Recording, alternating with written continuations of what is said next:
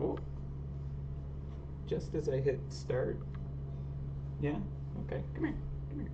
Hello. Welcome to stream. I was going to attempt to have Charlie take over the camera, but she decided against it right then. Hello, hello. Good morning. Welcome to Feedback Friday. It is Art Edition. I'm with my co-host Charlie. Hi. Say hello. Okay. Well, howdy, howdy, everybody. Welcome to the art stream. All right. So today it's going to be a potentially short one. I don't know. Good chance it'll take the whole day. Just knowing how it tends to go. But it should be a relatively straightforward stream. For those watching kind of like after it's live as a VOD, this stream goes for hours usually, and I take like a full hour-long break in the middle. And if you want to just see the art come together, you can probably skip to near the end of the video to watch kind of a time-lapse version of that. But yeah, otherwise, welcome. Thanks for hanging out with me. I look forward to what we work on today. It should be interesting. And I hope you enjoy. So I'll just jump to it. We're going to be working on a new base today. It's an upgrade. And yeah, it should be cool. Also, hello to everyone in the chat. Hello, Matt, Chong, Arctic, Clay, Swifty, Emma, Generic Potato. Hello to you all. Welcome to the stream. We're gonna jump into it. Yeah. So it might not be too surprising what the base upgrade that we're gonna work on today. Yeah, shiny new base, Grant. That's right. All right. So we're just gonna pop on over. So this is the latest base that was added to the game through the previous permanent content, and we're going to be upgrading it yet further. It's going through its own journey. What color this time, indeed? Yes. So might have a hint of the color up in the top right. I have some swatches prepared for kind of like the territory I want to take it in. Yeah, so we're gonna have a guess, let's see.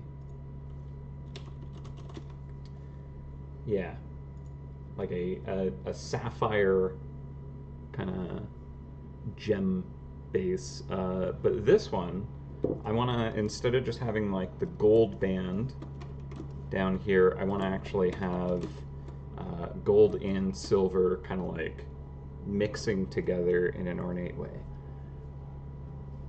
Purple would look pretty neat too. We're going with sapphire for a reason. There's kind of more like lore implications and stuff with this kind of upgrade. But yeah, blue base. Yeah, we started with the green, then we got red. Now we're going blue. I'm sure we'll get like a nice purple royal one for some reason. Who knows? No guarantees on any of them, but yeah, sapphire fits the bill for where we're taking this. Should be pretty nice looking, I think. But with the ruby version, it was mostly just kind of a recolor. This one, I'm thinking we kind of like, yeah, we adjust the color, but I want to get a little more kind of oomph behind it, maybe a little more internal kind of glow to it. And I think I'm gonna kind of redo some of the metal kind of plating around it. Not necessarily completely, but I want to change some of the design work and just kind of have a little bit of exploration for kind of like different, you know, patterns and stuff like that. I think it'd be nice to kind of like, instead of it just being pretty much straight a recolor, exploring that a little bit would be pretty good. I'm just gonna hide the cheese chunk. Don't need that, or the traps. But we can start simply by just kind of using a layer to kind of adjust these colors, just to try to get that ball rolling really quick. The sooner we kind of establish the mainstay elements, the sooner we can kind of like really start to add and kind of improve the details that exist. Just making sure I have a time-lapse recording going. Yes, I do now. All right.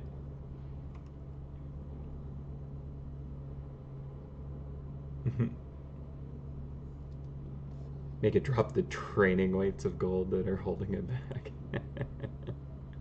Rainbow Refactor base one. That might be like the ultimate tier of like the ultimate upgrade to the base. Is perhaps we'll have kind of like the Rainbow Gems refractor base.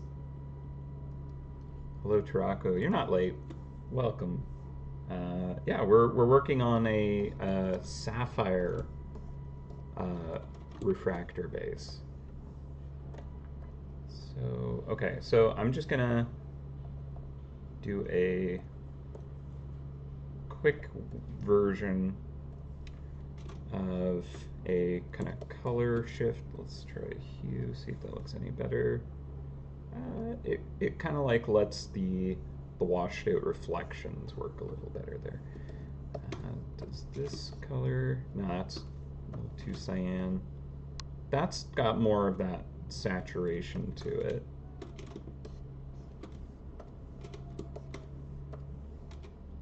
Yeah, I think I like that. It's got a little more reds in there, but we can maybe shift it just a little bit. Okay, and this is just kind of like really quickly blocking in. It's got, oh, I feel like it's making me think of Thanos. Yeah. Yeah, all right, good stream, you all. All set, done and done. Now we're gonna basically repaint it, because I think this would work, but I'm not satisfied with something that simple. I definitely would like to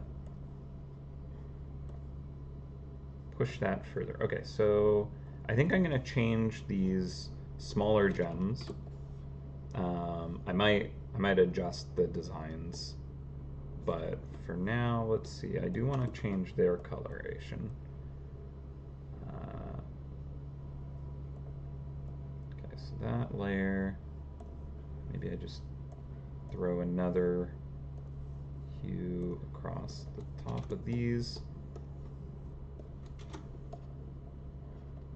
I'm gonna get like a fiery kind of orange and red going. I don't think just a simple kind of color layer is gonna necessarily pull it off. That's very like just comic book superhero, supervillain vibe going on, which I think the silver might assist it in kind of like adjusting that feeling for it. All right, so actually I like it darker. Okay. But yeah, I'm gonna change that whole kind of pattern here. So actually, we could take a quick look at just like how this sapphire looks without all the detailing on top of it, and maybe just clean it up, because it's a little bit kind of like just a mess. A lot of it is just a mess. And if we do, oh, I see. That's how I have that going right now. Okay. You know what? Here's what I'm thinking. Not totally sure what I'm thinking. Okay, if I hide that for now, and I just go in on top of this,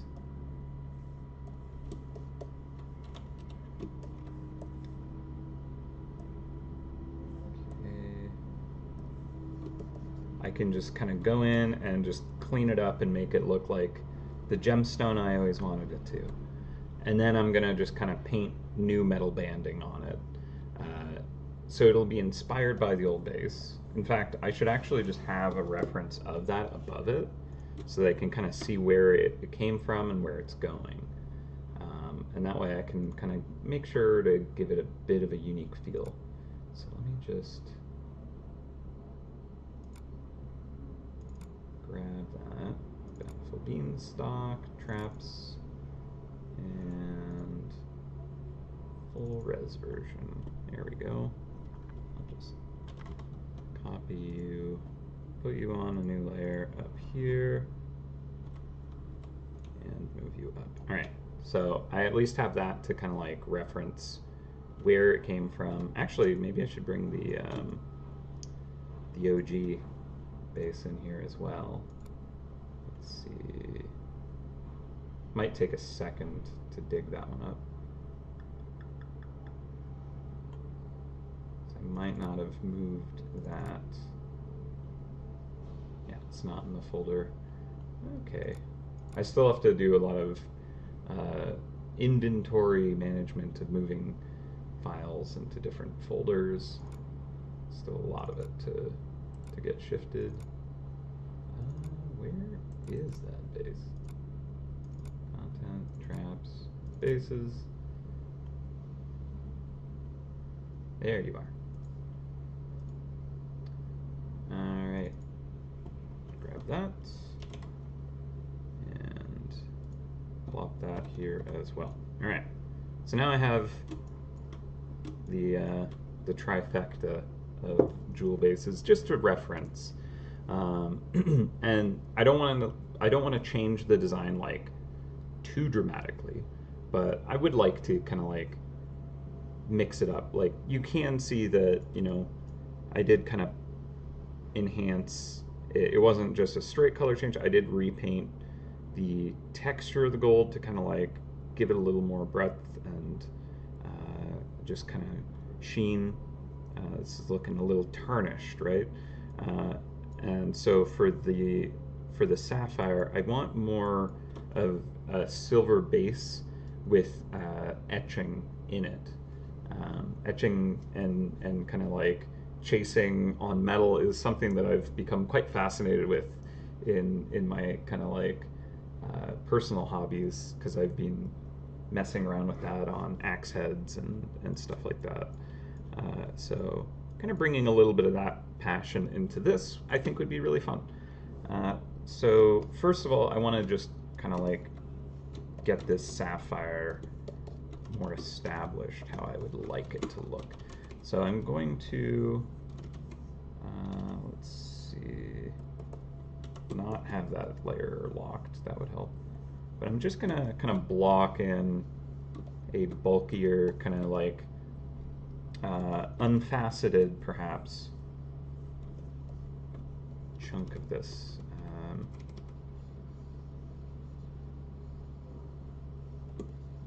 Less faceted. I'm still gonna make sure that there is like really interesting faceting. I just kind of want to reset this a little bit. So maybe I should grab these swatches and bring them down closer to where I'm working. That would be helpful. Okay,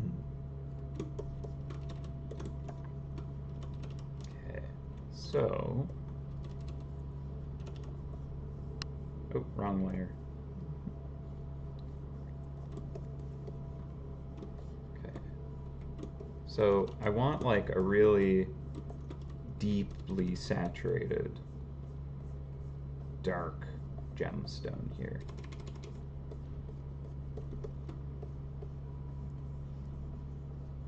And just start from there, just kind of like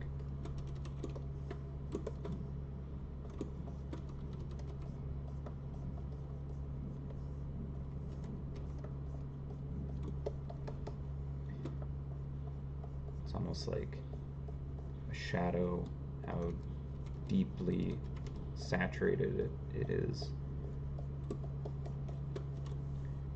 And here we have kind of like more light coming through because it's passing through the material, the far side, and on the bottom it's actually kind of like the light's going through and reflecting off the bottom and kind of coming out towards us. Yeah, I think with this, it got a little like just random. I just wanted more kind of like little facets and reflections and stuff. With this one, I think I want to kind of like simplify it down and make it like more clean and clear, and then I want like magic to kind of like be living inside of it almost.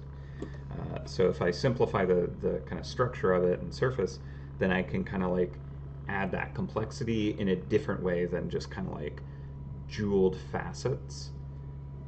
But I do like this look of there being kind of like lots of like caustic light kind of bouncing around and kind of adding together and having gaps.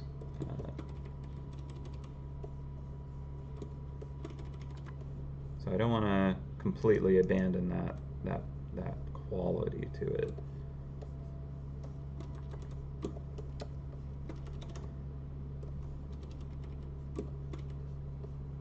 Yeah, I quite enjoy rendering gemstones and magic and jewels, and that's a big part of the MouseHunt aesthetic for a reason. So it's fun to illustrate that. Also, I think I will very quickly adjust that color there. That's kind of more of an icy blue. Yeah, I think we'll go with that. All right.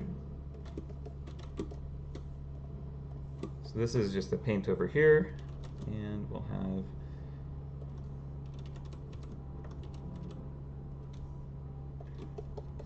so that should be our leading edge here, just so that I know where it is. But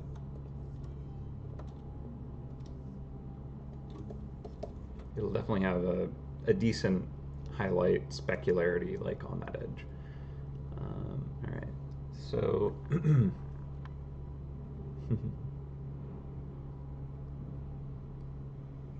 they're changing the gold stripes into diamond stripes, the cyan color.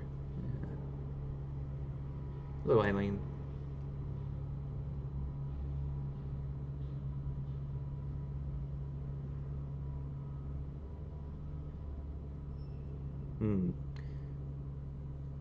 For you, sapphire is a gentle gemstone, so maybe round the embedded jewels to tier and circle shapes. I think that could look nice. Yeah, because these are very like angular and sharp, and I was thinking I want to change these kind of designs a bit. I want to keep a bit of it. Like I want it to still clearly be the same base and like just an evolution of it. But yeah, just like altering it in an interesting way. Um,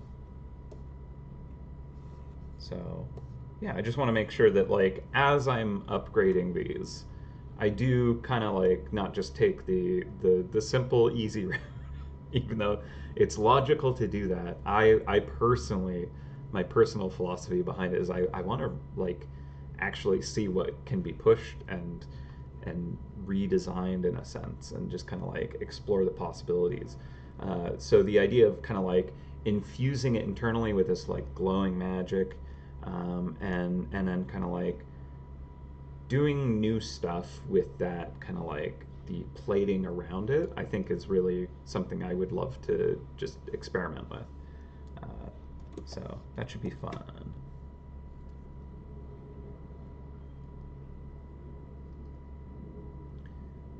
Yeah, changing the gold stripes into diamond stripes with cyan color, since diamonds are more valuable than gold. I mean, especially in the in Narnia, gold seems to be quite plentiful. If anyone were to point that out, there must have been quite the interesting astral collisions to cause so many heavy elements to be such plentiful resources in this place. Okay.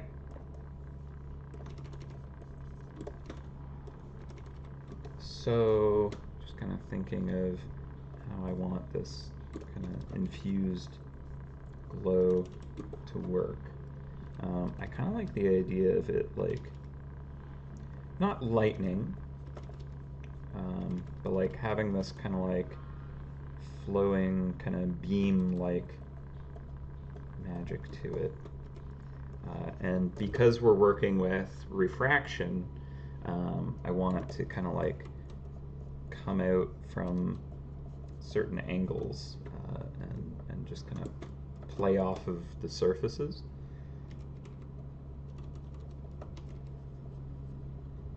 I don't necessarily want it to be like too intensely in our face either. So I might get like a bit of texture to go over that. Just kind of knock it back, but just enough to kind of like bring it to life almost. So that could look nice. Just kind of this like subtle kind of like wave pattern almost of kind of like cyan glow inside of the sapphire. And yeah, like maybe I'll consider how I can kind of round some of these facets so it's less kind of like sharp edged and more kind of softly beveled. That could be something that we experiment with. A little harder to do on like a flat base, right? Like I do need it to kind of like look like there's some dimension to it and depth, but like at the same time I also want it to feel as shallow and flat as possible because the bases or the traps that sit on top as well, the cheese, those need to kind of like interact with a almost entirely flat surface. So it'll be a little bit harder to pull that off unless we do like a carving into the gem, and that's possible. We could explore that potential.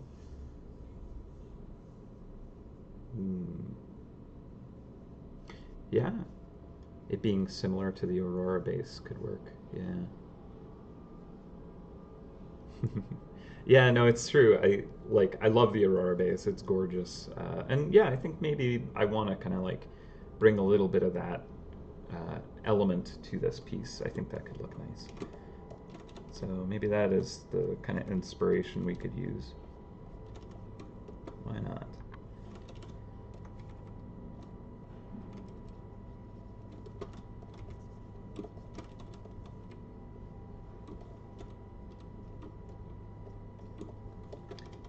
The nice thing about adding facets as well is it gives us more opportunity to have these refractions kind of dance and play around. So I like the idea of like these kind of this giant shape here, the rupee from Zelda, if you will, that kind of like pattern, the elongated hexagon, that creates several extra facets that can kind of like give us a few different angles to kind of enjoy the material. So I think I will keep that element. So I think this kind of surface here that is coming out towards us, we might get deeper into the material, whereas the top surfaces, we're looking like the light kind of hitting it's going to refract. I don't actually know the refraction index of sapphire. I think it's quite a bit lower than other gemstones, but it's probably higher than like water and all kinds of stuff. So you get like these internal light bouncing around, etc. Sometimes I'm kind of like in a space where I'm like, I'm gonna look all that up and like read charts and try to understand how that would work. And I mean, I think it helps to kind of like dig into that a little bit, but like when it comes to painting, those properties there's only so much that I personally can kind of like get out of that and figure out, and then it's just kind of based off of like what I think looks nice and feels cool for the piece. So I think I'll just go for it. Honestly, the most helpful thing is probably to have good references up. Let's see.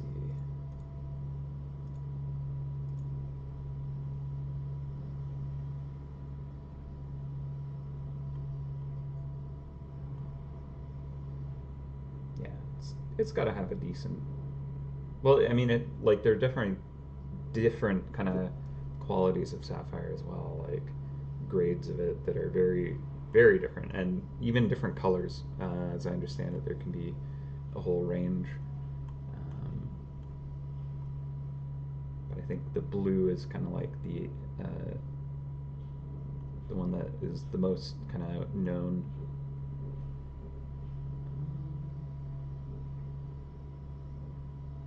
Yeah, all right. Just poking my noggin around different sapphires.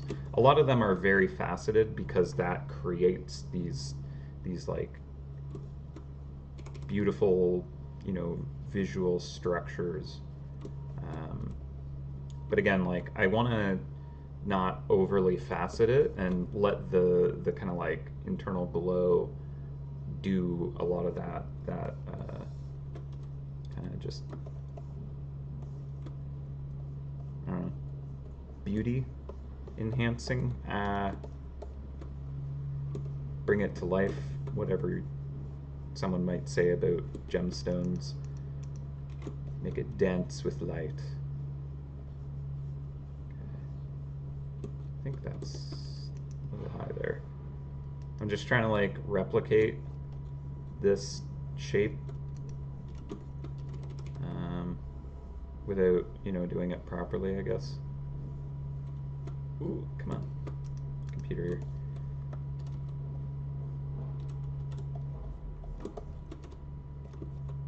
Okay, this might be picking up a highlight edge, to be honest, but I think it'd be more like this facet here would be picking up that highlight. I'd probably go along the top there, catch like a stronger edge there and there. So something like that, I think. Yeah, we're gonna get more of that like cyan kind of like nebula. I'm thinking like a nebula might be the kind of the aesthetic that I wanted to give off. Okay, so actually that angle, it's very steep, so I feel like we're gonna either get a lot of the environment reflecting off of a steep angle like that, or it's gonna be kind of like a really like saturated, deep kind of edge. So strong reflection. Or are we like catching the edge with the magic? That might work actually. So it's like almost like it's like an angle that's compressing a bunch of detail down. That's probably physically completely inaccurate, but if it looks cool, I'd say we go for it. That's kind of how it works these days. For me, the rule of cool wins. All right.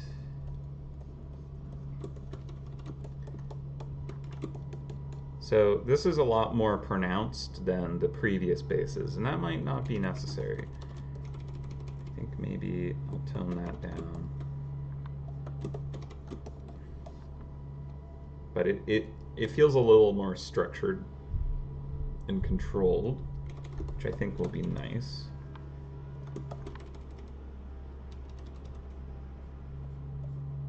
Okay, I think I'm going to start to get more of this kind of like nebula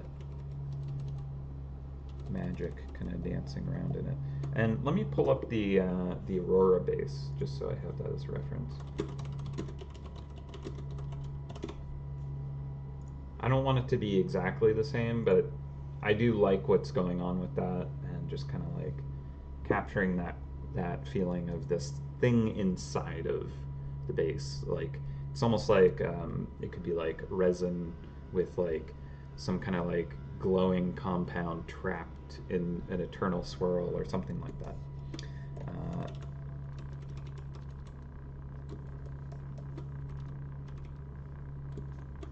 yeah. Maybe, okay, maybe I should do this magic on a separate layer, just so that I can push and pull it easier without kind of having to do a lot of overpainting. And I think I have a brush somewhere here. I should. Is it? Oh, I do have it named Nebula. This is a nice brush. I haven't used it for quite a while. This was used very heavily in the was it the Bristlewoods Rift that I used this a lot? Okay, I'm gonna increase the opacity and density of the brush. Boom. Okay, and then if I flatten this down,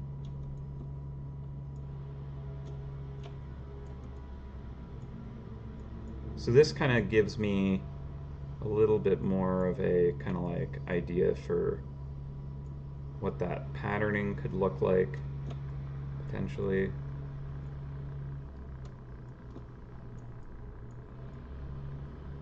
Just a jumping off point.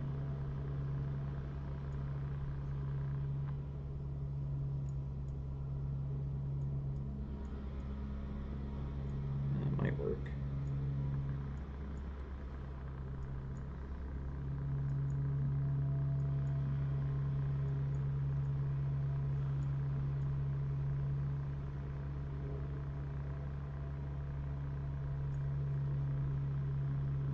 That I think is not bad. Okay. So this is just to kind of like get me started with this. I think I'll pull out my flat edge brush and we'll go with an angle like this, and it just kind of squashes the brush in a kind of particular angle. It's not exactly the angle I want. I suppose that I could do something like 18% or 15. 15 degrees looks good.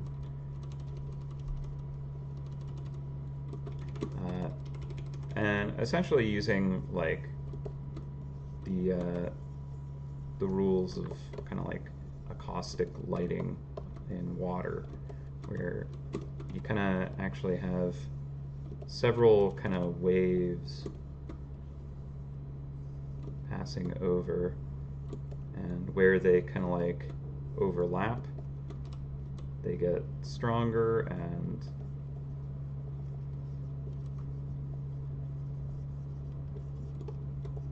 you get peaks and valleys of brightness basically because of the light being refracted inside of the water.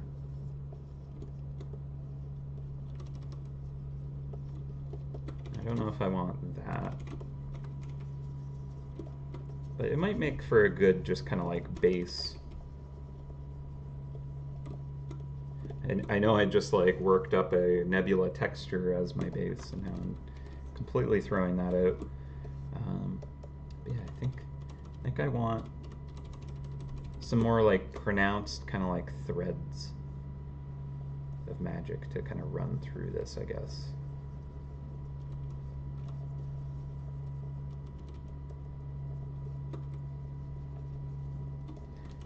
And if we have these facets here, let's play with those a bit more, because they're going to be a different perspective for looking into this. So maybe it's kind of catching that same thread, but at a steeper angle. something like this could be kind of nice.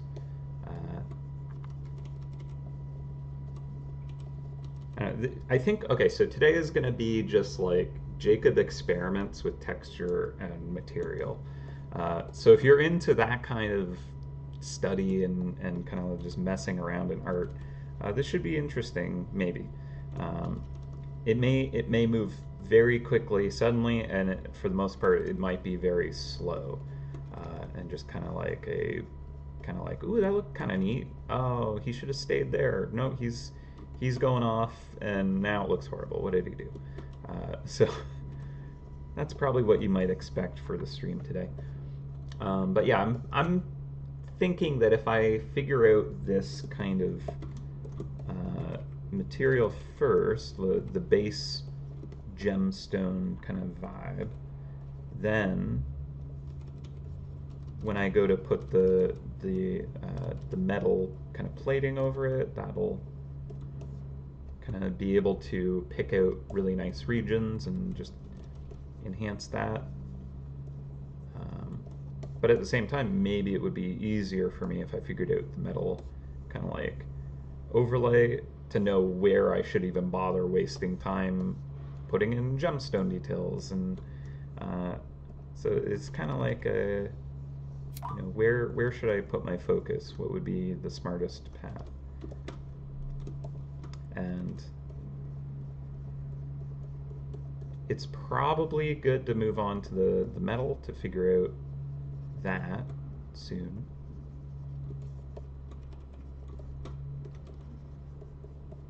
But this is kind of fun. So,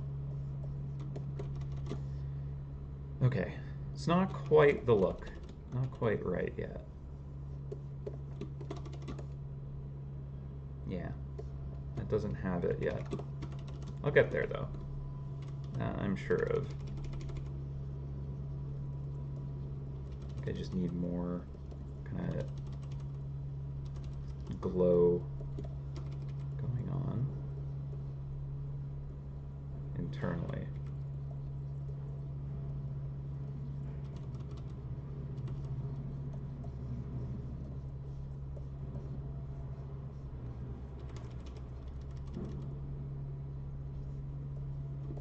And I think I do want like visibly kind of like magical like beams kind of dancing around in here. So I'll need to figure out where I can kind of display those and have them kind of not just get totally hidden and obscured by the metal. So perhaps kind of loosely plugging those in will assist with figuring out where the metal should go so that it's not impeding that look. Okay, let's get a lot more kind of texture up there. And honestly, it's probably a good thing for me to just try to figure it out from, a zoomed out.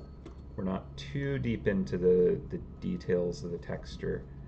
So I'm just kind of like getting an essence of magical sapphire, if you will, without kind of like worrying about like, oh, I gotta get every single like speck and mote exactly right, and then suddenly just like all that work gets covered up by metal. Whereas here I can kind of like get a good idea of like, yeah, okay, that's kind of the vibe I wanted it to have. Now let's figure out what the metal's doing, and then come back and figure out the relationship between both of those elements together now, and essentially marry them together. All right.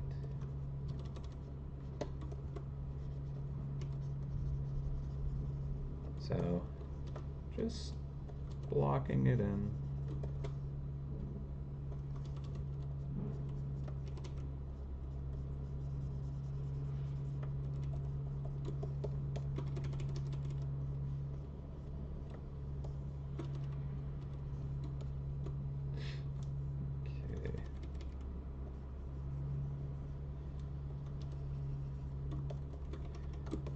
Yeah, all right, so I think I have a suggestion of where it could go. But yeah, it's certainly going to need to be detailed once there is the metal in place, because that will determine a lot. So let's move on from this stage, I think. I think I have an idea of the general kind of quality that I want it to. So I think, yeah, we're probably good with that. Maybe get like a little bit of the atmosphere kind of washing it out on these edges.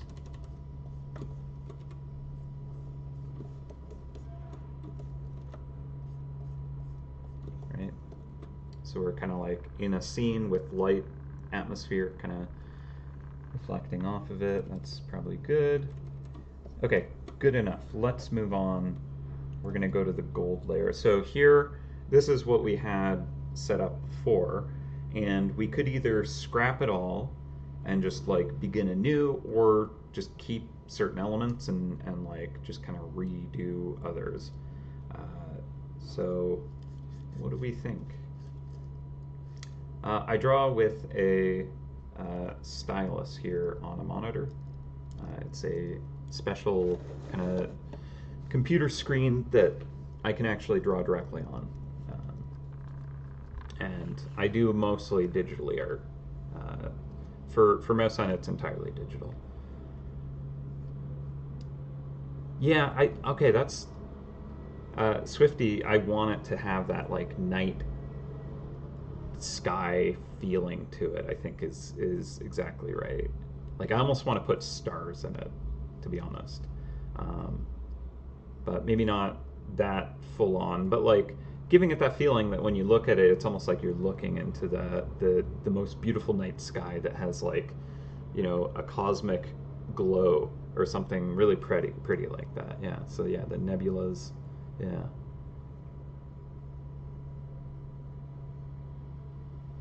Yeah, I think we can tone back on the metal.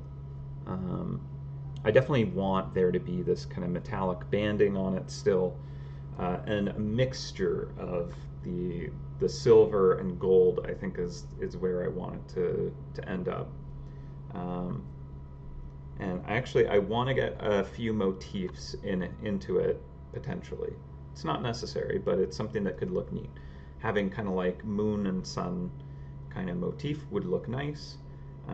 I'm thinking that each of these have kind of an accenting gem. Well, I guess the Empyrean does not. It's just kind of more of the same. The ruby takes some of the Imperium and moves on from that. So maybe we take some of the ruby and put it into the sapphire, and that so that each one kind of like takes from its predecessor, perhaps. That could work. Yeah, so we have a how do I do this here? It's this layer. So if I just grab this color and just paint in, it's just going to add metal, or I can remove metal. So we could just start playing around with this more. But I like the idea of there being kind of like a little bit less metal in the way, I think.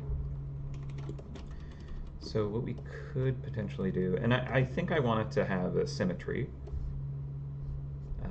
Asymmetry, not asymmetry, right? I want it to be symmetrical still, just because I think that looks nice. It doesn't have to be, and maybe it would look nicer if it is asymmetrical.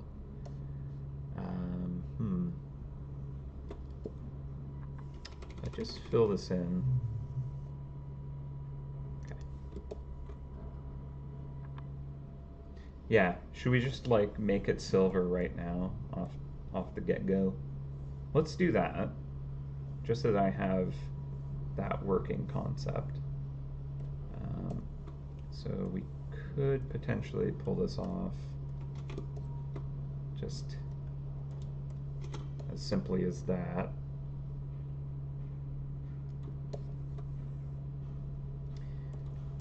And then what we can do with that is create a clipping mask where we erase that color overlay, and then we can kind of be like, all right, these are gold, sure, the rest is silver, great, and do a refinement layer on top of that one. You know, so that's not a horrible way to do it. Kind of works.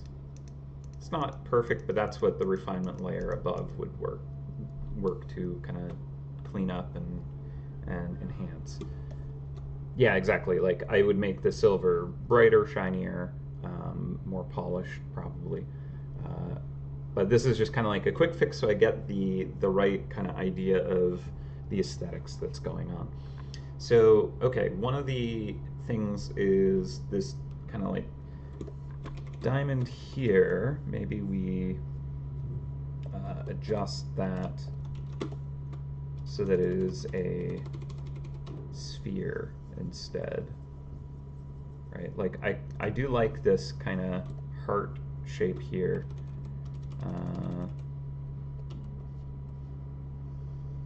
But what if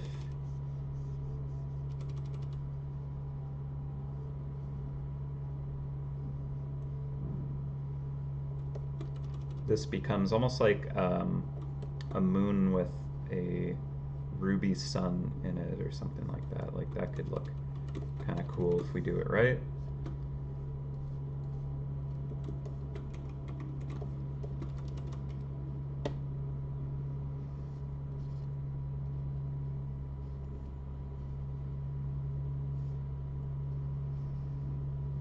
And then we get more of that kind of softer edges in relationships.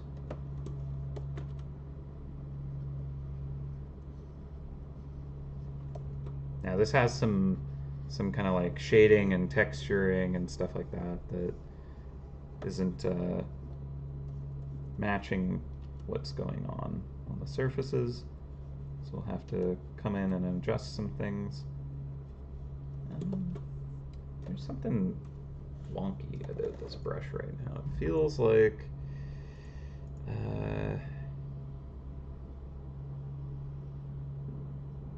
is it the stabilization? Adjust by speed.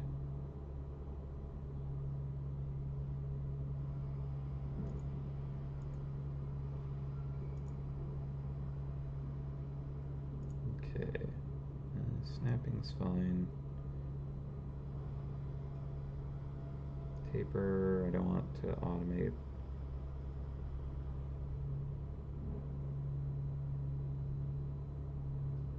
The post correction is a thing.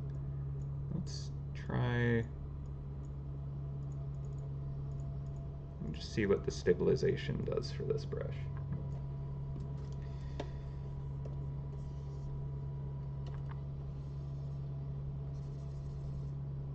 It just kind of has like a different responsiveness than I was used to. There's kind of almost like this little delay. Stabilization off. Okay. I don't want post correction. I don't. Yeah, post correction, no dice. Adjust. Aha, okay, that feels better. You won't be able to see the difference, but there's a reduced stabilization when drawing quickly that I actually prefer. There we go. I just had that toggled different than I like. So that should feel better to work with now. Because yeah, when I'm using this brush to kind of just like really quickly whip down some angles and kind of brushing stuff in really quickly, it kind of got a little wonky. I wasn't sure what was doing that, so that seems to have cleaned it up a bit.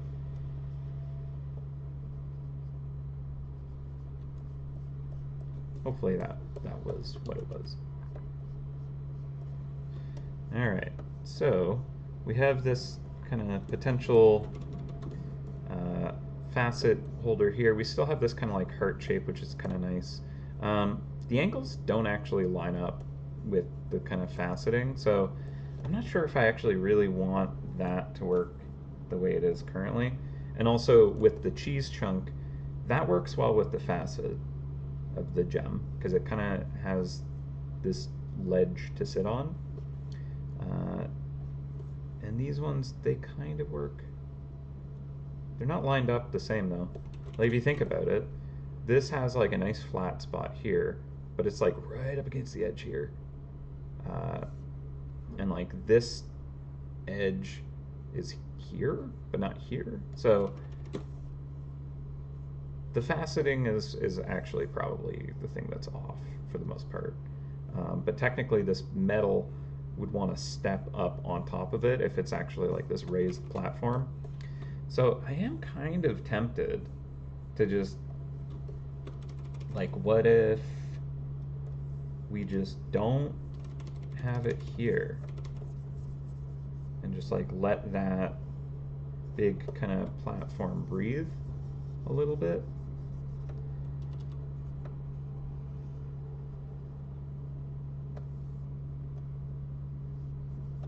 So that one, because like there's a certain symmetry that's not actually working with this. And it could be the actual like shape of this gemstone isn't actually fitting anything. But yeah, let's just reduce some of this metal. We can always add it back in all kinds of different patterns. But I do want to give it a little more room to kind of like have that gem.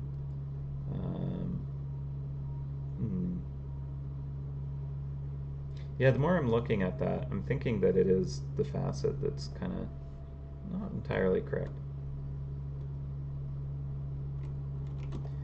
But then, if I did want to line it up with the base,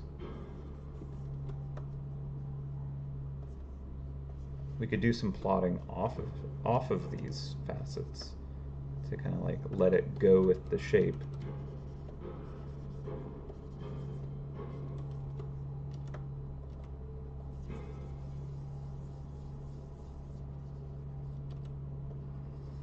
That could be kind of nice if we do, like, I do like having something happening up in this kind of like section here.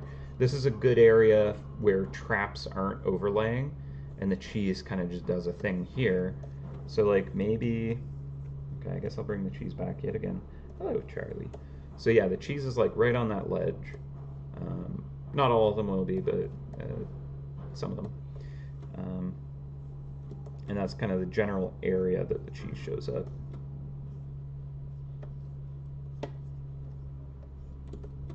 So this kind of filling in there isn't bad. This following the direction of the facet right down the middle of it is an easy enough thing to align.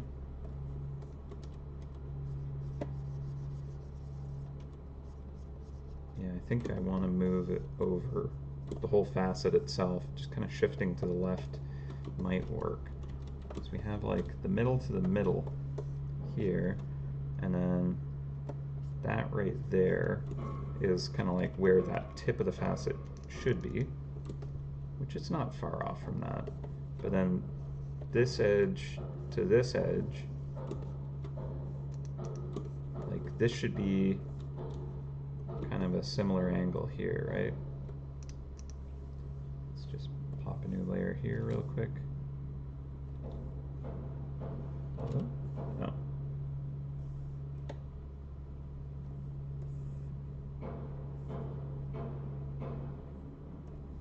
There we go. Okay. So like, I think I had a grid somewhere. All right, not on this file, but there is essentially like a point that these all kind of converge at. It's like way out here. So that's looking relatively close. Good. Okay, so that's essentially the angle that these tips should kind of meet at. So yeah, this facet's a little bit off here. The vanishing point, that's kind of what I was trying to think of. All right, so if I keep that and jump back down to this facet real quick.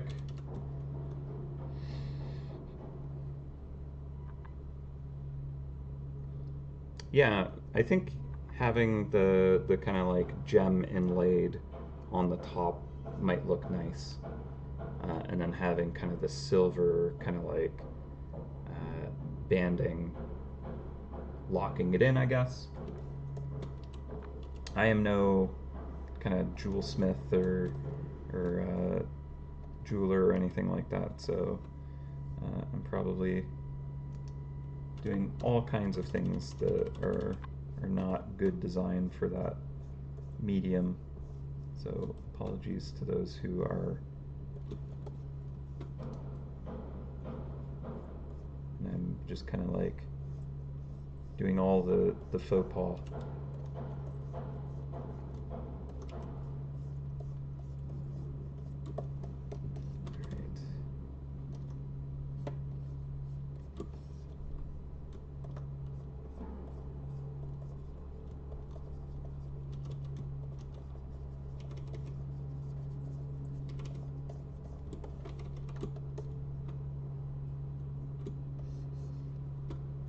Yeah, like setting it in using the silver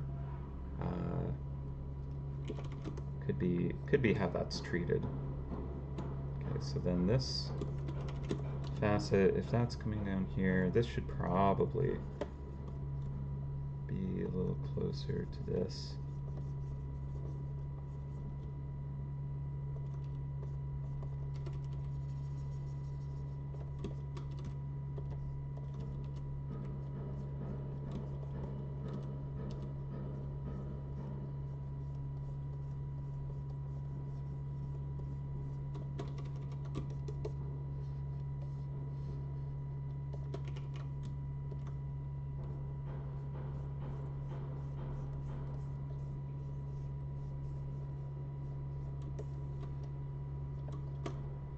I mean, if anything, we're probably actually going to get a little edge of light caught on that.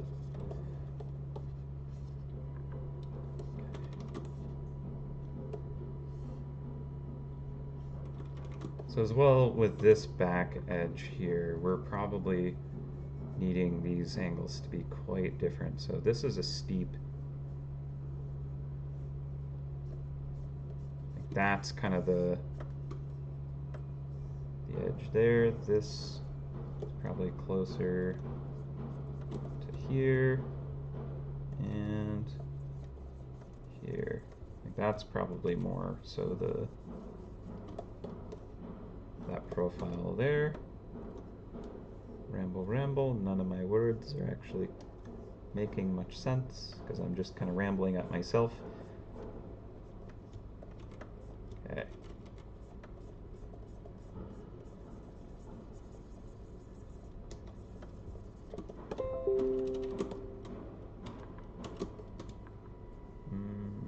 Right.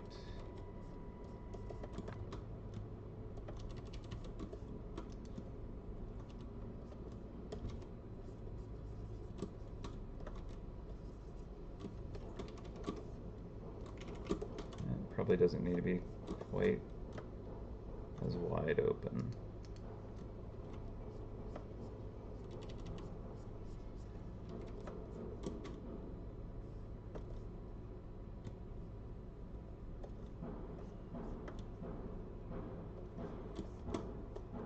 And where did the swatches layer go? I don't know why that got turned off.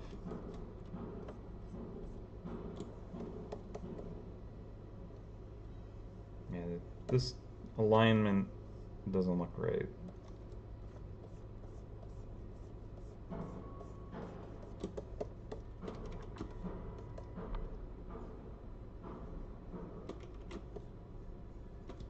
feel like this needs to actually be like over here more so.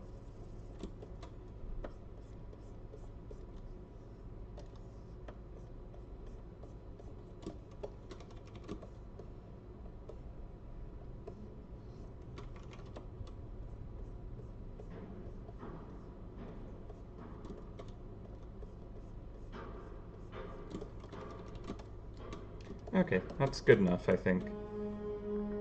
Alright, so get rid of those.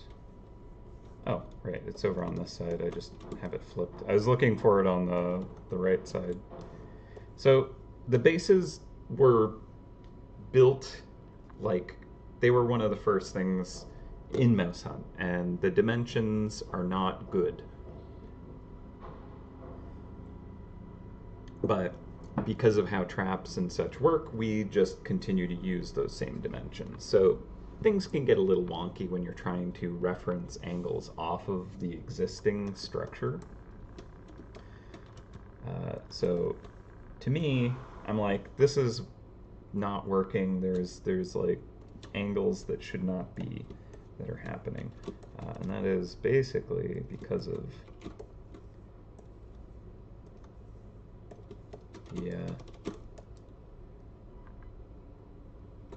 just the original dimensions that I used. Okay, so let's just try that again.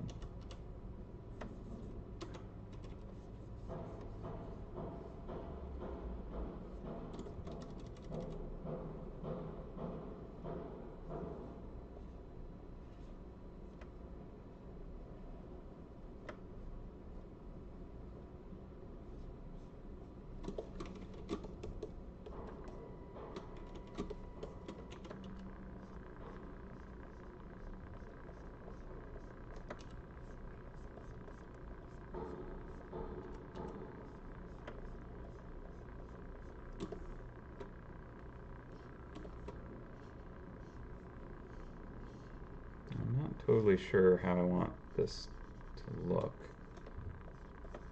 Maybe this does kind of go up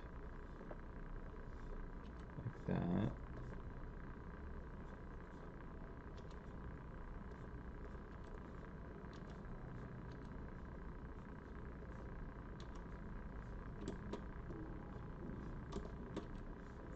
Now this brush here that I'm using currently has a lot of post correction on it because it's my kind of like smooth brush.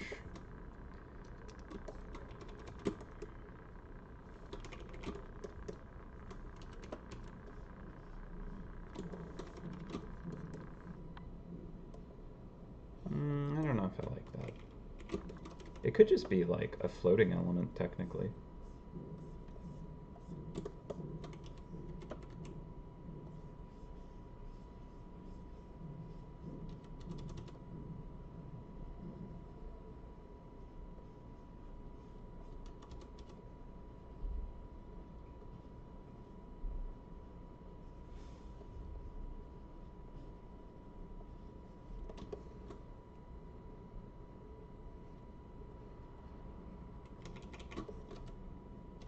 Suppose I could just use a elliptical selection. That might actually be the easiest way to get that to look good. Because we're looking at something that is kind of like perpendicularly on the floor to us, and this is just kind of right. This face, this surface is straight up.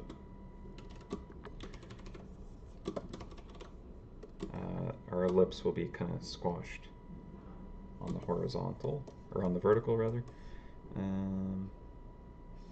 Yeah, it's just kind of the moon floating there, and then having a kind of ruby inset could work. Having like a moon and sun motif maybe, or it could be gold. Ooh, actually, I have an idea. Ooh, there's like very gross edge on that. I don't like that.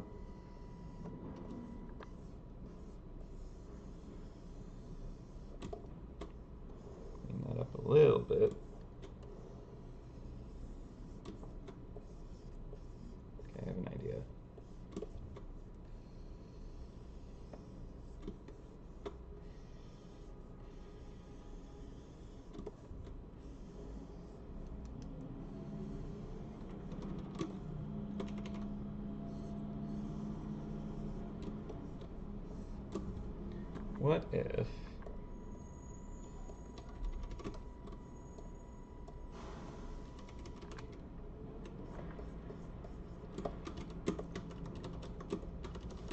we have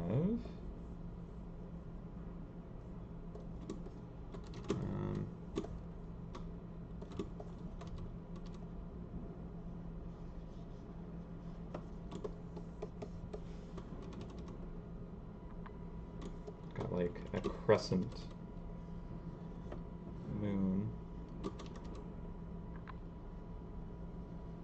with this kind of gold.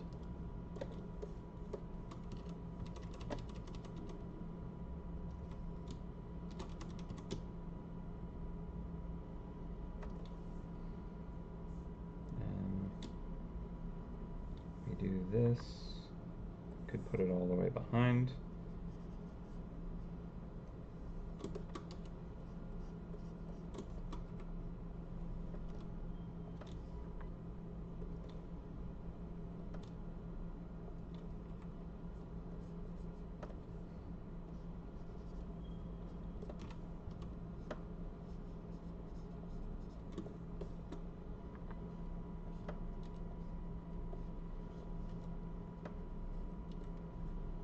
Do these kinds of sun rays here, right?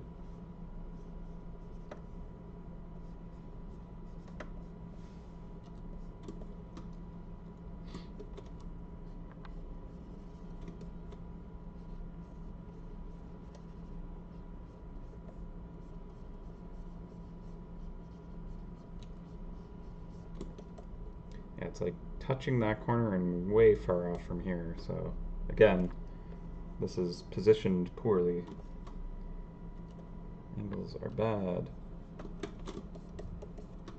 But having this kind of sun moon, itchy nose, kind of interesting. Alright, I do want to move it though.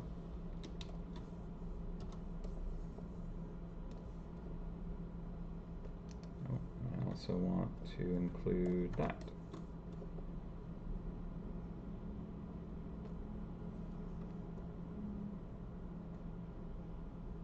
So those pointy bits, I think, need to be adjusted.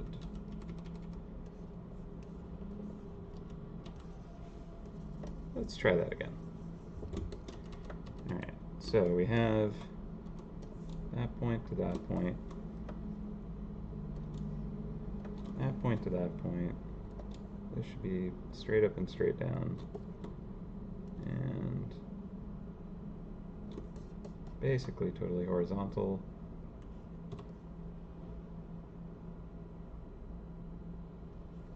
Might be better.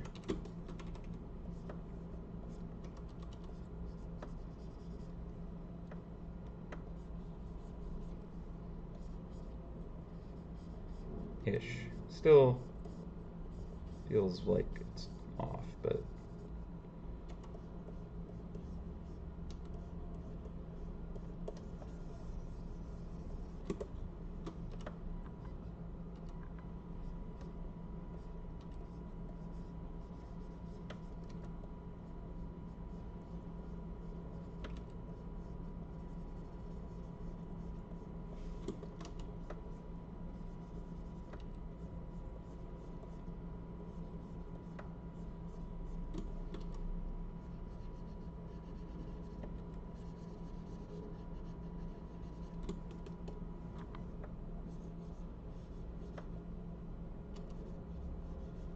it's being tricky.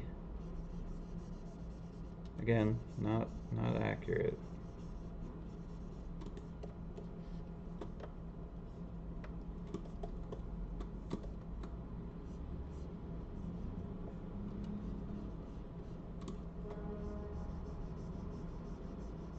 Like the distances between them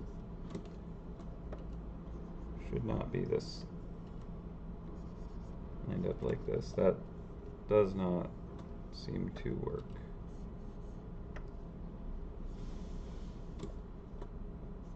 It should be a little flatter there. A little flatter here.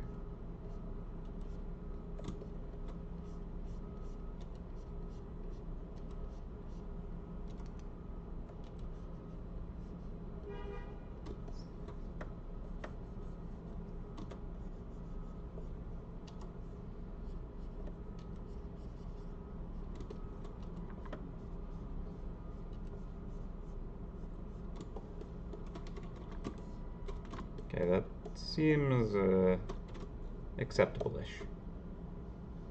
Yeah. Crescent that shines, be on the left. Could do that. I agree, because the base is facing this way. I like the moon on the left. Let's do that.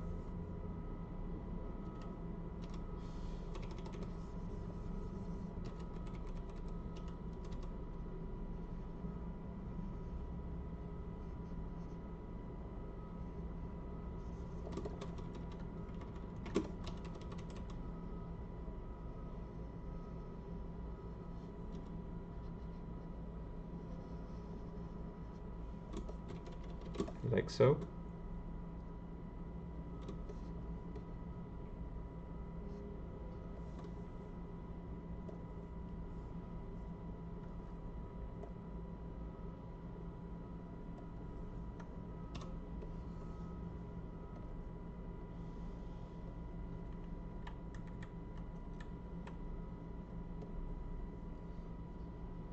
All right. I think with like other gold elements in place, this will look better too. Right now it feels pretty out of place. So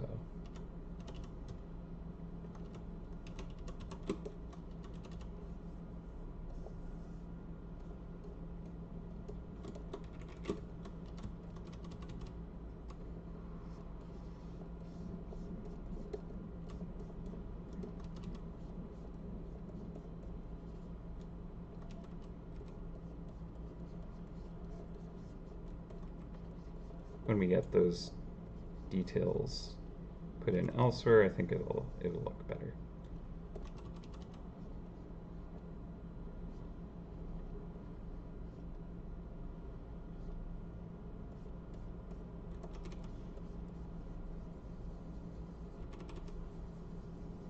I can mess with the etching and embossing details later.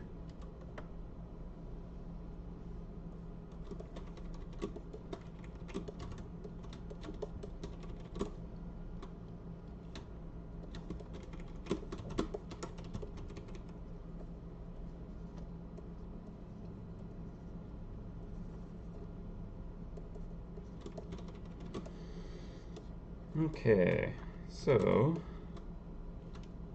still just very loosely starting on this metal. What else shall we do? I think we can reduce some of these extra lines along the side here. Open that up there, and even just thinning them out might be a nice touch.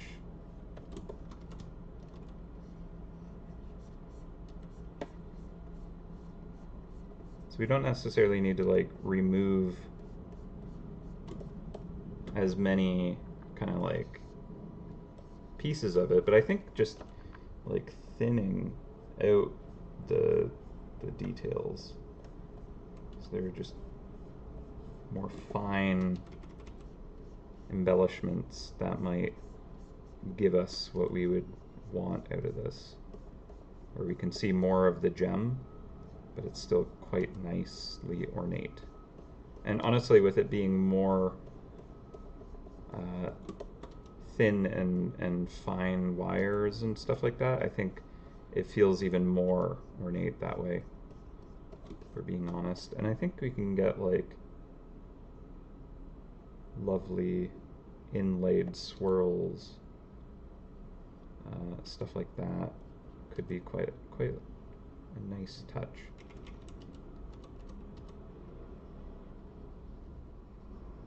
So we keep these very gentle and fragile looking. When we add in more of it, I think we just kind of add to the ornate quality of it.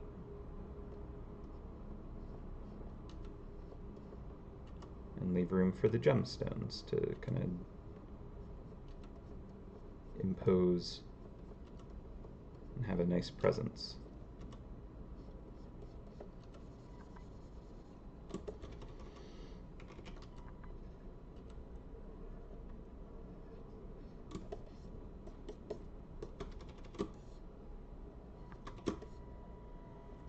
I think also when you have like big and little details that kind of like work around each other, you can get like some nice looking contrasts. So I like how thin this is, and maybe in combination with how thick these bands are, maybe we keep that relationship, but maybe thin this one out.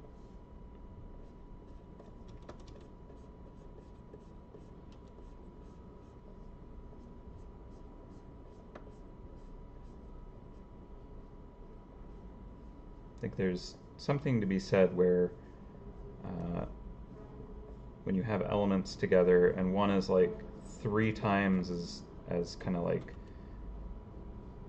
thick as the others, and then maybe there's something that's even 3 times thinner than the medium one. So there's like a very noticeable difference in dimensions. Then you can have some like really nice relationships. So like 3 times that might be closer to this, and then 1/3 of that, it's more like that. So those have like enough of a difference that it's really obvious. Whereas if they're kind of like, yeah, this one's thicker than this one, but it's like very similar, you don't get this same kind of like just hierarchy between them. So having a big enough jump, but still have their relationships, I think is just good. So these are more interesting than this, I think. So I want more of that, where there's like very intricate thin wires, perhaps, and then like a thicker kind of solid base for them to play off of, and maybe a middle ground somewhere. So I like kind of maybe the like structure of the front panel here, maybe.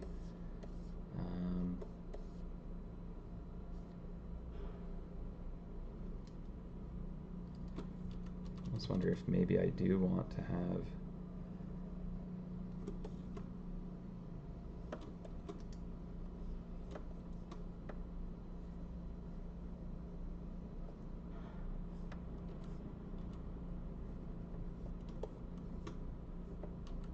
some asymmetry with that. Could look nice. I don't want to go too heavily on swirls, to be honest, because that starts to feel a bit rifty, and I don't want that.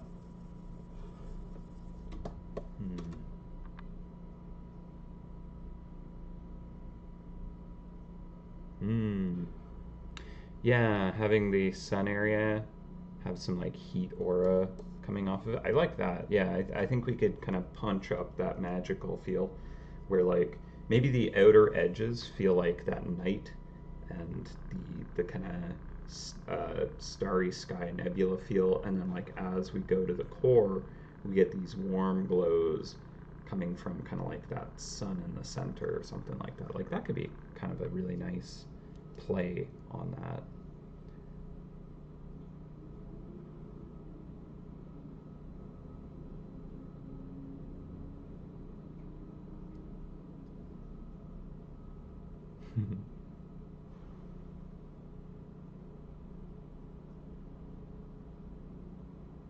Spiral shaped fern leaf. Yeah, I'm thinking like that could be nice to have those organics inlaid with the metal.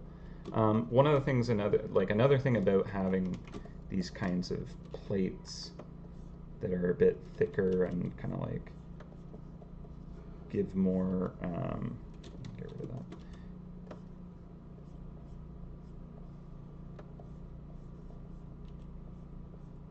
get more kind of dimensional relationship between the different kind of parts of this same metal, is I could do that kind of like etching embossing on like the bigger, thicker plates.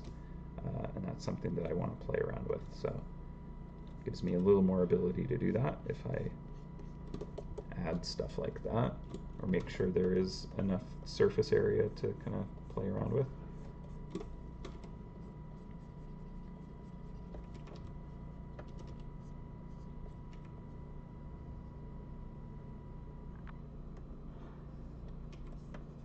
Is this just perhaps open here? Maybe.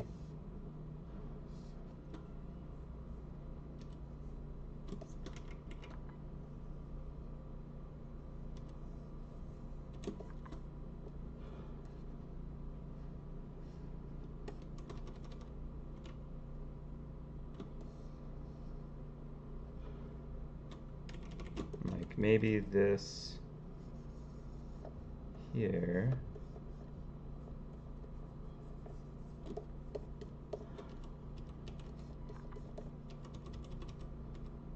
Does more of that like curled fern kind of thing going on. And it like gets thinner and thinner.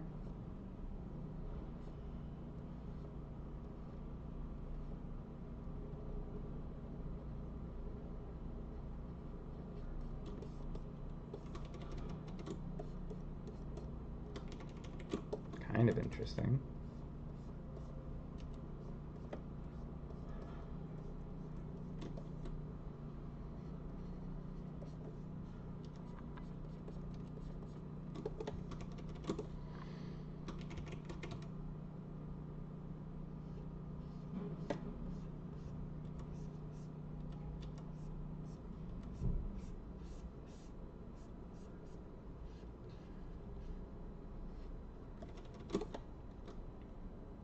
Too packed, yeah. Loosening it, yeah. It does seem a little too compressed together. Like we could do more of the scroll leaf kind of thing, where kind of like the leaves are on the outside. Let's see. Trying to remember how to do that.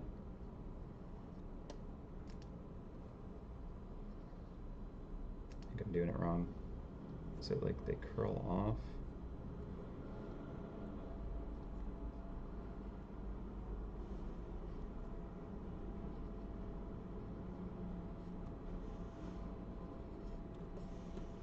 Like that kind of.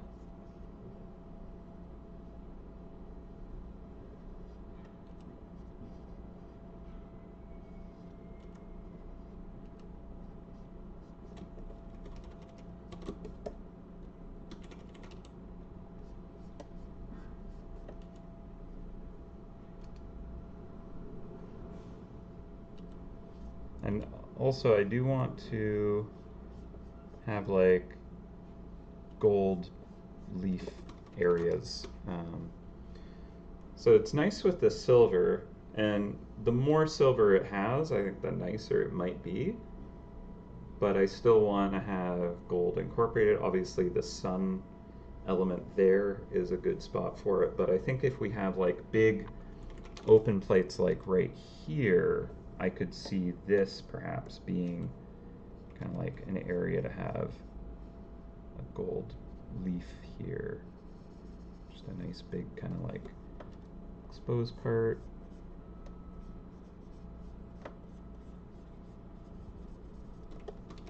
Something like that maybe. Honestly, the base is going to cover it up for the most part, so it's not a big deal to do it there.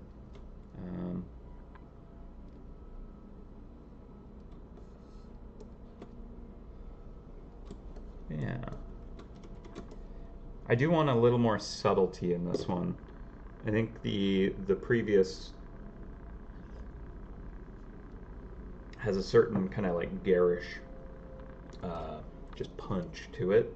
Not that that's a bad thing, but I think for this one I like the idea of there just being this more elegant kind of subtleness to it. Um, I think that kind of like gives it more power in a weird way. Um, so I don't know. I'm actually digging this silver a lot, and I kind of almost want it to be almost silver, like entirely silver. But then I do like the sun, and uh, if we are going to incorporate the ruby from the previous base, that might kind of really unbalance the just kind of like the cleanness of this silver on sapphire, right?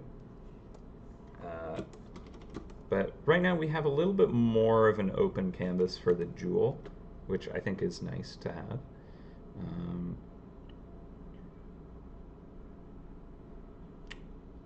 just trying to think of like all the possible things I potentially want to explore.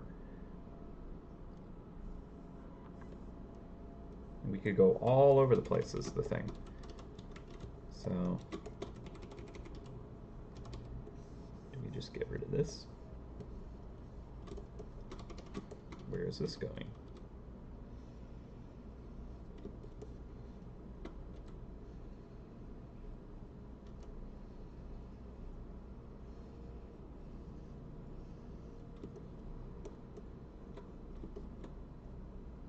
Does this maybe mirror here? And then kind of like have these kinds of feathery strips that kind of come together here, and then challenge is mirroring it.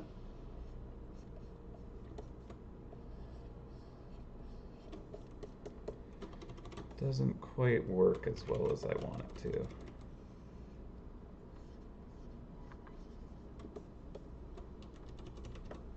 Like, I think this just needs to move up in general.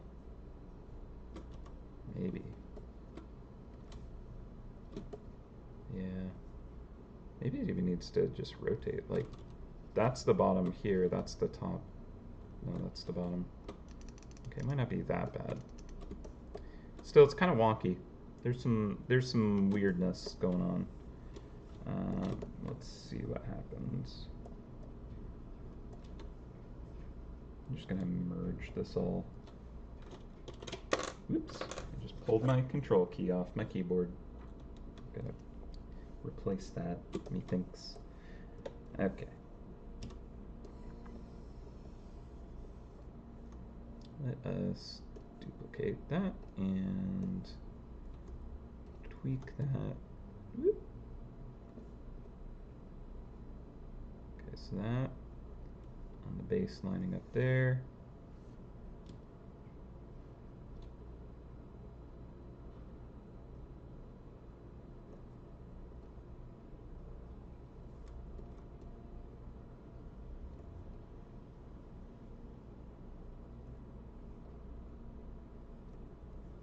Now these aren't necessarily... Okay, cancel that.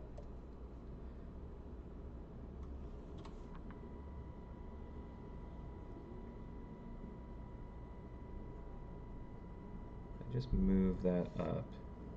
What is that doing? I should really grab the...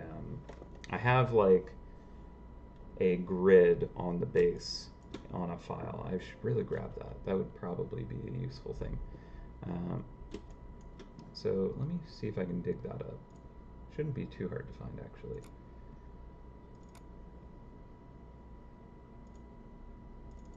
Okay, boom. Copy, paste. There we are. Cool. Okay, so I'm just going to put this like the very top of the file, and we're going to set that to, yeah, see that line there? Look how off that is. That's what's throwing it. Yeah. Okay. That explains a lot. I just did a bad. That's all. Okay, drop that down. Actually, no, I'll keep that quite potent for now. Jump onto this. And let's just use the liquefy tool. I don't use this very often. See if we can do something like that. Follow that edge.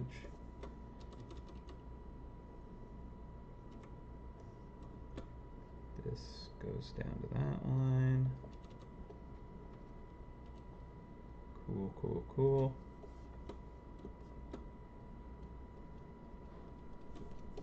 Cool, cool, cool, cool, cool. Yeah, alright. Definitely seeing where I've messed up much better now. I should have done this from the start. This will help a ton. Because yeah, I'm like, wow, that's way further off than I thought. Good. This should help. Have half an hour before I'm going to jump on to lunch. So it's probably good to get this figured out right now. 2 over, 2 over.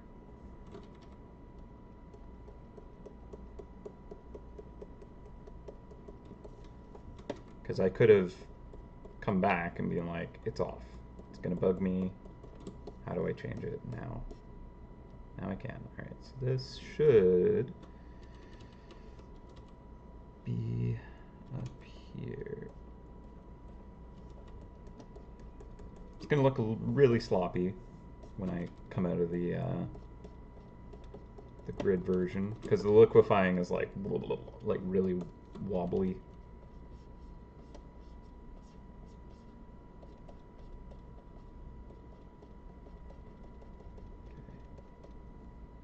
That actually should be up here, though.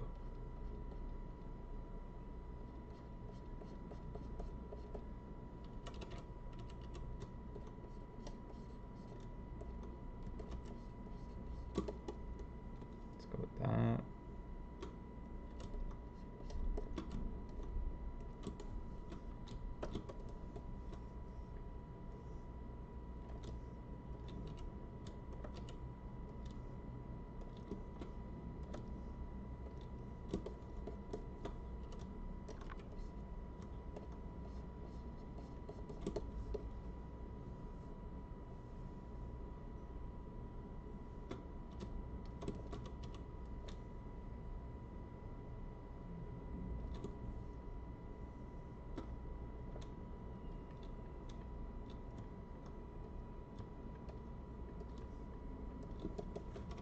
Cool. Okay.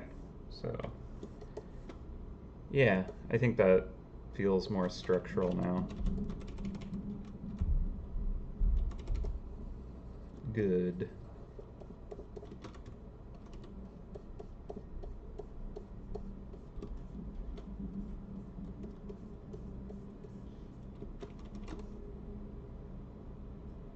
Yeah, that seems better to me.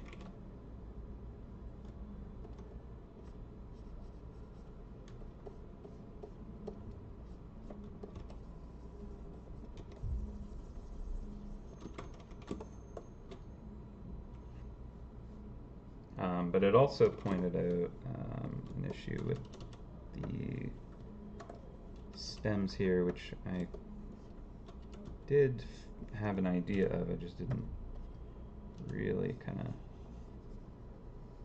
know the angles. Now that should rotate to be like that. That feels better, I think.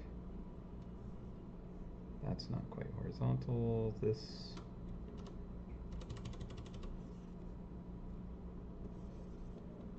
There.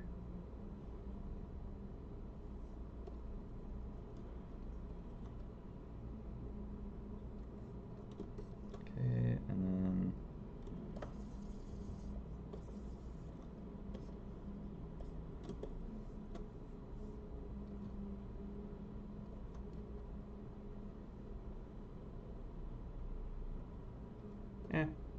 that seems fine.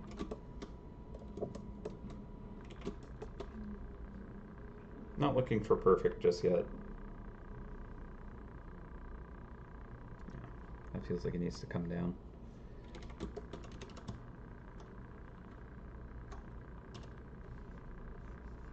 Oop. Wrong tool. Okay.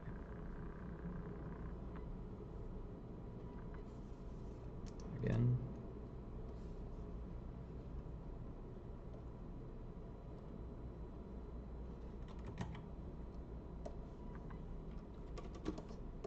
Okay, whatever. All right, so going back to the silver gilding,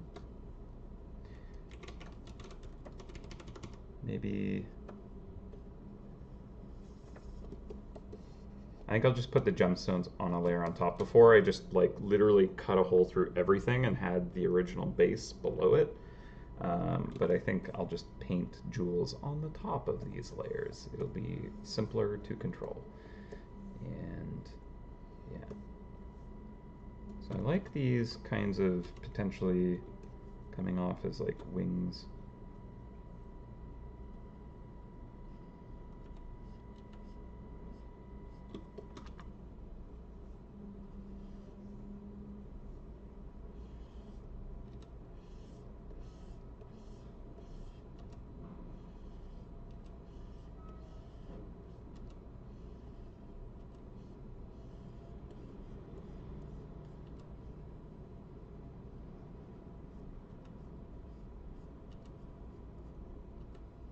Yeah, I think the thing that throws a lot of this off is I almost need to preserve the inaccurate geometry of the original base design. So it can get a little bit weird looking. And I don't know, it feels like it's too tight on the left side than on the right. Let's bring that grid back and just make sure that I'm not crazy. So this is like, yeah, this is like 2 over from the bottom, and then this one, the bottom is like 2.5 at least. So I could stand to move this up. So that's at 2, that's at 2 now. Yeah, okay, that's better. Move that up to there. And then this, I'm actually going to do that. And this, I want to go to there.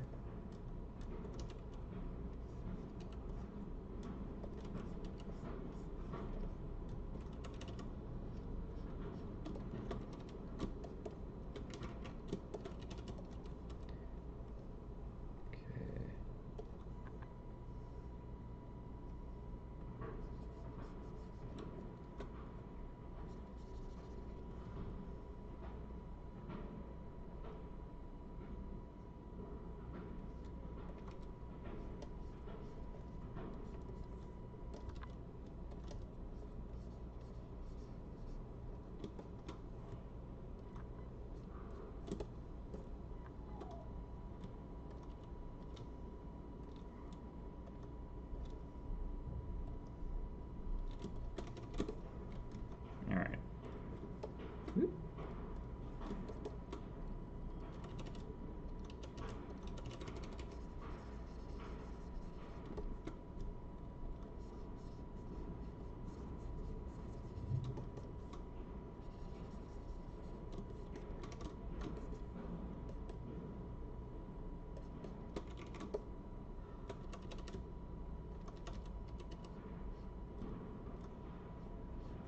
So now our sun and moon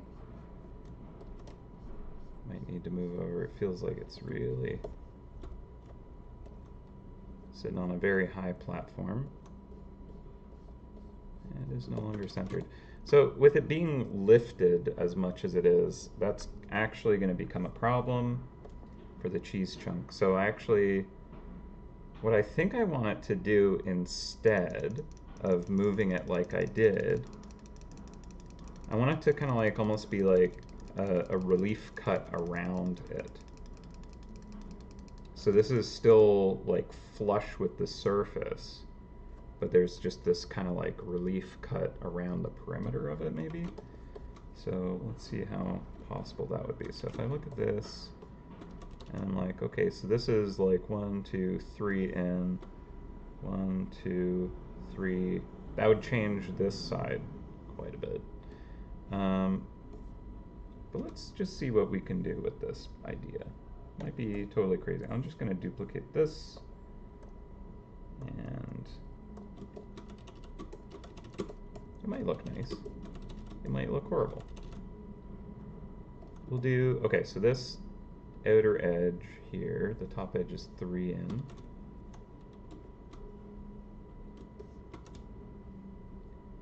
And 1, 2, 3 in here. Bring it to there.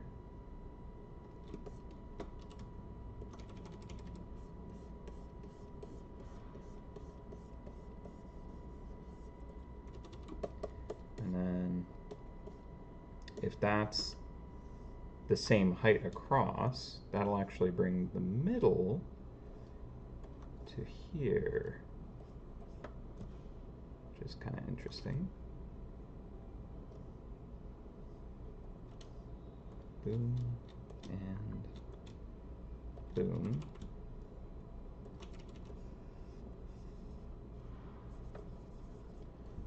And then this can still be catching that edge of light, but this is going to sink under the surface now. This, let's see, how deep is that recess? How wide a gap? I'm thinking it could be like a whole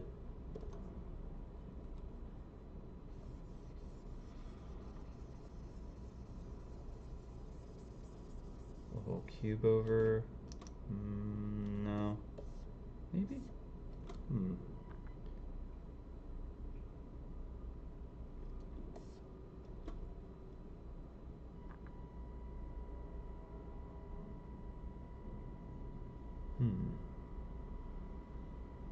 Making those layers stick to the base like a parasite with symmetrical pattern.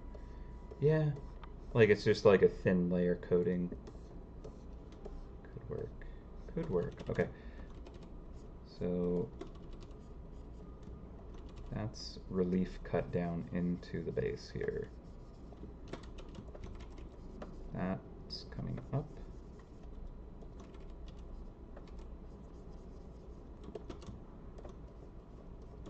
You know, when repainting stuff, I really like to rethink it and redesign it, potentially. Like, it's not like this base is an old mouse that is just, like, completely outdated or anything, but I'm just like, well, if I can have fun with it, why not? Why not, like, change it? Actually, now I'm thinking of this kind of relief cut, if I do kind of like corner detail and like have this relieved center focus, I could almost make it look like a storybook in a weird way. Like a lot of classical books will have kind of this vignetted center where there's kind of like the main scene and then like these borders kind of outside of that, just kind of dancing along the outside and just kind of like having some nice details, but like it leaves enough room for that kind of center scene. And so if I think of it like that, I could actually make this base feel like a magical storybook in a weird way, made of gems. That's kind of like a cool, sudden, like, I think I want to go in that direction if I can. So that'll take a little bit of figuring out, but I like the potential. Will it work? I do not know, but do I want to attempt it? Yeah, definitely.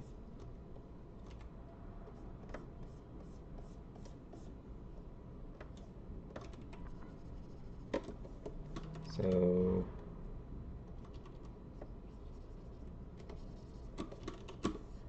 yeah, I think the relief cut might look interesting. That'll also change this top edge to have to go here.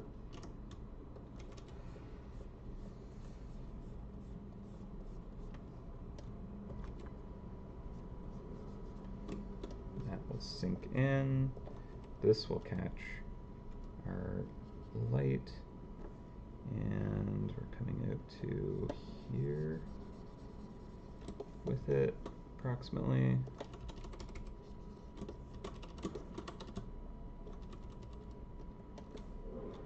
So that's 1, 2, yeah, 2 over.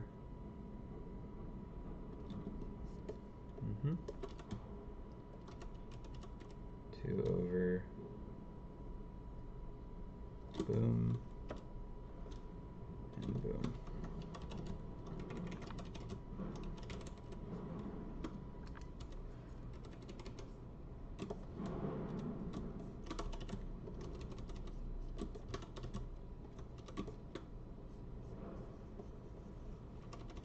Okay, now to see if this actually looks like a relief cut. Yeah, I'd say that that's not too far off.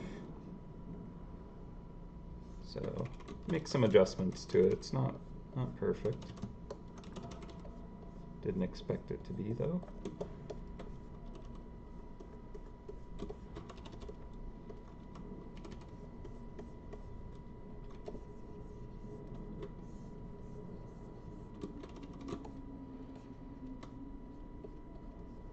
Yeah, that's kind of interesting with the it kind of a carved out kind of facet, and then we can have, I like the idea now of the metal banding kind of like being these corner guards kind of going up towards it and kind of turning away, and then having like nice delicate detailing running along the sides and maybe along the border very gently,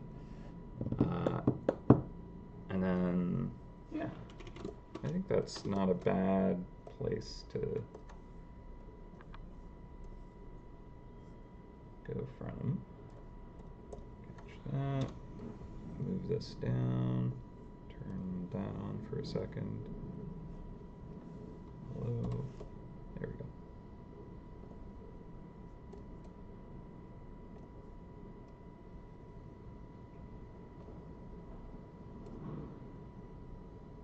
Maybe that's just a little more central. Yeah, I can definitely see how the rays are still pretty messed up. Let's just try and fix those.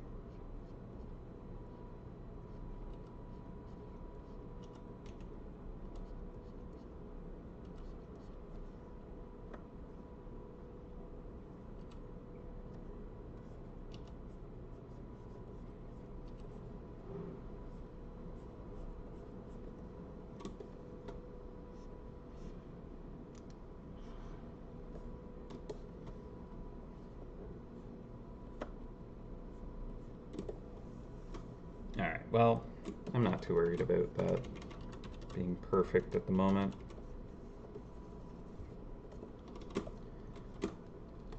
Okay.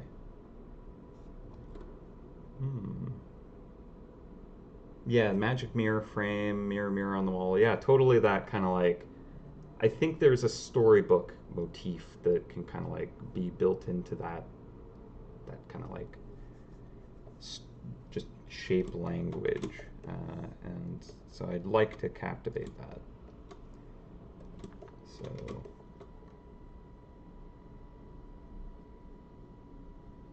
yeah, 1, 2, 1, 2. I think this is the direction to go in with it.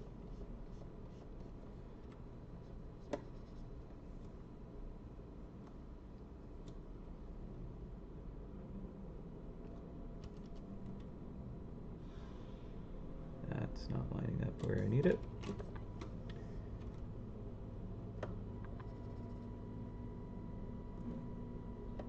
It needs to be like there.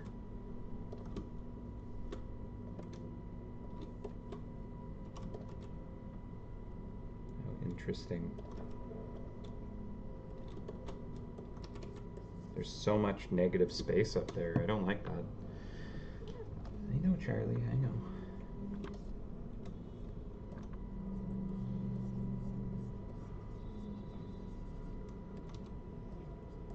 Can you not be stuck on my shirt?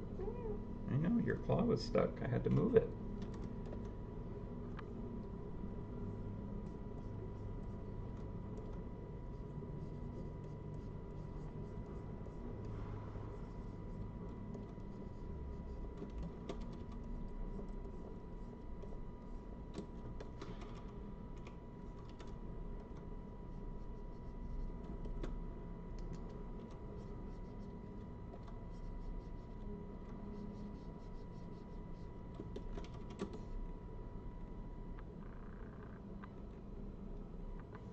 Okay, we got 8 minutes. Make sure that this one's... No, it's not as well. Alright. So this corner here...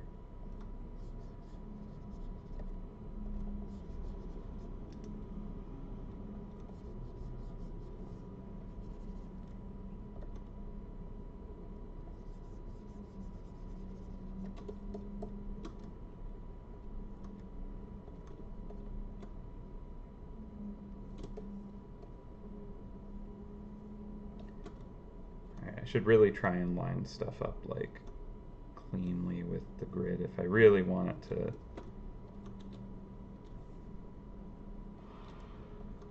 work.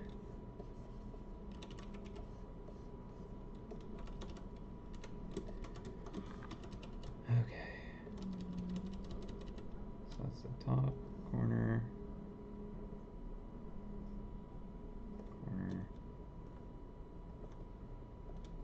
This needs to go over here.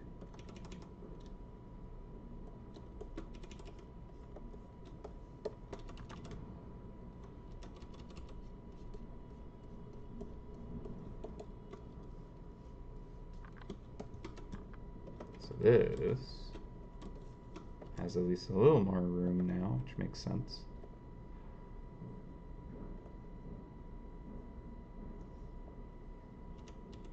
To approximately here.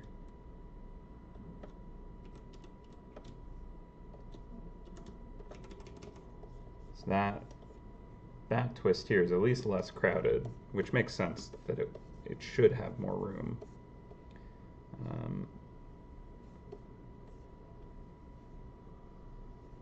But even still, it feels like it's a bit crowded still, but that's fine. That goes over to there.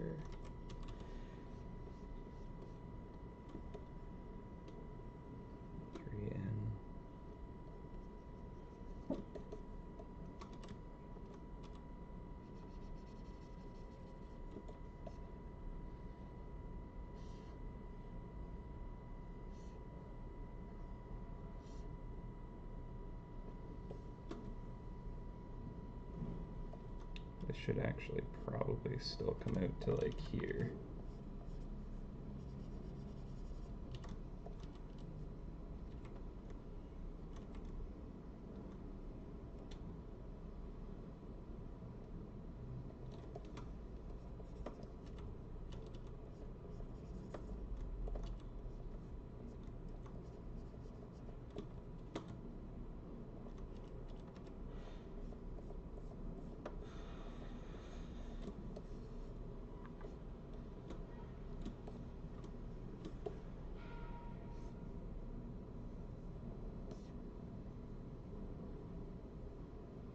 Actually, if this is this edge, technically it should be all the way over here.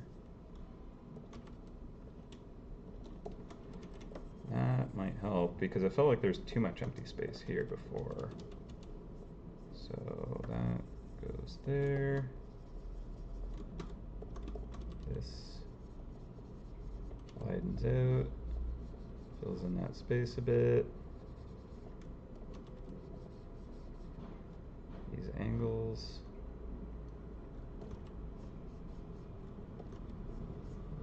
Is that way too wide? It might be. Seems very wide compared to back here.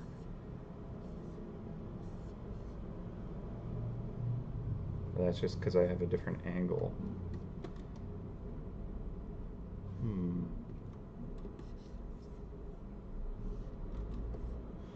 Yeah, that feels a bit too... So this, I think, needs to come up, actually.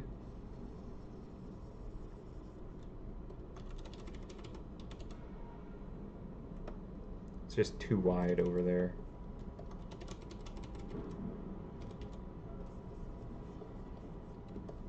Okay, try that again. So this is more like halfway on that. Halfway here. So that should be more like right there. Bam. Bam. That seems a little better.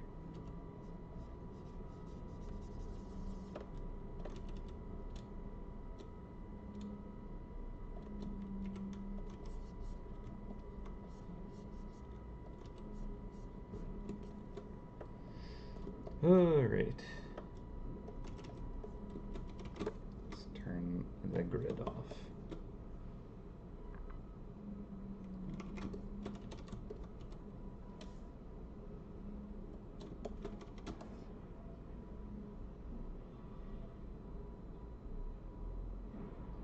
I don't know. It's hard to say. It still looks like it's got something a bit off.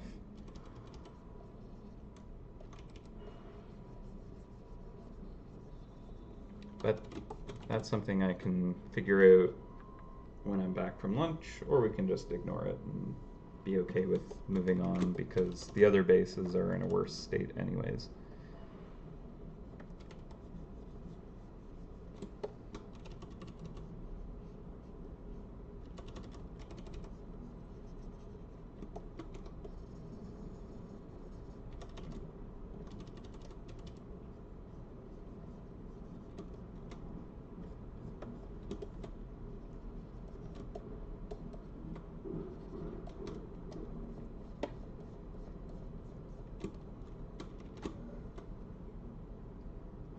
Cool. Alright, so we're about to go on lunch. I will put up a timer so you'll know exactly when I'm returning from lunch, and we will continue this journey. Hopefully you're all enjoying this. I know it's not kind of like as cool as designing a mouse, but I also enjoy just kind of like the detailing aspect and the texture and lighting. And just figuring out weird designs that aren't just a character. So hopefully you're also finding this interesting. But yeah, I think it's a little more workup than, you know, I was hoping, and that's partially just because of the weird base dimensions and trying to make that still look good with being a bit wonky. But yeah. We're gonna go on lunch. When I return, I'll have a layer link for everybody, so stick around to grab that. And yeah, I'll put up a time lapse right now so you can kind of see the work in progress. Also, saving is probably a good idea, so I'll do that, I guess. All right, so. Release. There we go. Trap folder. Sapphire.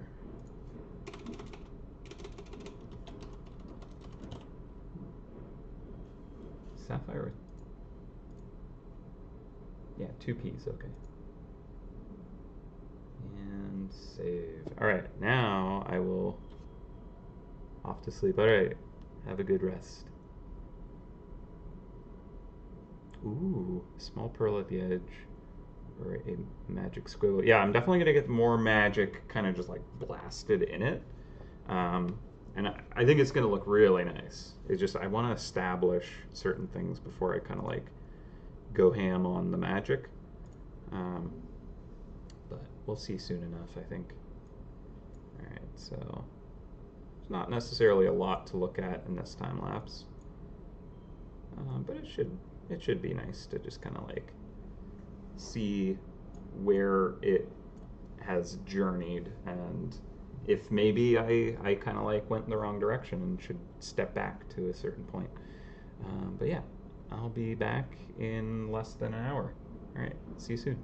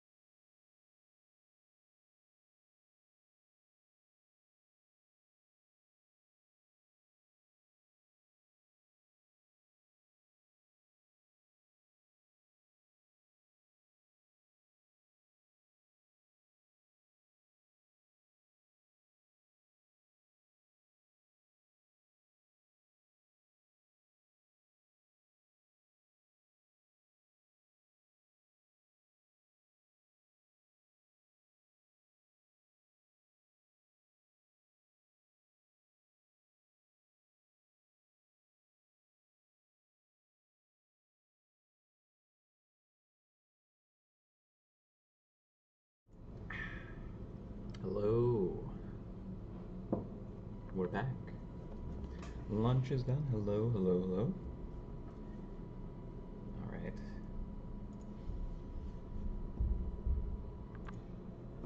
And here is a Larry link. Yoink.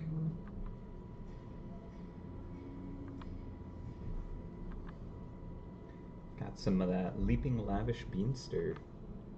Thank you, Larry.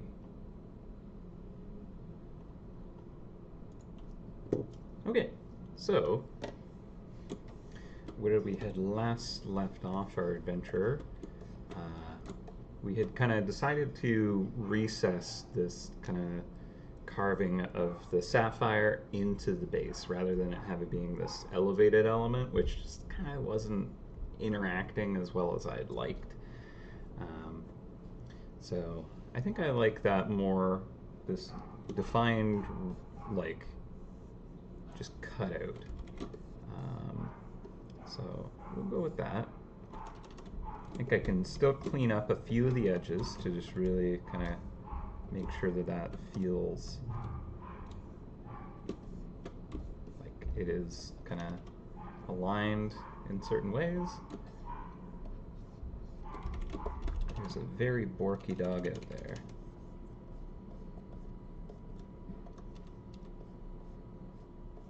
Had a very important message for someone. Is very adamant about delivering it. Seems like message received, it is stopped. Okay.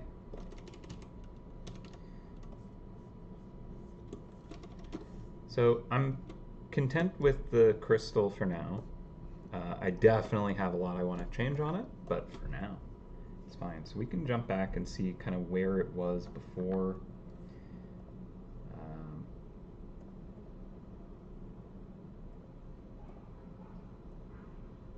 Yeah.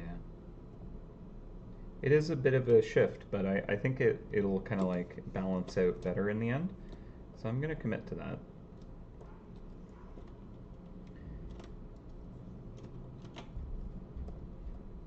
There we go. All right. What even is this? This is the original base, isn't it? No. What is it?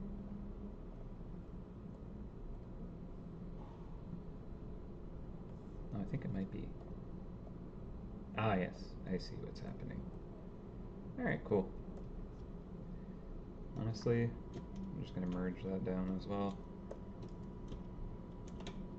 Nope. That's not what I want to have happen. I suppose I will not do that. This needs to do that. And then that. Now.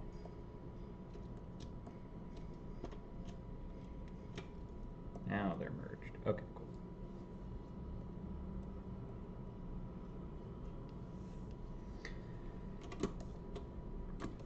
Works for me. All right, so now we have the metal gilding kind of stuff going on. And before we jumped into our lunch break, I kind of had a realization that I could kind of almost make it feel like a book cover if I play these elements right. Kind of treating these corners as a like the front of a book, and having these kind of edge elements, the banding, that kind of. I think I'll need to bring this back to really get a good sense of where things need to be lined up, and those are lining up good. That should be okay. That's 4 over. Good here. Yeah, so I think that if I kind of treat it well, like just right, I can kind of almost make it look like there's this vignetted kind of storybook cover, like a fable, uh, just with like a nice kind of central piece and then these detailed borders that are just kind of far enough off that they aren't stealing all the attention, but they just kind of like are a really interesting looking presence. So that should line up behind. That one goes to there, yep. That one goes to there.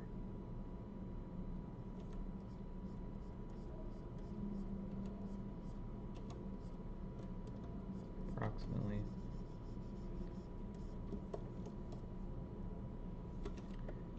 Up to halfway.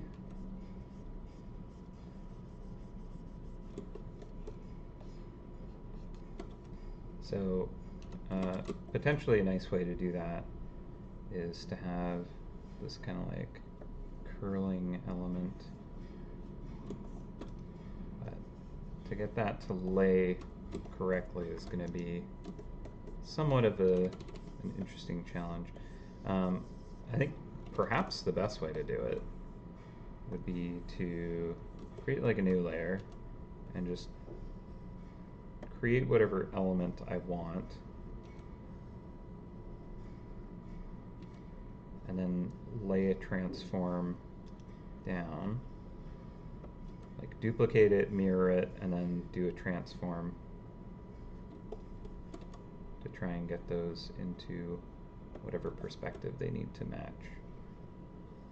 We'll see if we can get that to work.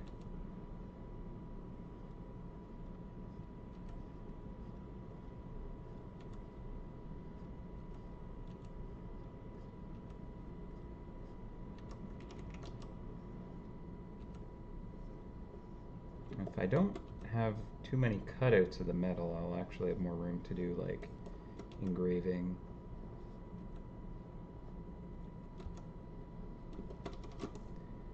So let's try something like that. So I think if that's kind of turned in, that might look nice. Alright, so if I duplicate this and then flip it and figure out the spacing that they need, work these together, and let's do a little rotation. So we'll line that up to the edge here.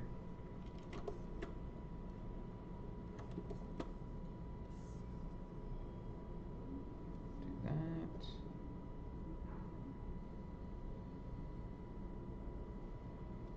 That. And now we'll just shrink those until they're kind of like approximately where I want them.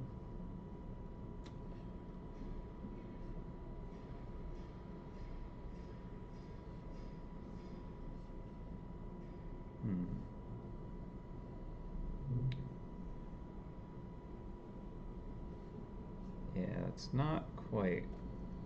Okay, there is a different method that I could try here. Is this the folder?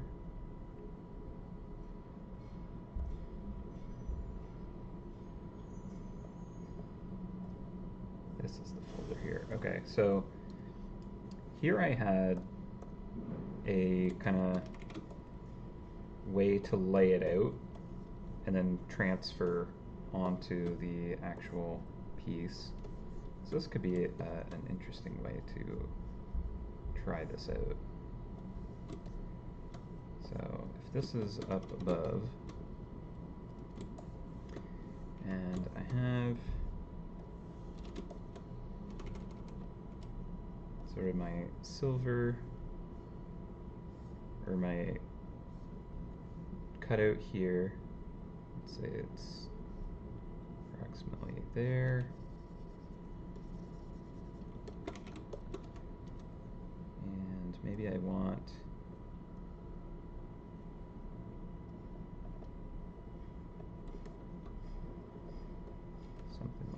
this. Actually, a good way to do this part would be to use a symmetrical ruler. Run that down the middle. Now, I'll have these mirrored.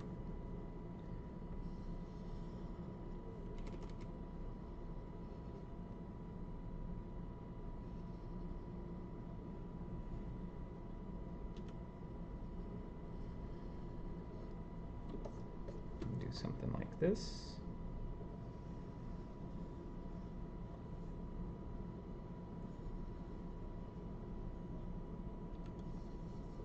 Round that a bit more, I think.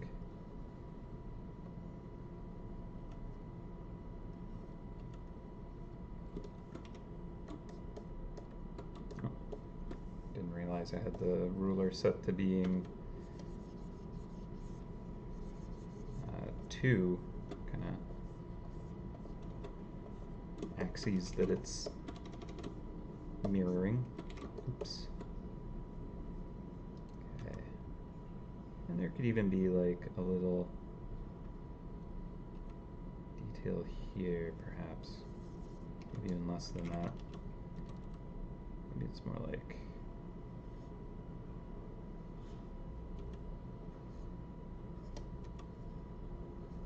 come in and there's just this element here.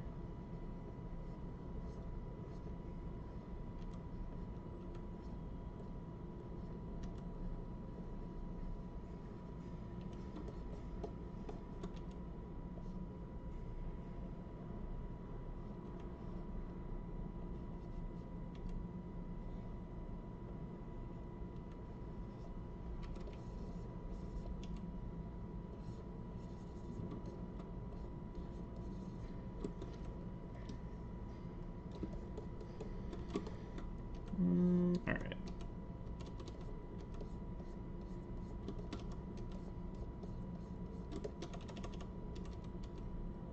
I think I want a little bit of a thinner element somewhere.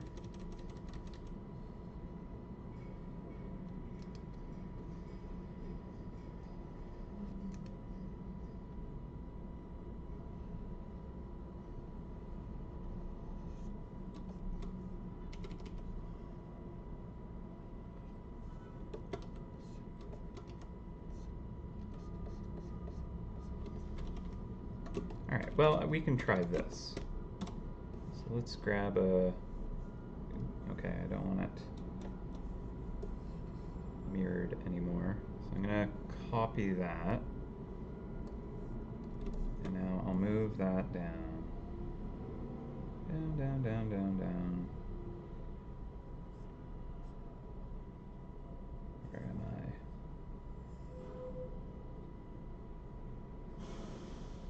I'll move it here. Okay, now, if I rotate this, let's see if this works. Not going to hold my breath on this technique, but it might.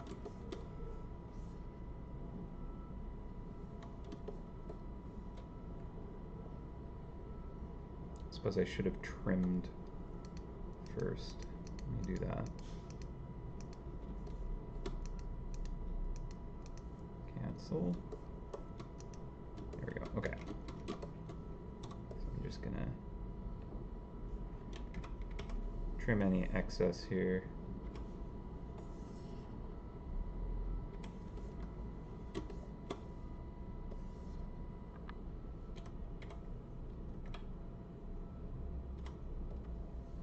Okay, now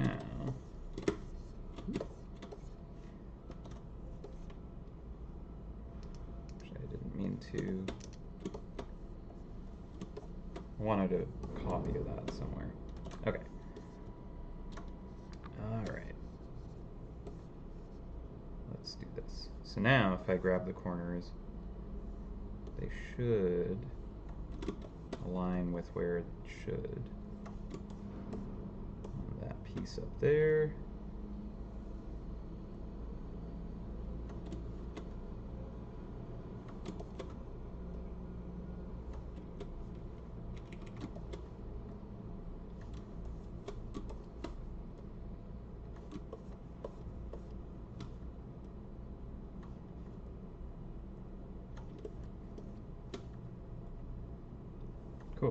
Okay. Go with that. Alright, so we'll move... No, it's fine where it is. Hide that. And hide this, just to see how well that lines up. Get rid of this.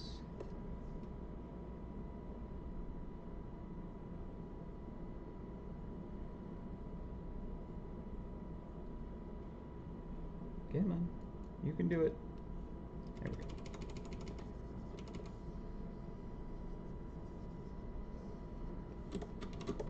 go. Okay. So that kind of has a bit of the vibe that I want. It's not entirely it, but it's kind of a start. I like these little details. They feel very kind of like old school fairy tale book. I think these swirls are good for that as well. I like this top element. So I think I'll mask off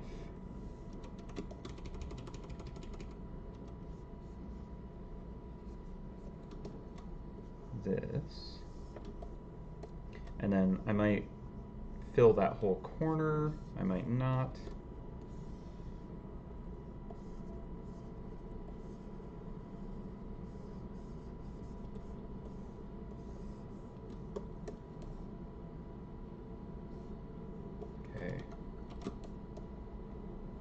Yeah, that's kind of got that magic mirror on the wall vibe, which is good.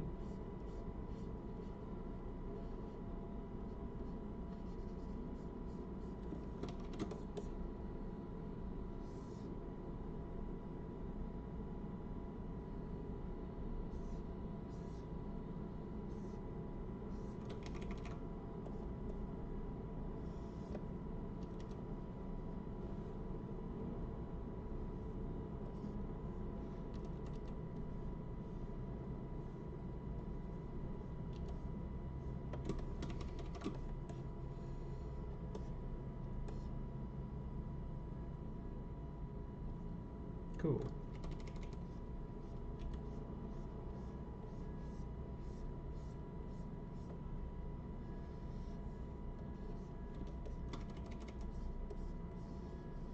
All right, let's work from here.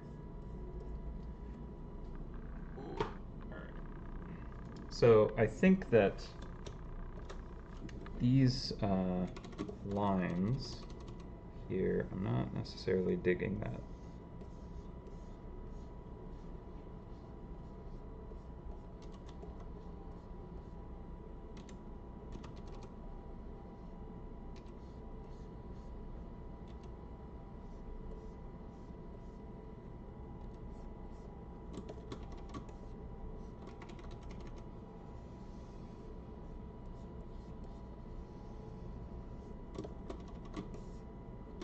In fact, I think I'll just have these not trace up the side as they currently are. Let me bring in the grid real quick. That ends here. That's fine. That corner, that corner.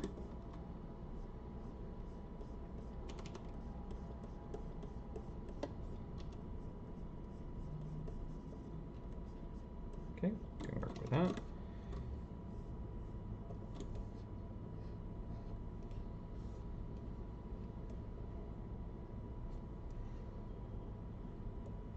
Now, I'm wondering if it should try to have this like double swirl, or is it working with just a singular there?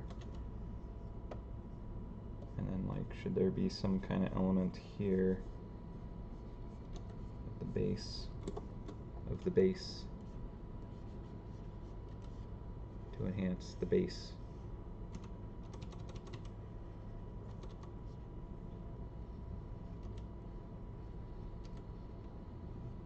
You know?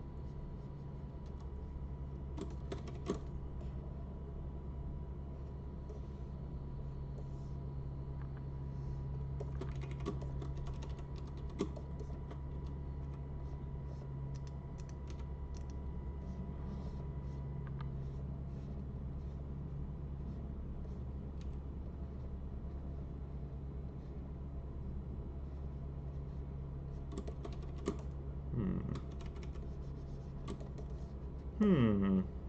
Okay.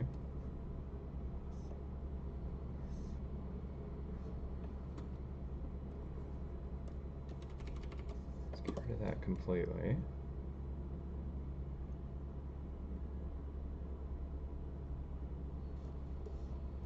Yeah, I think I can still use this piece here.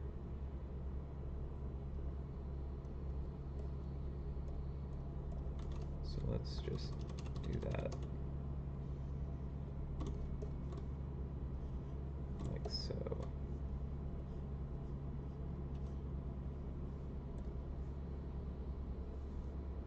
That's the underside of that. Goes up about halfway. Comes in the middle of that one. Grids are very handy for this type of work. Very handy. I believe Liz put this grid together, so very glad I have it. I've made variations of this grid, and like often it was just kind of like a one-off as I was working on a trap or something like that, just to try and have things align. But this one is just much better. And we have it incorporated into like our templates now for easy use, but this file didn't have it incorporated, so I had to go in and extract it. Okay, I'm going to merge these down. Yeah.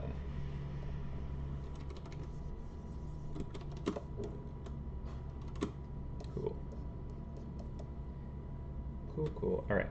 And just to make sure I'm still within my dimensions, that's the top. Good. Got the front.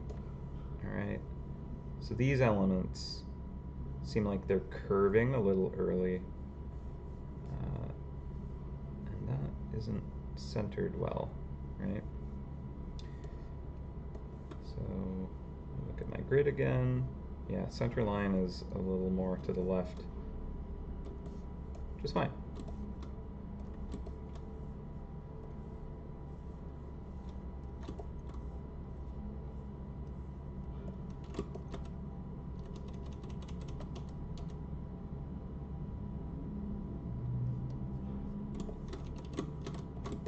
Okay, so what I do want to do is transfer these top designs down onto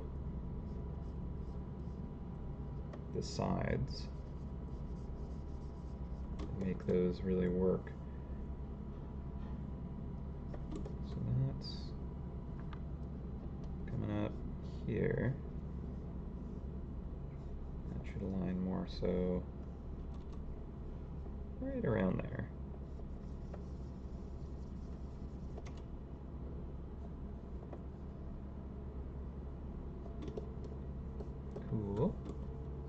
Cool. Okay, and this, say, would come down steeper.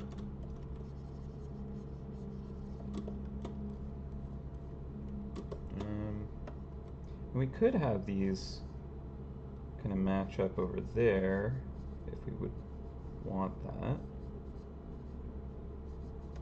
Could work.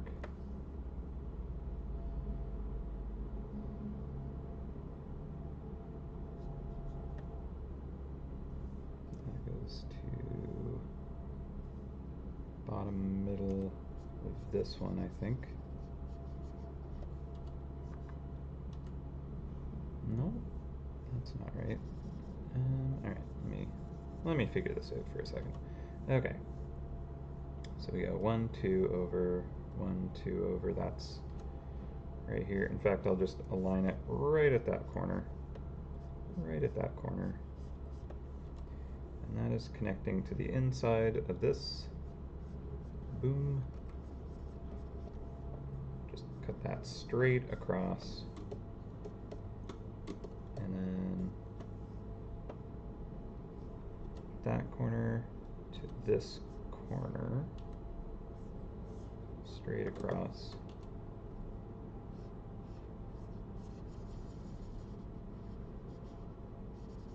Cool, cool, cool. All right, so those have the same dimensions now.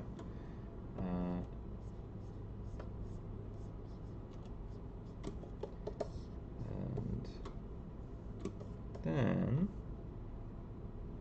instead, I think maybe I'll have that come down here.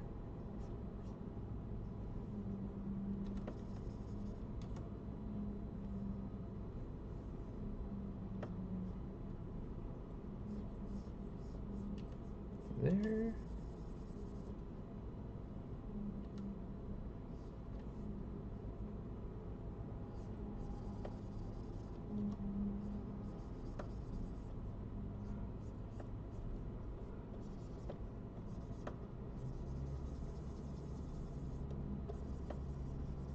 Okay. That works.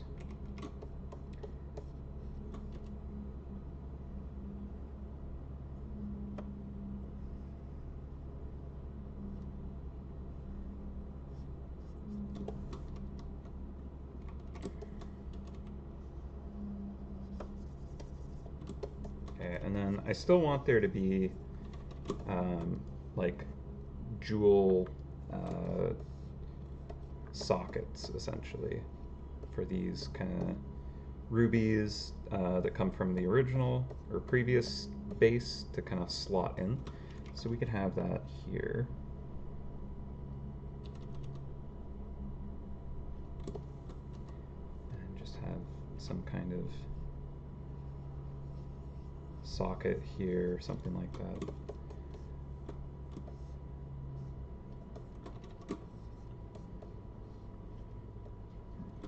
And we could have the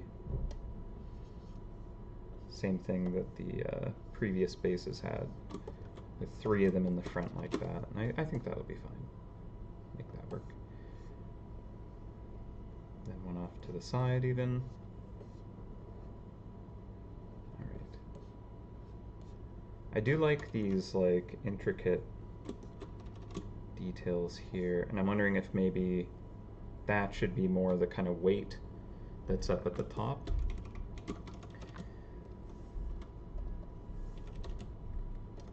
But one way to handle this could be to have there be almost these layers to the metal. So we have kind of these swirls resting above that. And let's see, I'm going to need the grid again.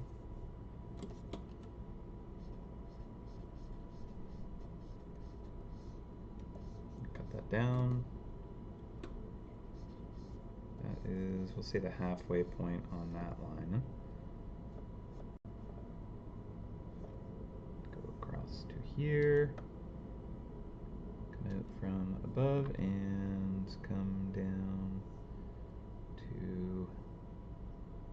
It gets a bit complicated. This is the underside. So this is all filled up here. Okay, and then that should fit between there and there. Just barely.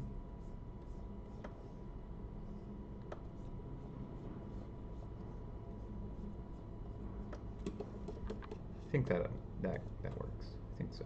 All right, and then do we want to cap the very corner or just leave it? Leaving it gives a lot more kind of like ability to see what's happening with the gem itself. So I think I'm going to lean towards leaving it, just because edges are where we're going to get more faceting and interesting kind of refraction of the light. So let's go with that. Okay. And I think we'll keep a smooth curve over here.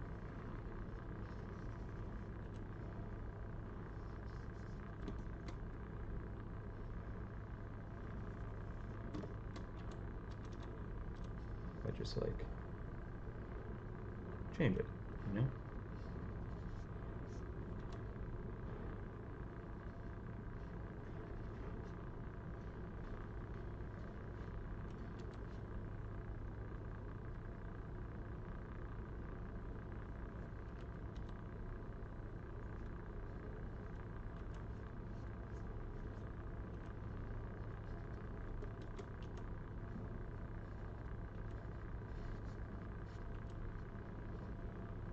Now, it could be a case where a lot of these like really finessed details are just etched into a flat, and that might give us more room to do like gilding with gold, and that might look really nice. So I don't want to make all of the metal too thin, because then I don't necessarily have the room to really kind of like add those little details that I'm thinking could be really like an elegant solution to this. So that needs to come out more.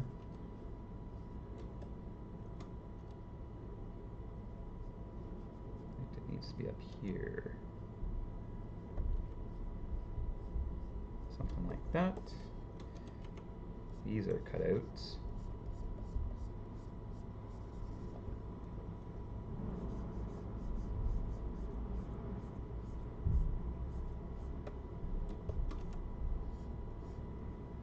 So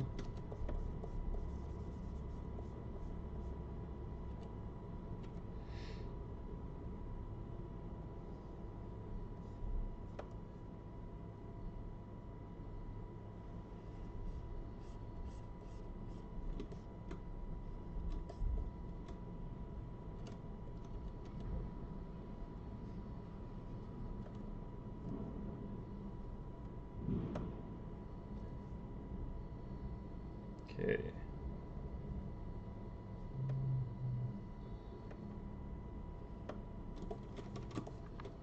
Turn off the grid again. Give it a flipperoo just to see how do you do. All right.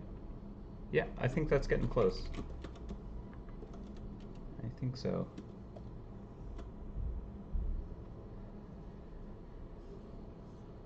So that can actually be attached there. That's kind of an extreme edge. Maybe that curls out better than that.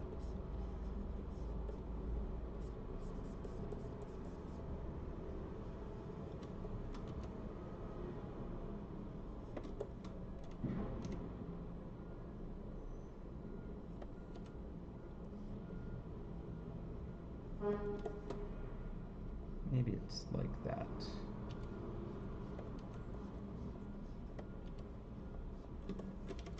Okay.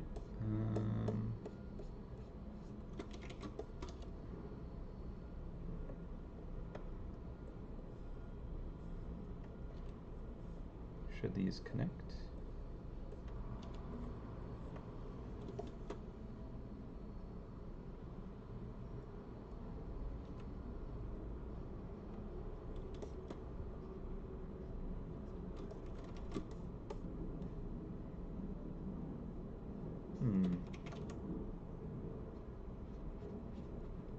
Hard to say, hard to say.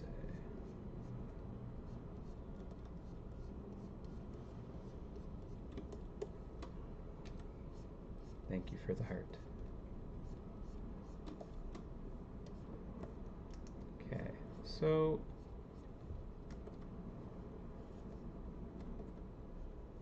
that goes behind. Can weave it over. And then this one goes behind.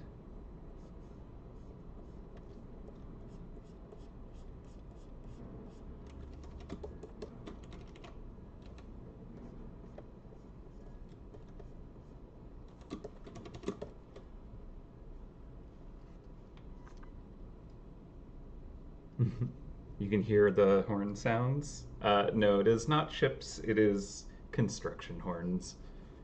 They like to.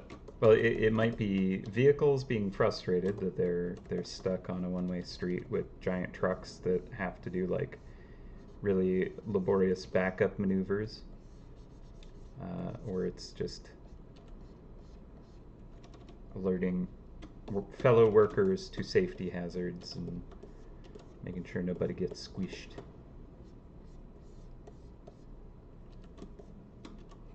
Yeah, I don't live right on a harbor. Just live in the land of construction over here.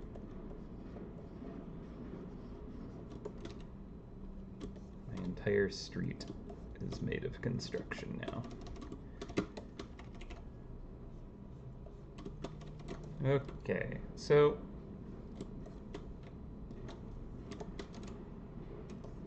get rid of that.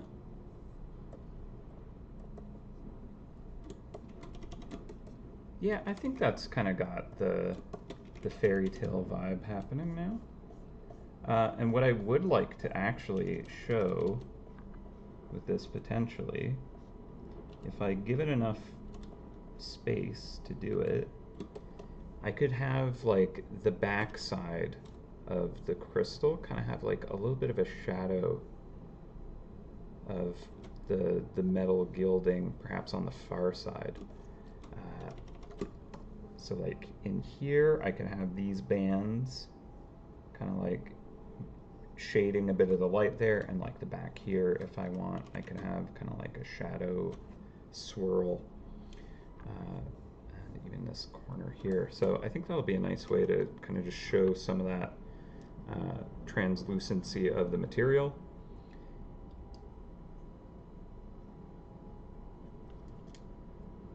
Right.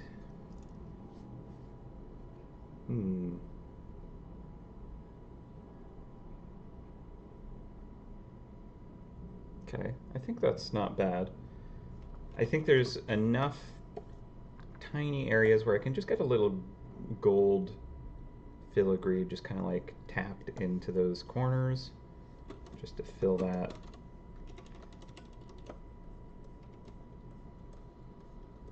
And give a little bit of that gold accent that I'm hoping won't be too noisy for it. Alright, so here. Move that. Nope, keep that there.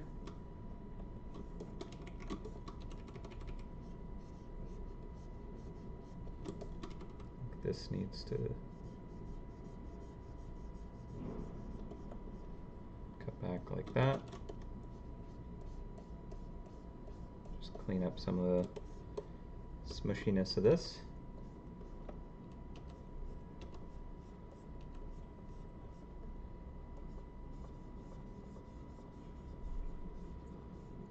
It's okay if it like sticks out of the base silhouette a smidge.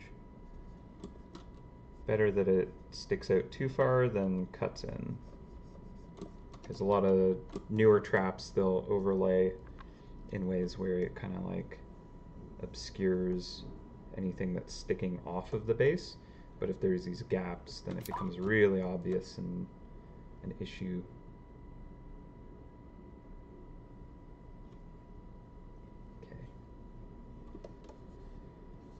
So this here, I need to align better. How do I want to do that? I could make it so that this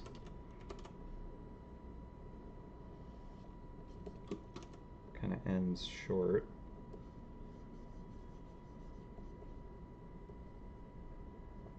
And maybe this goes relatively thin here.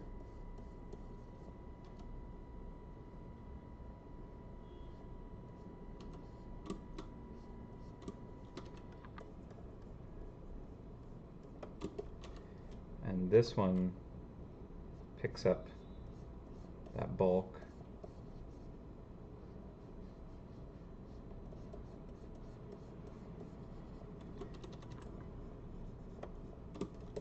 comes with it.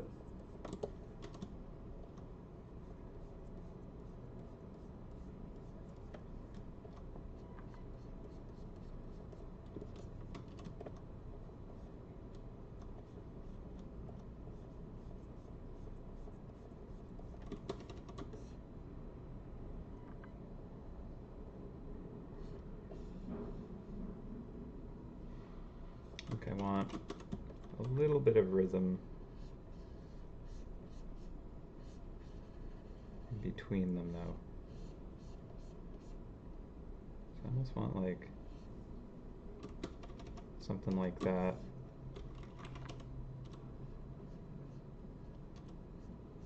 Yeah, Charlie?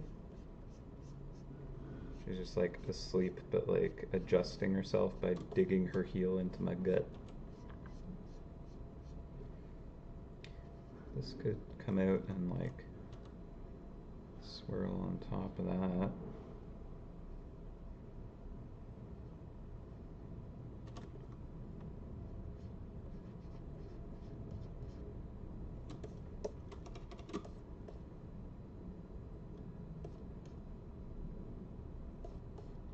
Might be a bit much.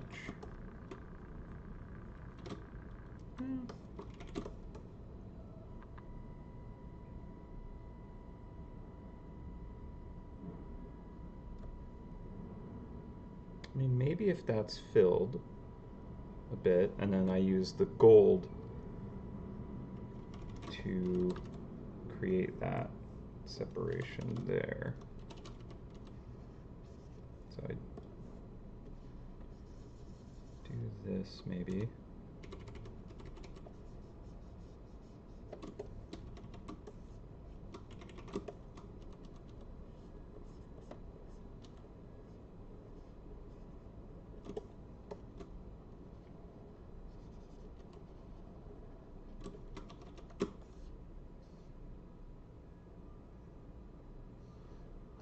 I feel like we can have kind of a similar thing happening on the far side.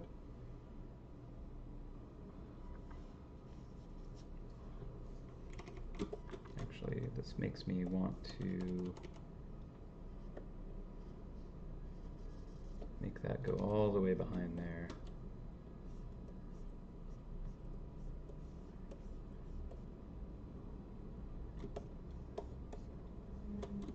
Maybe.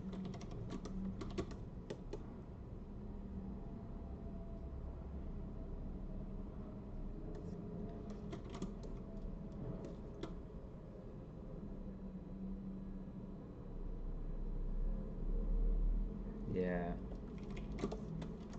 So if this goes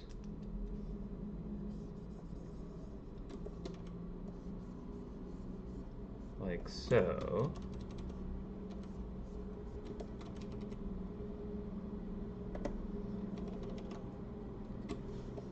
I think that just gives us just enough area to like put in little kind of like curved details and gold filigree, and I think that's what I want, is just enough platform to kind of do that level of detail without it kind of like distracting too far from the sapphire. Just lighten that up a bit there. Okay. It's not meant to be ice themed, no. It does have that, there is a base that has very similar vibes. I forget what it's called, but like it has frost kind of coming off of it. But I want this to feel more magical than ice. But I mean, with the blues and silvers, it's gonna kind of have that feeling to it, right? But I think I can warm it up a bit with the golds and maybe some of the magical effects. Getting maybe a little bit more purple into that, I think might be a good way to kind of get that to work. Okay, so I think I'm good with the metal shapes for now. Yeah, it does definitely have a Frozen vibe, doesn't it? I can see that, certainly. Yeah, I definitely get what you're at with that. Okay, so let me just do a layer on top of even this, and I'll grab this as my gold foil color and just start to, not that,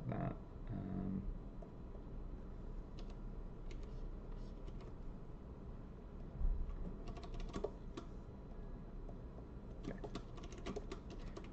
Just block in just a potential panel of gold here and there. Just kind of like a detail that's inlaid. So actually this could go autosave. This could go over across here, but it's actually like behind.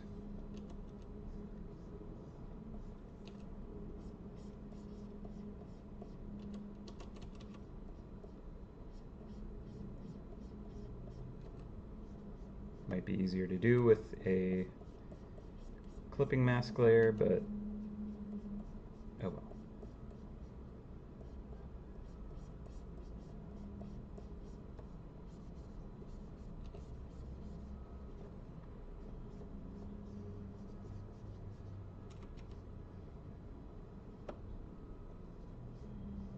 So maybe something like that. In fact, I'll even shrink it down a bit more, I think.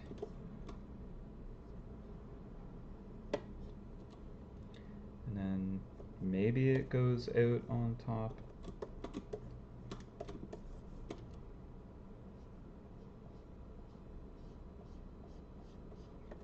Okay, we will use a clipping mask.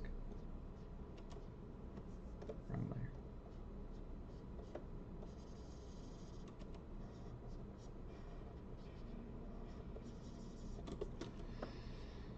Okay.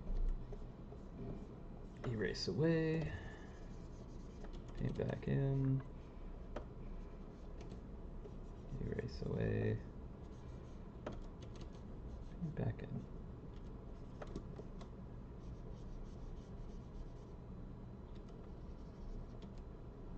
I think I want that to be a more pronounced overlap at least.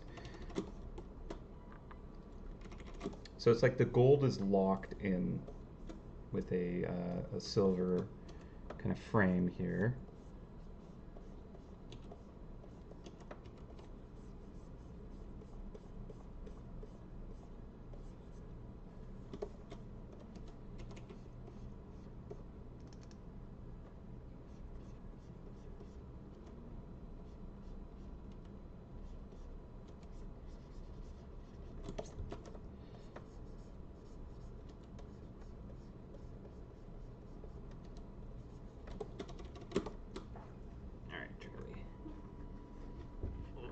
To adjust my legs.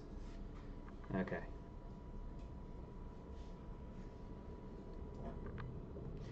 Does have that Grey Winter Hunt vibes as well, but I'm gonna try and get it to be more like day night or magic, kind of shadow, arcane, kind of atmospheric. It still has a little ways to go at least, so we'll figure it out. Okay, so I think I could also get a little bit of this gold. Let's grab that color again.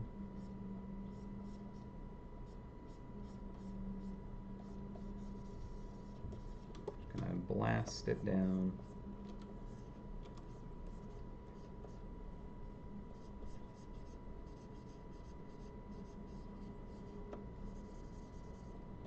Yeah, metal inlaying into other metal is a very fun technique that I've experimented with. Putting copper into steel specifically. It's a pretty fun and cool thing to be able to do. So makes me want to add it into designs here and there.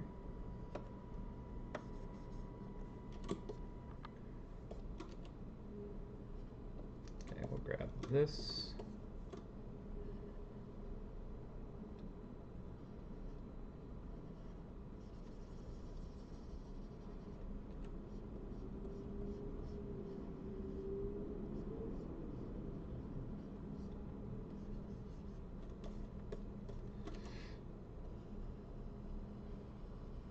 Now, I don't know if I want this much gold on it right here, to be honest. Because then it's kind of like, oh, well, it should follow suit and go down the side now, which might work.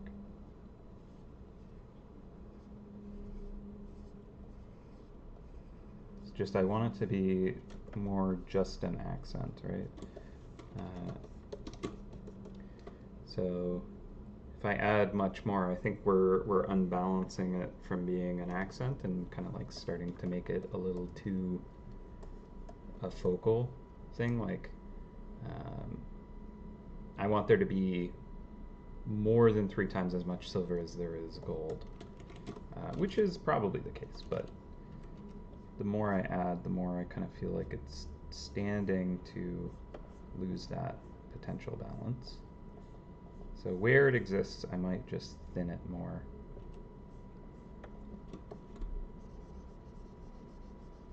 Make them like these thin wire inlays, perhaps. Okay, nearly got that though.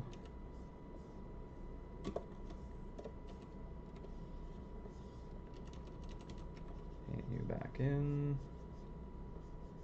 Paint you back in here.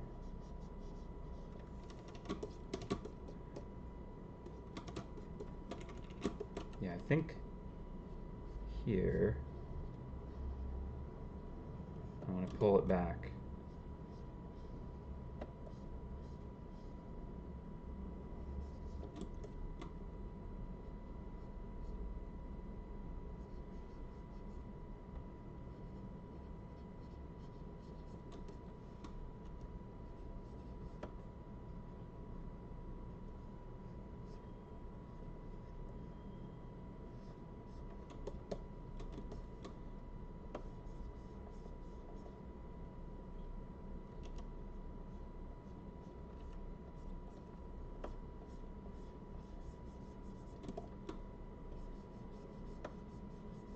Having that overlaying knocks out quite a bit of it.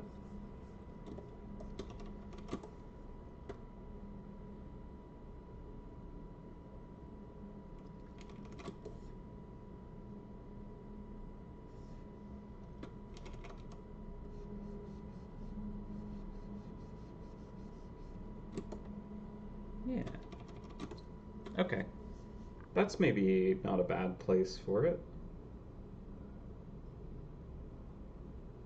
And I think with the way that I shade the metals, they'll kind of blend together a little bit more than they are. Let's take a look at it in grayscale as well, so we haven't done that yet. Preview settings, set you to grayscale.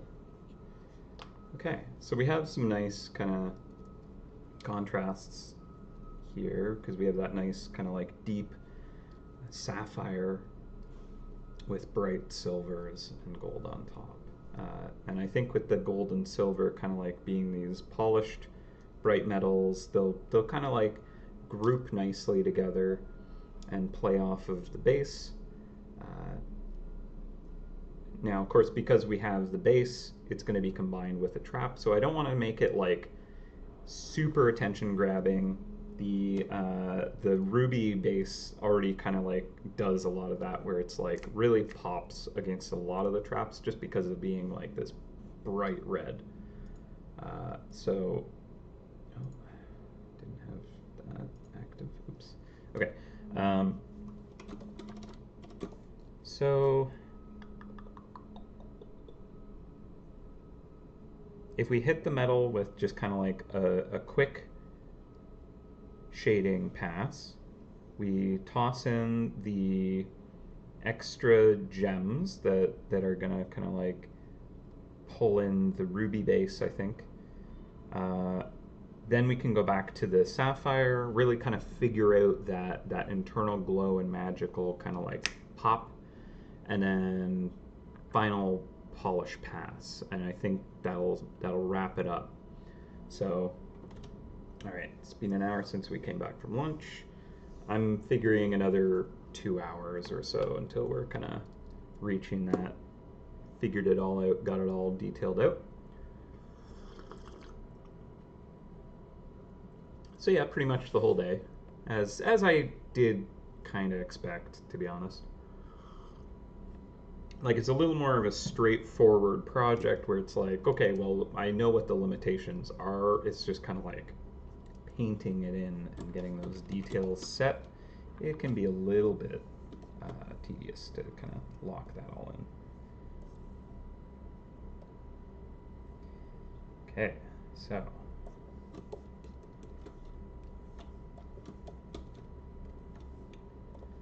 just to kind of see it in context, we could throw traps onto it. Yeah, it's got like this magical wizardly kind of robe thing going on, which is perfect. That's actually kind of the vibe that I want it to have. So I like that.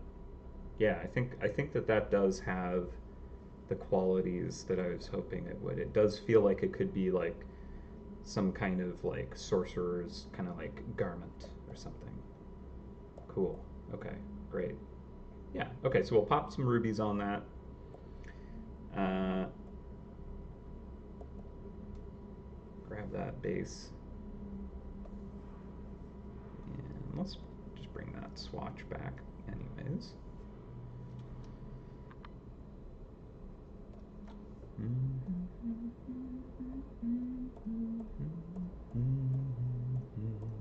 Okay, so this is metal overlay. Gilding? Metal gilding. We'll call it metal gilding. Alright, so I think the ruby could just be on the top of this layer here. And do we want to kind of match-ish these shapes? We don't need to. We could do... I want to do a deeper ruby than that. We could do like rounded rubies, which actually might look nice. Alternately, instead of going full ruby, I almost want to give it like a fiery gemstone quality. Like it has, like if we have the sapphire glowing with internal magic, we could have these rubies also. Kind of like having a bit of this like flame heat quality coming off of them. That could look nice.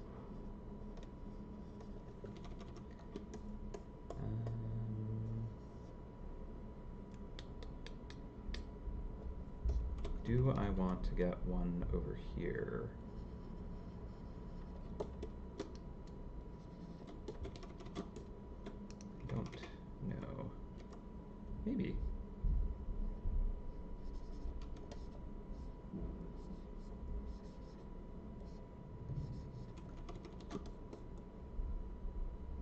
Yeah, that could look nice.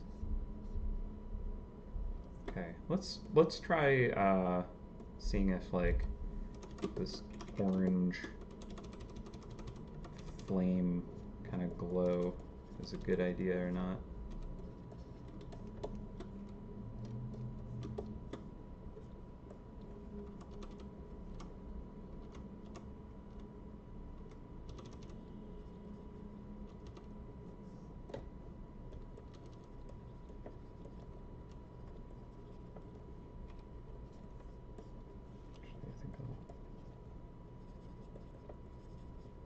Full saturation on that still.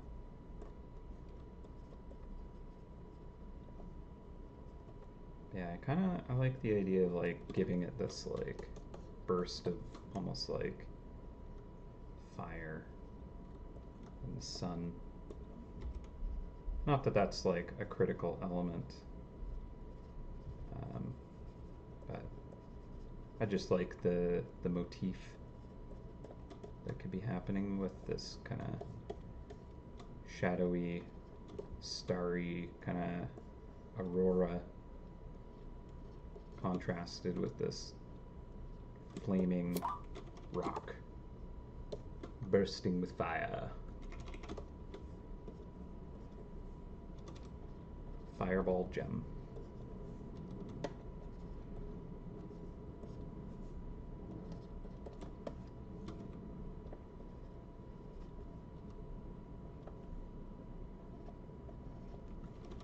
It's like the ruby has awakened. Yeah, I think that that could work. Sure. Sounds good. Okay. I think I'll make that metal work now. So this gold I'm gonna have on top of that.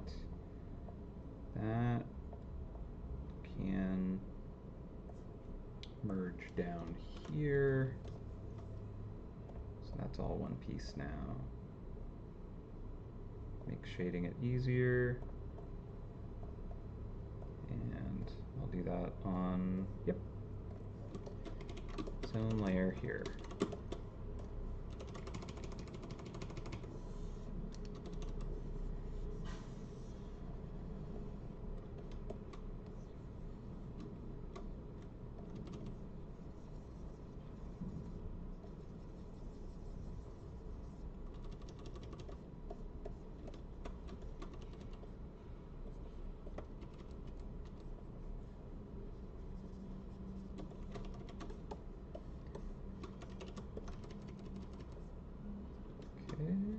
Cool, cool. Get a little more blue in there, maybe.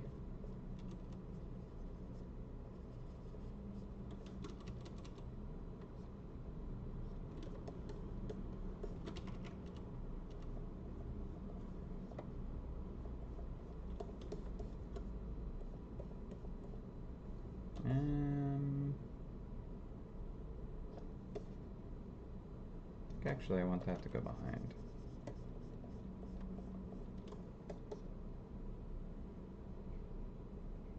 Yeah.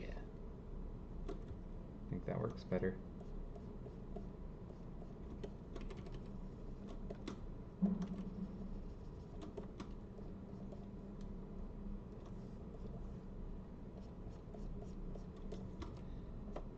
We'll have these go down to more of a blue near the bottom, I think. Kind of gives it more of that cold vibe, but it also looks nice, is the thing.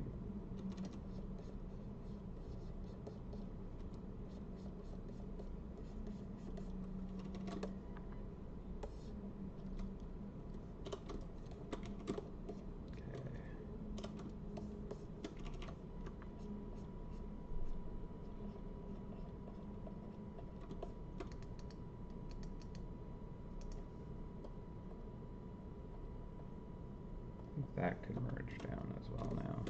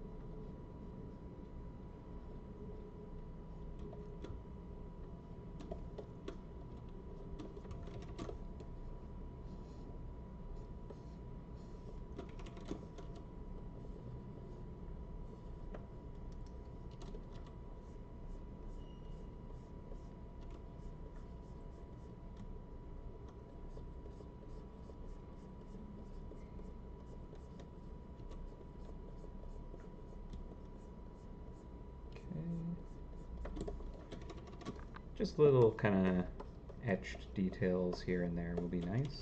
We don't need to lose ourselves in that little detail session just yet, though, so we'll save that, I think, for the final pass.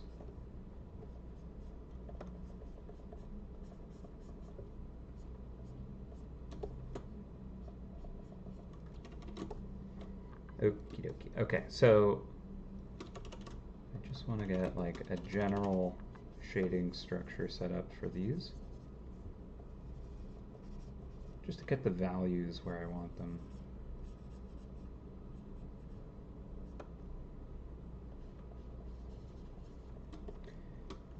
So I should look at this in grayscale, to be honest. Okay, I think I just need a little bit more shading on the top,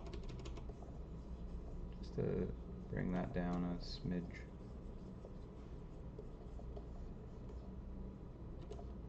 Leave that one up there.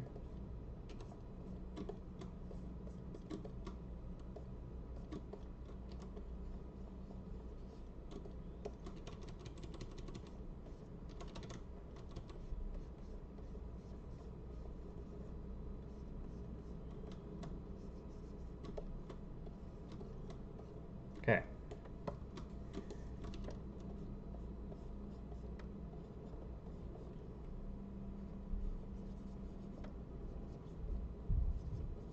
Should be a bit enough for these metals.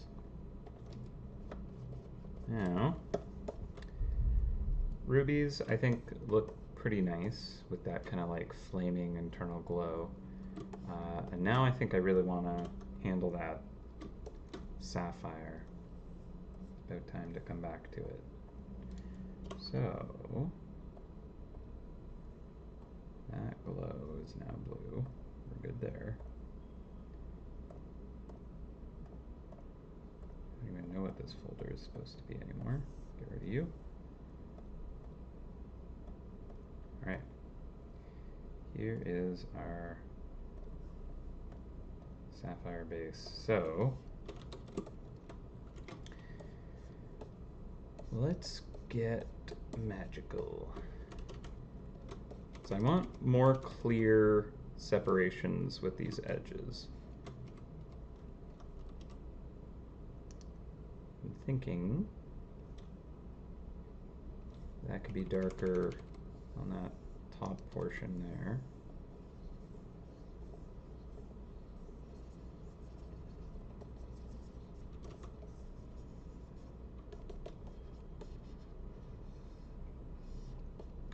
And then having this really richly saturated glow on the bottom. Blend that together. Get this like really, really rich color going. I think I'll have that on the top as well.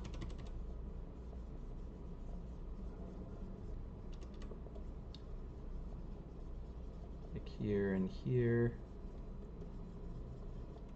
because these planes are kind of accessing the same angle here, so I want those to kind of go together.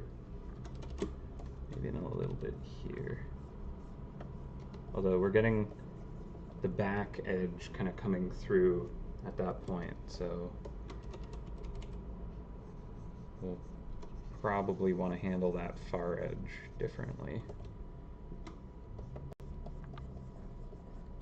Okay, so we get that nice, like, really rich royal blue or whatever we would want to call that happening along that side. And then I think I want to get this crackling, weaving, magical kind of cyan nebula kind of look, kind of dancing around inside of that.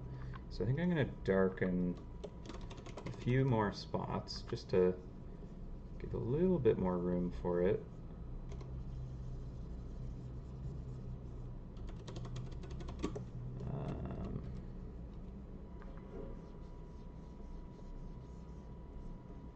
Maybe not there.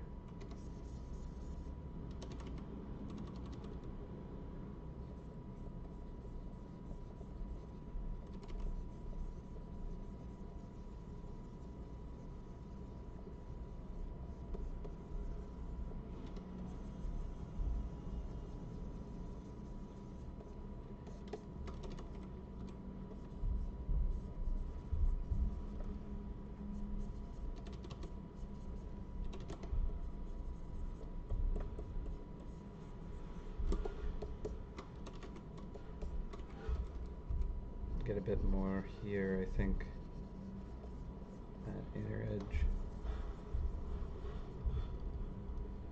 It's really, really like a deep color happening. I might, yeah, maybe I should put a ruby like inset into the sun there. Hmm. Maybe. I kind of like the idea of it just being like the gold and silver kind of like uh, plate.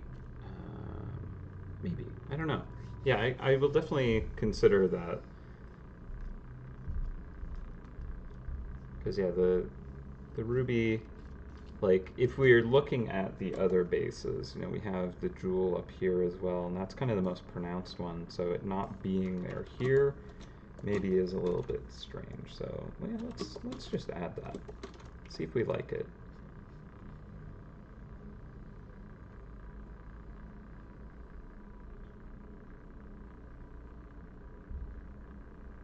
It's kind of this cat's eye cut of it, maybe. Although I think the cat's eye is more like the like grain pattern in certain rocks that kind of create this interesting pattern look to it. Okay, so just to try it out. I like the idea that this almost looks like fire dancing around inside of it.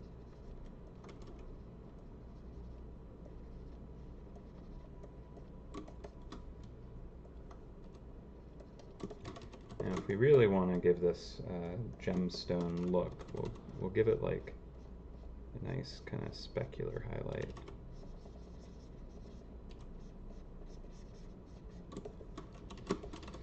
Same with these ones.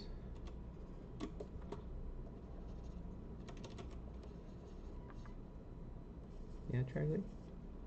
You helping?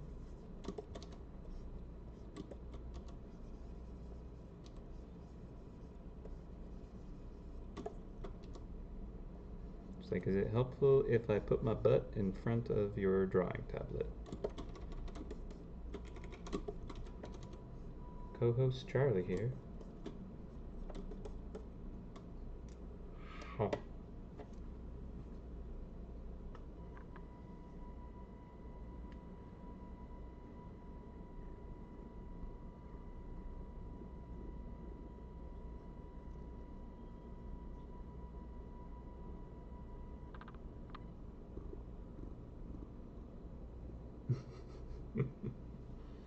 I don't know if the sniffing or anything was audible.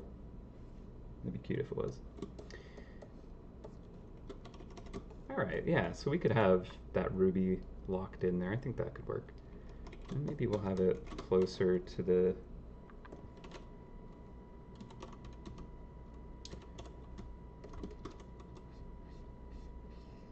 edge here.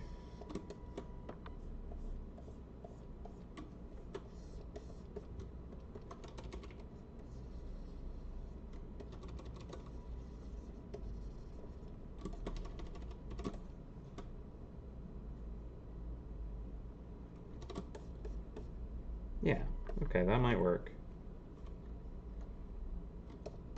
Almost makes me want to have the moon kind of have like sapphire thing happening here.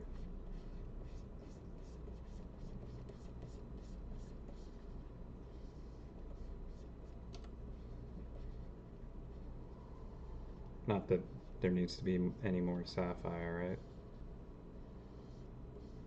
Or it could even be like diamond.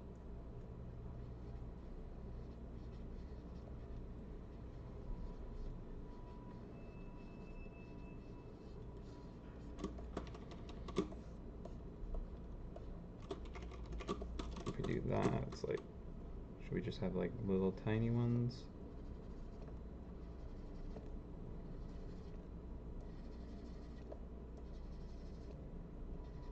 Like if we're really going for it, like maybe there would be several stone set, you know?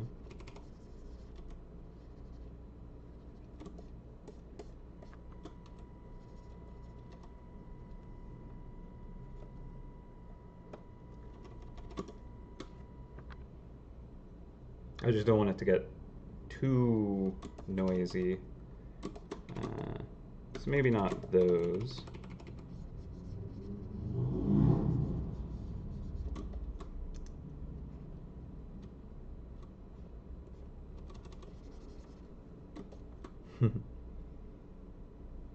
Moon murky as moonstone. Yeah, I mean, like it could be different settings, right? We aren't limited to necessarily just like these two stones, right?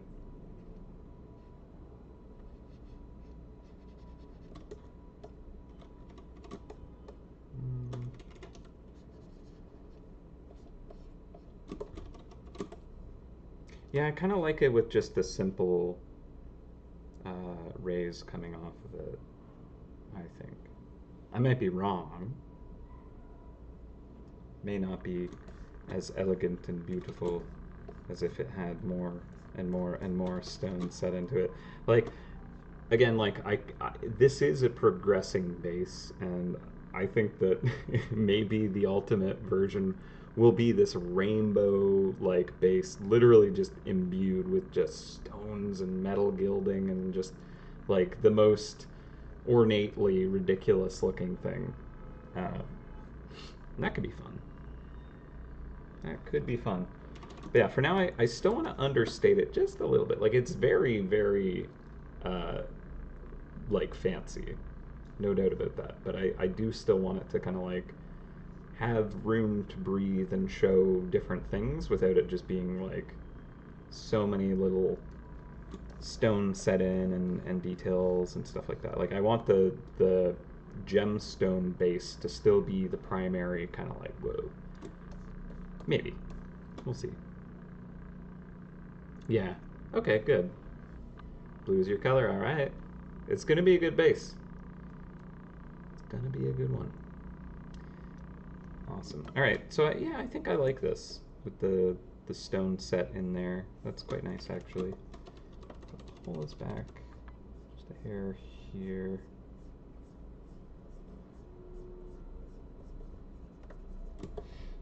Yeah.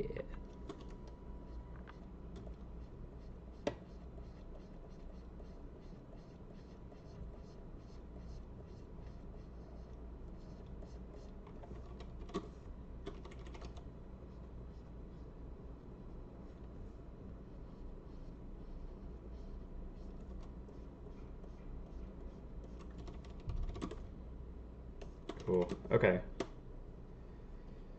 We're getting there. We are getting there. Alright, there's just like this splinter that was happening there. Does this need to do anything here, I wonder?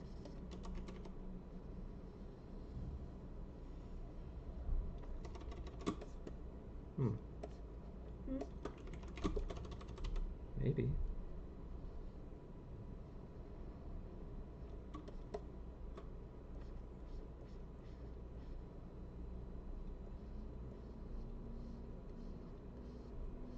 Just a wispy ghost.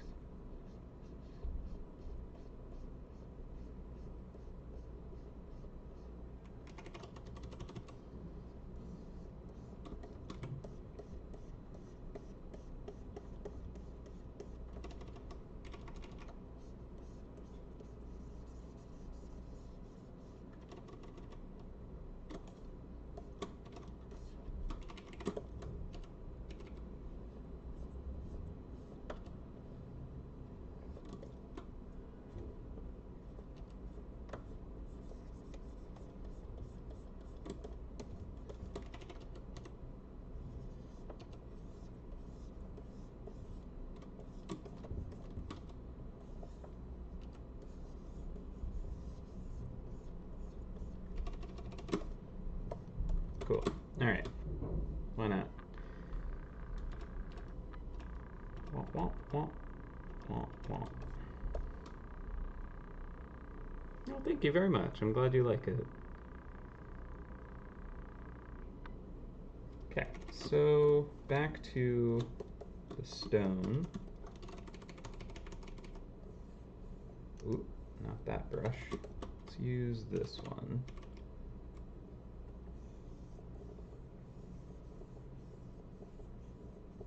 Get this kind of backlight coming through here, but then we can do stuff like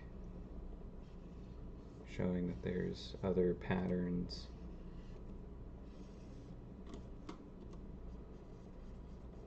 On the far side of this, right?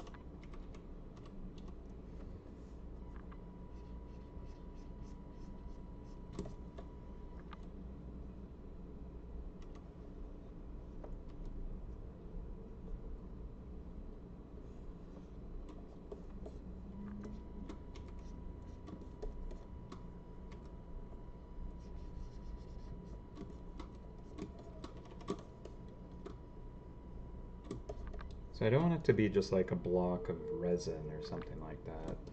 I think that the light needs to bend more. If we're just seeing this like 90-degree turn on that, I don't think that's necessarily accurate to what you would expect to see with like a nice sapphire gemstone. So I might need to mess with that a bit more, but I like kind of the interpretation that it gives you with that, potentially.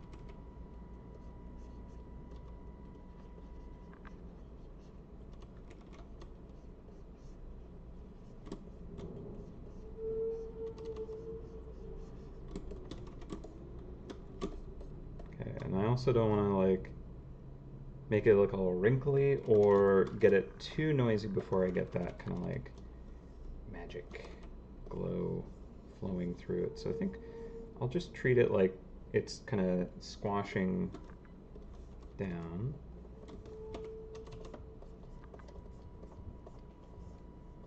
So we're getting some of these cropped details.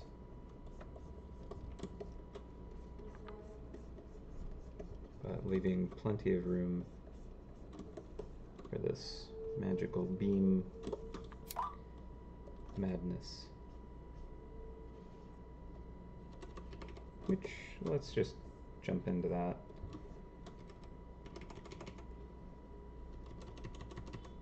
Because I think that's going to play like such an impactful role in the rendering of this that if I don't figure it out right now, everything's going to be off once I actually have it rendered in, and they'll need to be adjusted to match it. Or it might need to go understated to not mess too hard with the rest of it. So, time to figure it out now.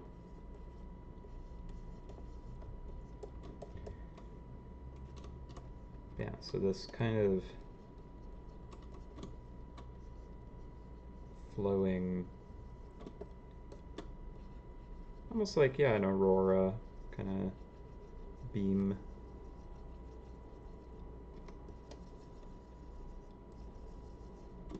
I don't want it to be like crazy in our face or anything like that, but like, you can see it, and it's interesting. But I don't need it to like take over the whole base, just enough that it's like an element in it.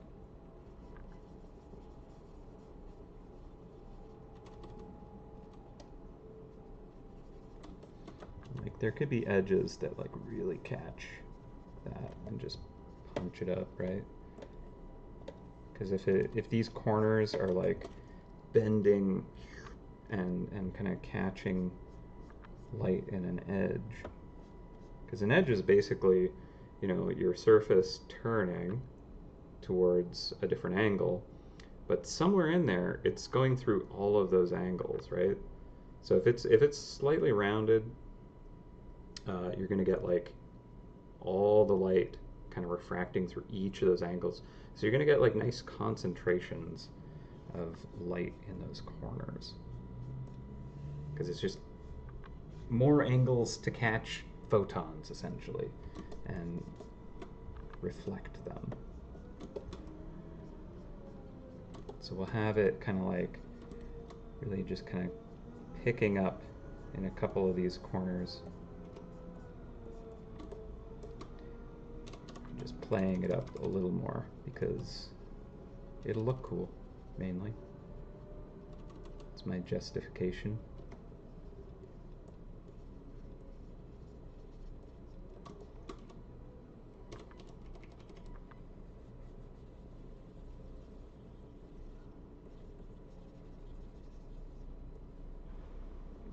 Might be a bit strong there.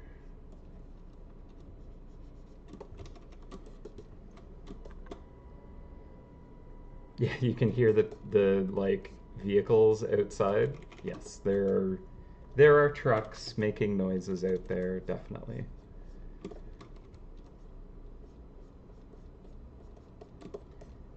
Most definitely. People blowing whistles, trucks backing up, beeping. All kinds of fun sounds. Yeah, so this surface here, I like how flat that is to just show this kind of like cloud roiling and magic kind of swirling in it. Ooh, wrong brush. There we go.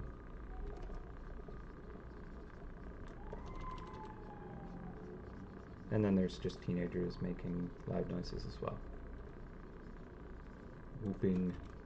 Whooping teenagers.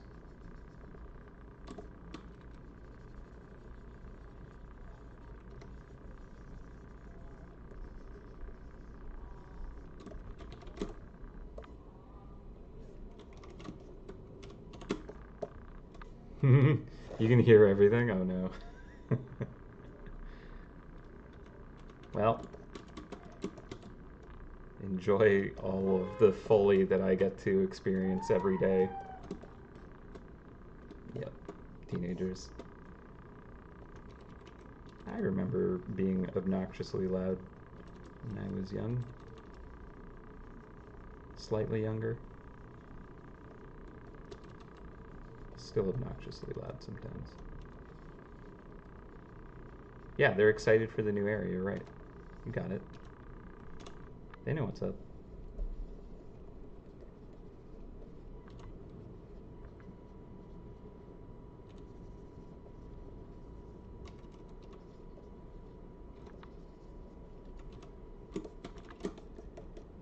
Alright, so I think we could even kind of punch that color just a bit more. Just where it's like crossing over against itself.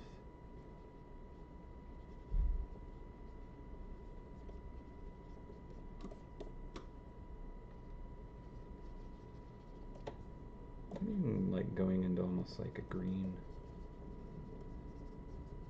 Might be too much.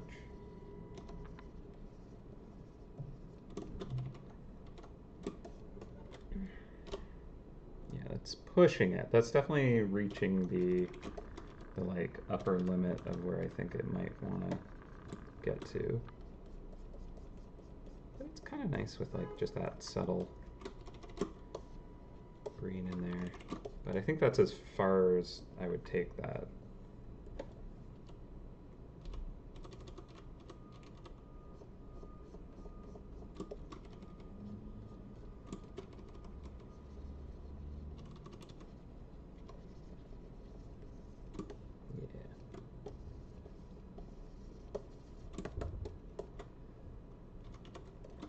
I'm used to like Discord or Zoom or Team Slack stuff where the microphone automatically like cleans up the audio. It just removes a lot of the background noise. But for the streaming software that I use, it doesn't do any of that. So you get all the fun, just background noise. And if my AC unit was running, it'd just be this warbling kind of, almost sound like a fish tank pump going nonstop. It's being described as sounding like that to some people.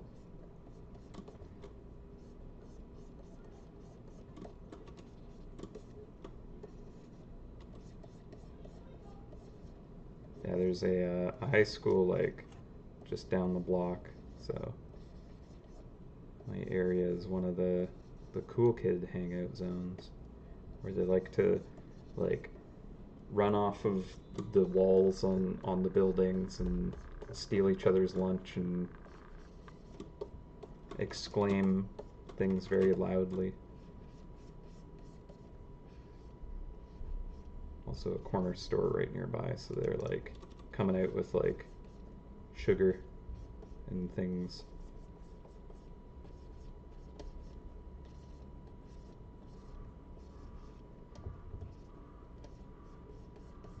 Oh, so I learned about a food festival I didn't know about that my city does.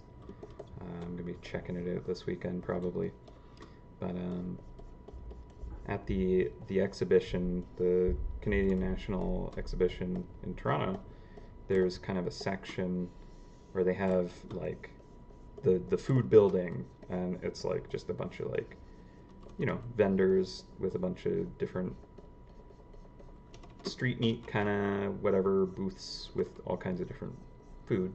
But apparently during the acts, they're just doing this thing, and maybe they've been doing it for several years. I didn't know about it though, where they just kind of like create the weirdest like meals or things to eat, um, just for the sake of it. It certainly would attract people, but it's something that's like essentially made for me, where they have like a Dorito covered deep fried pizza that is like dill pickle flavored, and let's see, like a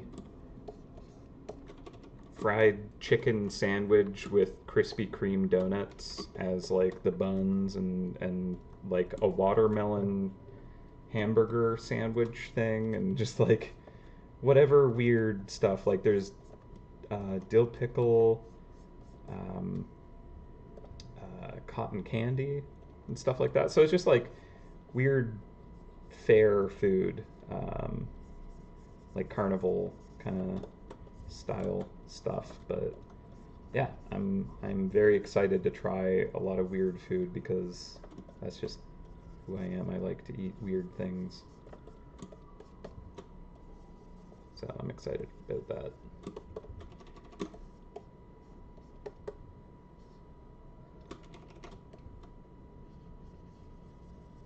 Just had to share that because talking about kids enjoying sugary stuff, and I'm like, that's less my style. I'm more into like weird dill pickle flavors now, so thought of that. Okay, so it's getting kind of noisy. Not outside, but in the illustration here. And I don't want it to kind of get too crazy. Like, for example, we do still need it to kind of balance-ish with a trap. So let's just kind of take a look at a few of them that are just staged. So they're not, yeah, it's not that bad actually. I think it can kind of like balance out decently. I think we'll get a little more shine to some of the silver pieces on the top at least, and I don't know if I want to, yeah, maybe I want there to be almost like a starscape in the sapphire, just a hint of it even. I think that might be nice. So let's just do like one more layer, and I'm doing these as separate layers so I can kind of push and pull them a little bit. If I need to, I could like knock that back. With the star thing, I might be like, yeah, that totally does not look good, so I'm just going to cut that out and not even go there. But let's see what this does.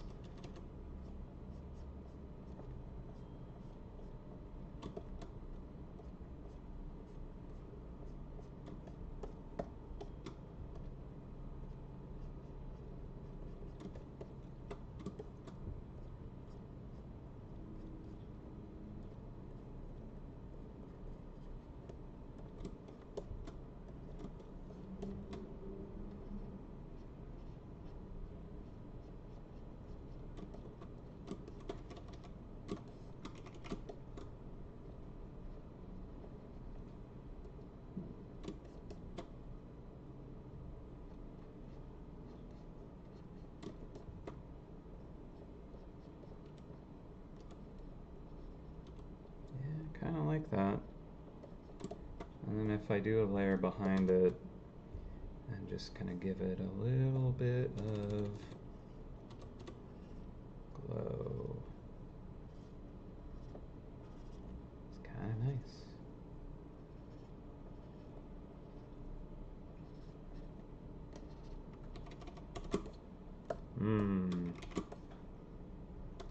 Okay, maybe I knock that back just a bit. Not. Ever had a deep fried Oreo? I think I did. Or no, maybe it wasn't an Oreo. I've had deep fried ice cream. I've had deep fried pickles. Oh no. Original was deep fried sticks of butter. Oh no. I also just want to try it though. How many heart attacks did that cause at the X? Yeah. Yeah, I think this year's flavor is supposed to be like dill pickle is like the theme, and I am all about that. So definitely going to be checking that out.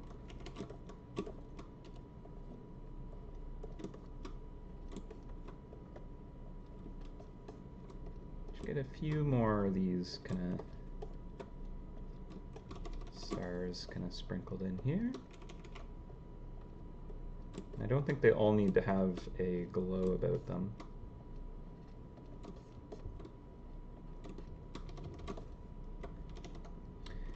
Okay.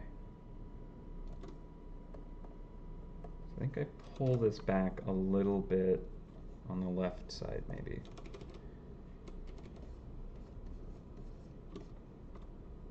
Because I want the metal gilding there to kind of like do more work, I think. I'm gonna knock that back further. You can go like really dark.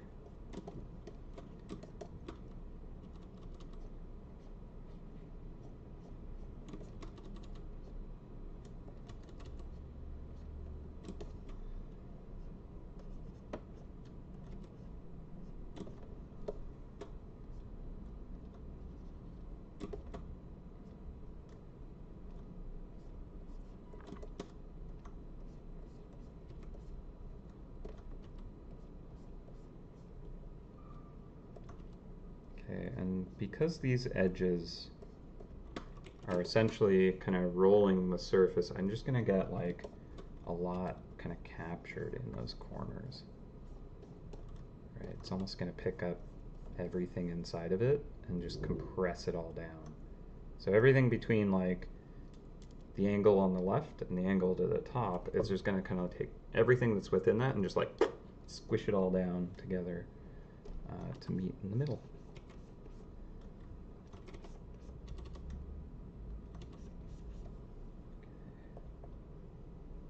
Do I need that to be above it? No, I don't want that. Might need to do it on this layer though.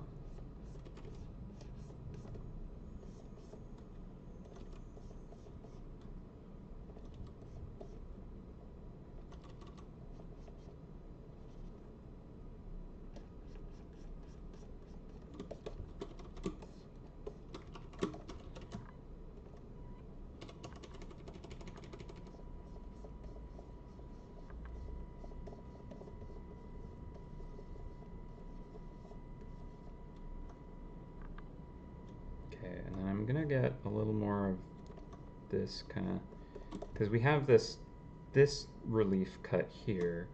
We're gonna be having the top corner kind of catch the light coming in from the top right, and just kind of causing that to glow internally a little bit more, because it's like a thinner piece of the material here. More light kind of scattering through it.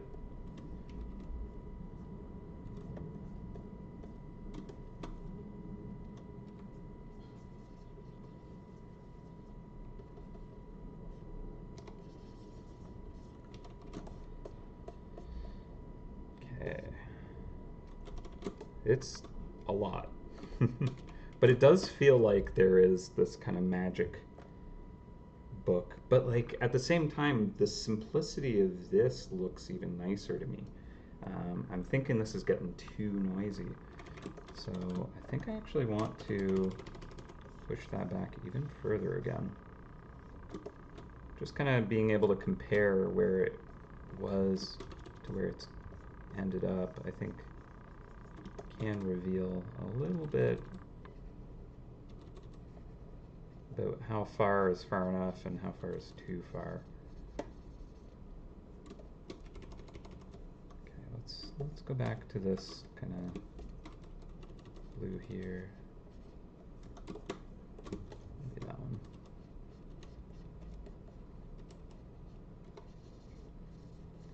Smudge that around a bit.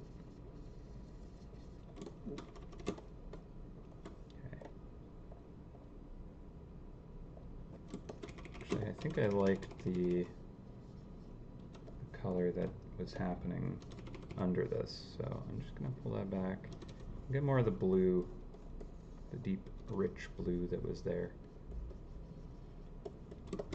Okay, I think that's better.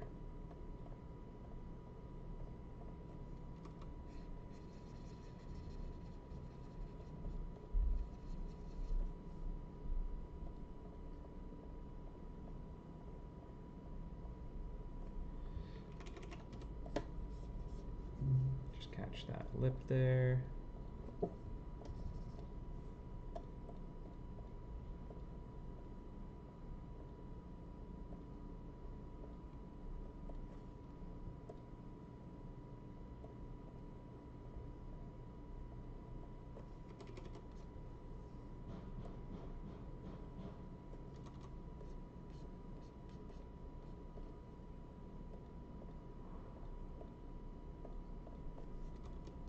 Pull this back even more here, or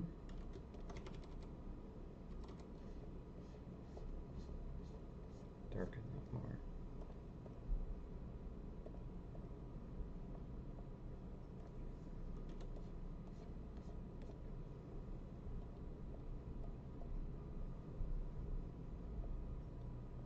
Okay, and that makes me want to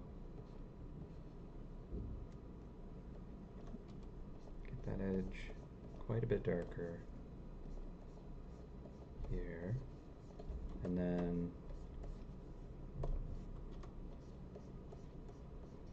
because yeah, I feel like the angle pointing down if that is kind of like reflecting the bottom layer against the ground, we would probably get like really rich, super saturated, like blues reflecting up if we wanted the light to be passing through and bouncing through. But instead, I think I want that to come out the far side, or rather the side closer to us on the left, and have the top looking down angle kind of like just absorb the light and just kind of bask it into a shadow. Also, just because it'll kind of like give us a little more structure to what we're looking at if we have that separation. So I'm going to lighten this side, and we'll give it this blue here, I think.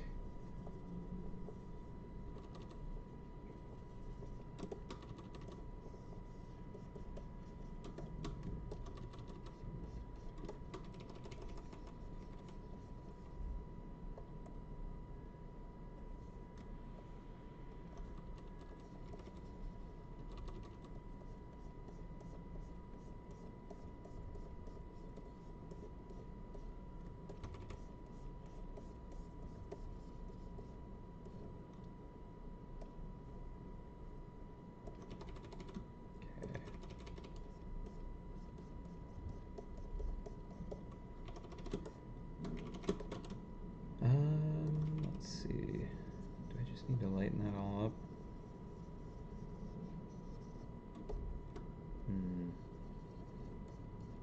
Mayhaps that is what it needed.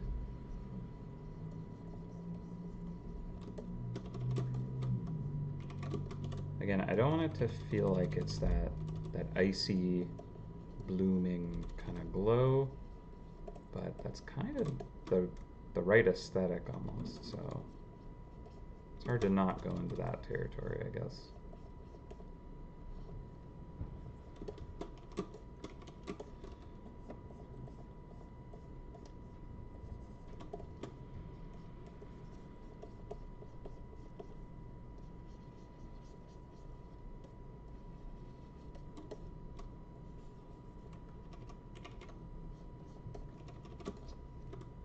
Okay.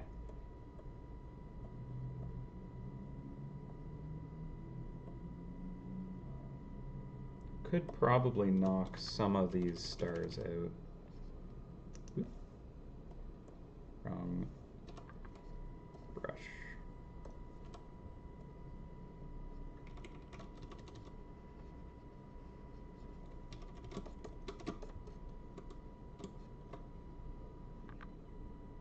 That's what I've had. Deep fried Mars bar, I have had that. Yeah. Ooh, Cosmic Kingbot skin with this base. Yes. That would be nice. Okay. Okay, I think I'm happy with the sapphire mostly. I think this far side, it looks like weird spiderweb window pane shadow, something like that. Not quite gem enough. So I'm going to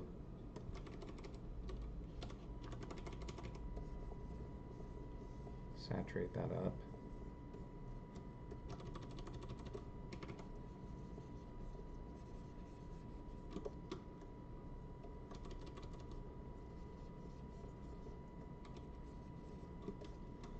I'm just gonna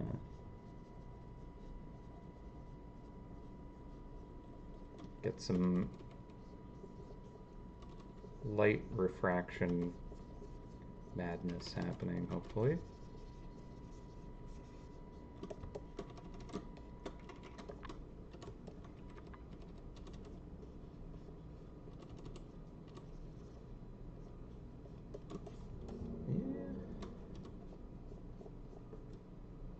Kind of like that purple. Pull that in a bit more.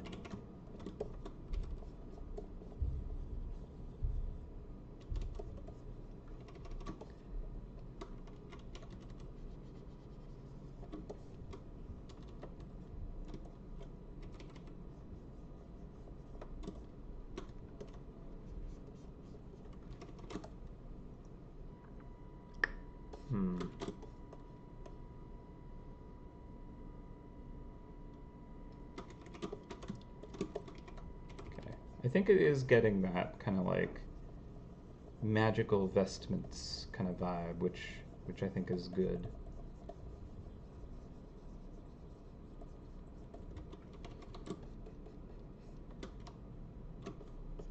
The other ones feel more kind of like, yeah, that's like a raw, powerful gemstone, gilded and sturdy, and you can kind of like build something beefy on that ornate thing. This feels just magic. Like it is like a part of a wizard's arsenal or something, you know. So I think that is definitely working on that front. Um,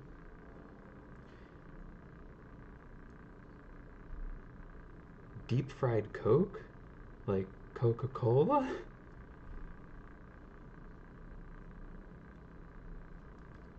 Yeah, we could get more glossy shine. You're right. It doesn't have that specularity that it should. So I agree with that. I think if I hit that on the surface, that should give us more of a like gem, nice polished gemstone.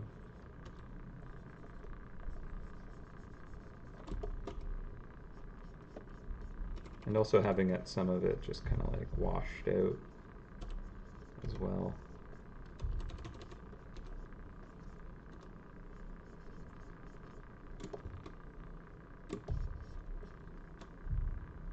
Oh yeah, beaver tail. That is very good. Some friends who like came to Canada a few years ago and had never had one. I was like, you got to go get one. Very important.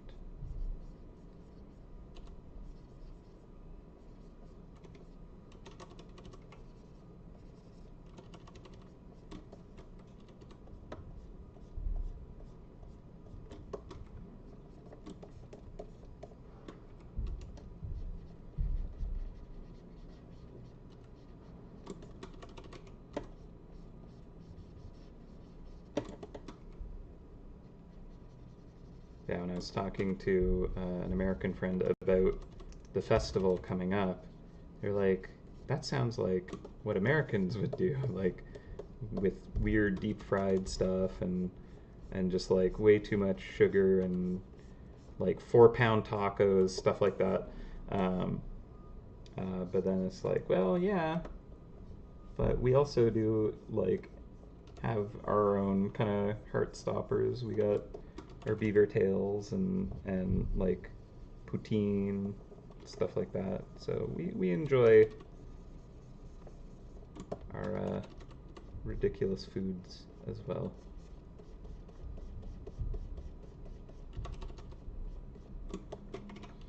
The food that is like for the sake of it existing almost. Not so much on the nutritional front.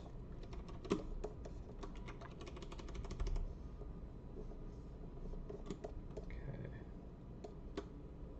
Yeah.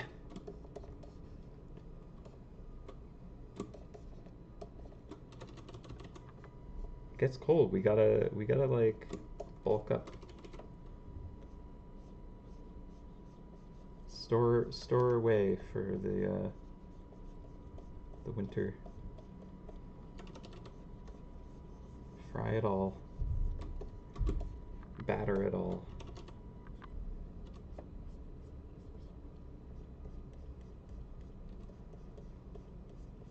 Okay, I could get like a little cut edge maybe around the corner here. I don't know if I want that. That's probably just an added distraction, to be honest, so I'll cut that out. Ooh. Oh, that'd be so good. The fireworks festival in Montreal, and like Montreal is just a really fun place to visit. I definitely want to go back. Really good food. Just fun to explore as well. Okay, so looking at this, I think I need to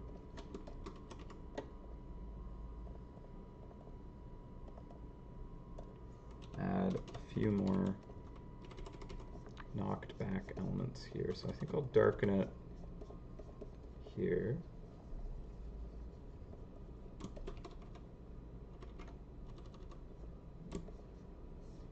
And up here.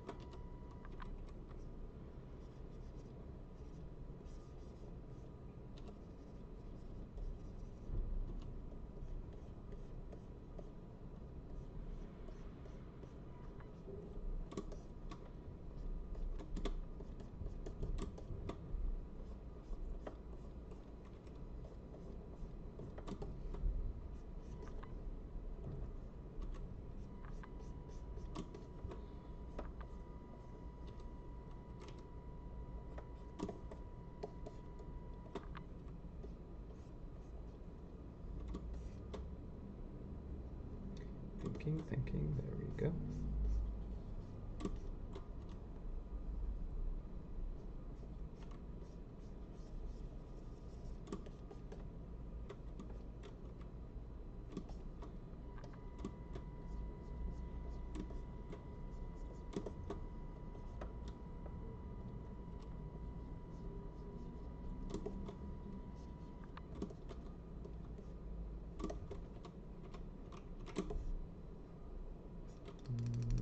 Those lines there.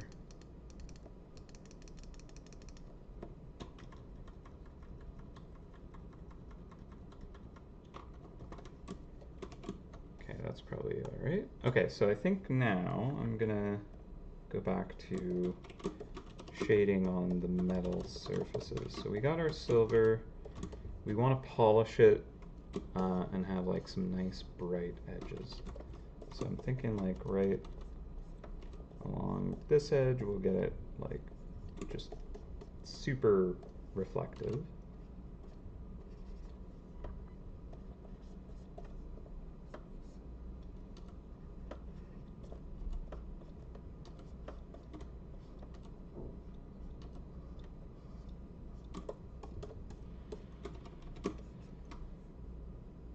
And technically, like, one way that this could potentially be done is the surface of the sapphire has like a relief cut, and then metal is kind of like inlaid inside of it, and then like it could be like sanded flush with the surface of the sapphire.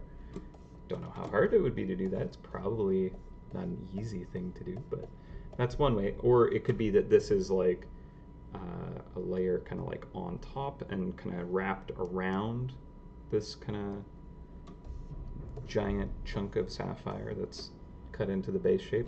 And that's kind of how I've been thinking about them, but the way that they're kind of illustrated, they do look like relief cuts into it.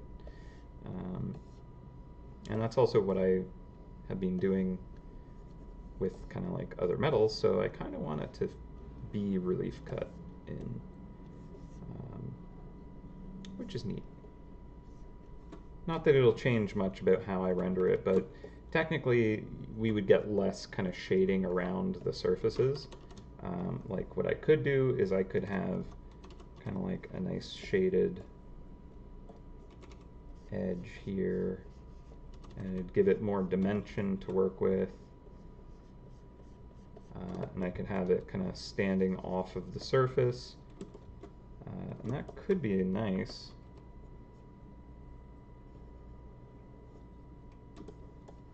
Also, I think I'll have these right here. Pass over the gold there again. Okay. Yeah, essentially I could have this like thickness to it, but if it's all like flush even, then I'd get less kind of like shading to kind of make this textural, it'd be like really very flush looking, which I think would look good and it would feel accurate, I think, to what we have going on. So that is kind of how I want to handle it.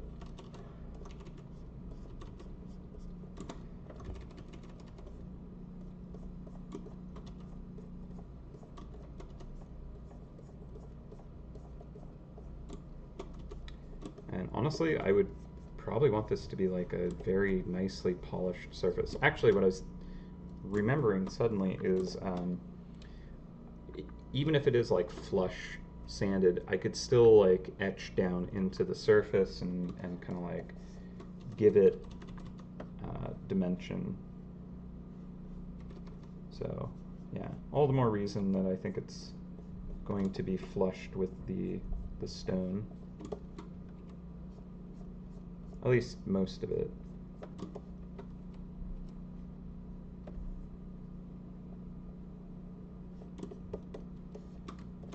Yeah, we can get some nice kind of embossed details kind of going on. And it doesn't need to be anything other than just kind of like lines and texture. Just to add to that. More little surfaces to catch the light, essentially.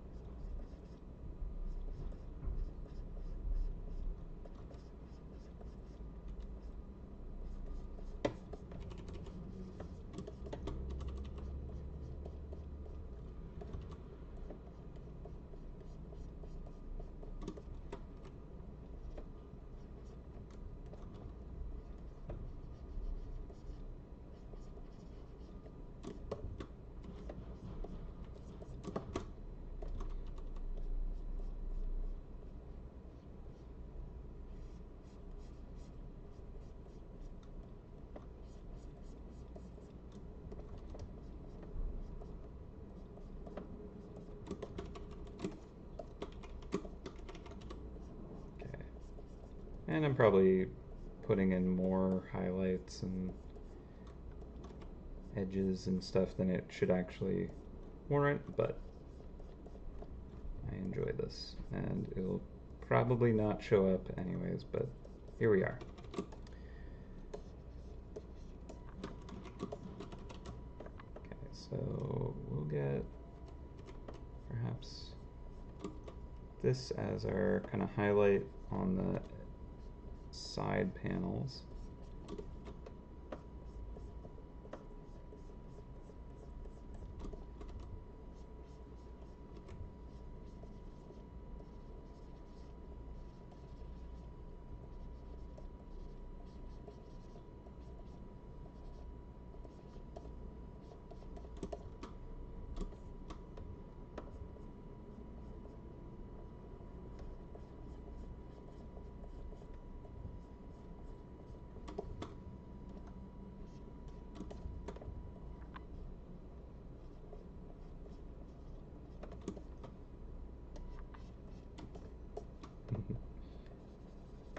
I'm glad that you're liking it.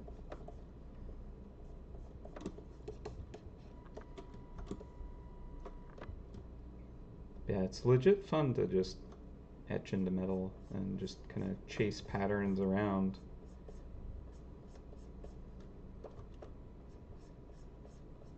I have a big axe that I'm still trying to figure out what I want to detail into it.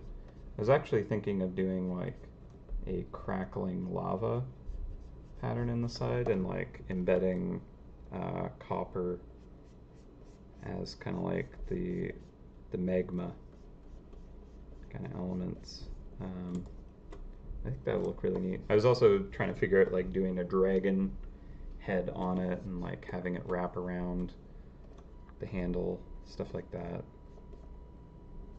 But I haven't figured it out yet, so I haven't actually begun that project, but I think it's one of those things where like once I start it, then I'll know what I want to do. And if I just kind of like keep humming and hawing, I'll never actually like get it started, you know, and like actually put something on it. So I just need to try stuff. I guess that's partially why people give the advice that like when you're learning a craft, don't start with like really good material that you'd be worried about messing it up. Because like I have spare axes that I'm happy to experiment on and try stuff and mess them up and like do stuff that doesn't work. But like my big axe, I only have one of them, and it was a little more expensive.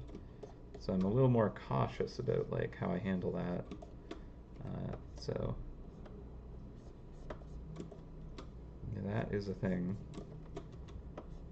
But I also got some leather recently, and I got like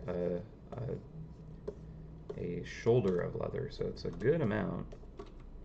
It's not just like the scrap bin finding like one or two pieces that are of a, you know, enough that I could make a sheath out of it kind of size. It's like an actual entire shoulder of a cow, so I actually have stuff that I feel like I can actually experiment with and try things and not like use up all of the material that I have. So that's exciting. It's also a like vegetan, which is kind of like different from the chromed leather that I've worked with in the past. So I need to learn a little bit more about that. But again, it's like enough material that I'm not as worried about messing it up, which is nice. I also got like a low grade hide for it too, because I don't know what I'm doing.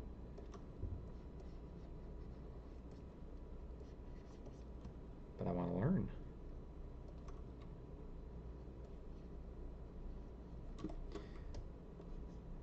Alright.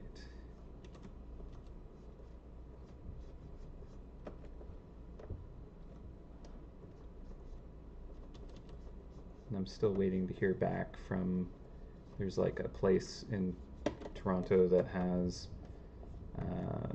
like a blacksmith shop where they do lessons, but there is a wait list and I still haven't heard anything from them, so might be a long wait list. I'd suspect that it probably is. So I don't know where else you can do that.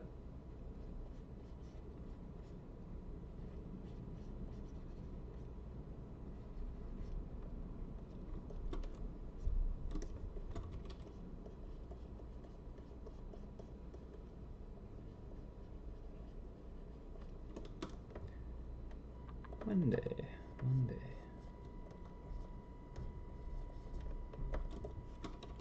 Okay, we are at a little past 4 o'clock. I think I'm getting close to being pretty content with the details in this. And you know, like we don't need to like go ham and just really overdo it, but it is fun. So I'm not complaining. But yeah, I just don't want to overdo it. There is definitely a level of overdoing details where it just becomes noise rather than adding to something, right? And that's actually a really like important balancing act that I'm not always the most sensitive to, because I just kind of get caught up and I'm like enjoying adding every single grain and texture that I possibly can, but it sometimes benefits it to keep it simple and clean. So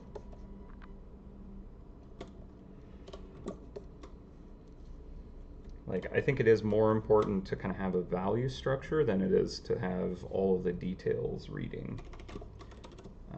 Stuff can kind of be mushy and unrefined, and if the values are really clean and grouped well, then it's going to like read well and look good, and your brain will fill in any details it wants to kind of finish the image and make sense of it. It's very good at that, actually.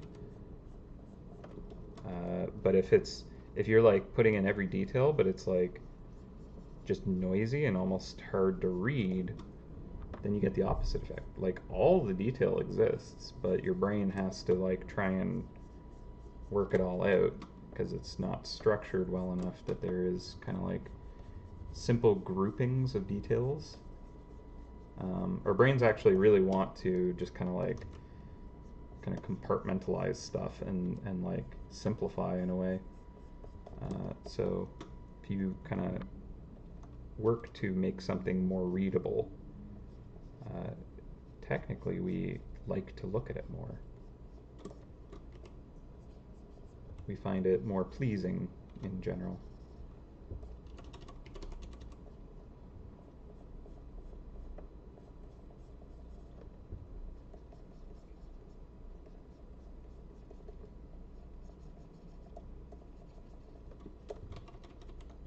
It doesn't necessarily feel the most silver right now.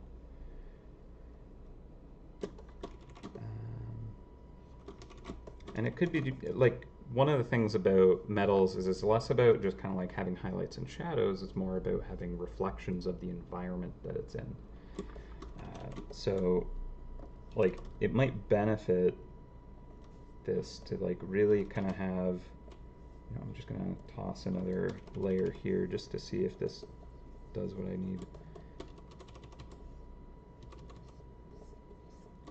Just to kind of be like, okay, what would this environment be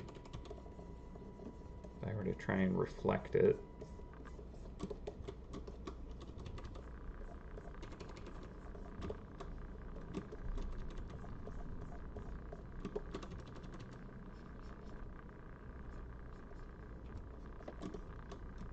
We get like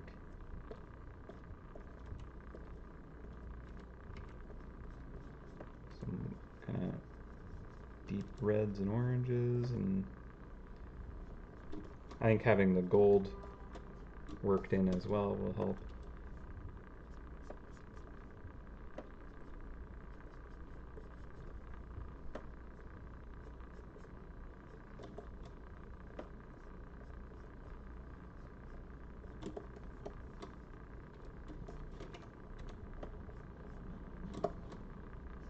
Is there enough texture here to have these kind of edges catching light? Maybe. And if so, maybe it's reflecting shadows as well.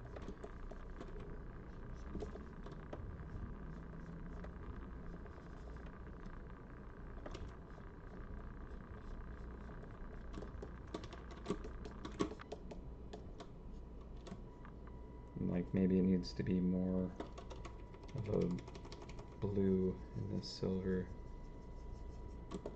There's different things to experiment with, but essentially if we want a metallic, we want to reflect the environment within the rules of that like metallic surface. So your metals will kind of like only reflect certain wavelengths essentially. Like gold is only going to be kind of giving you back the golden kind of range of colors, and metals have different kind of interesting specular ranges. Like you can get like greens and stuff in gold, but I don't remember all of them, but it can be an interesting range.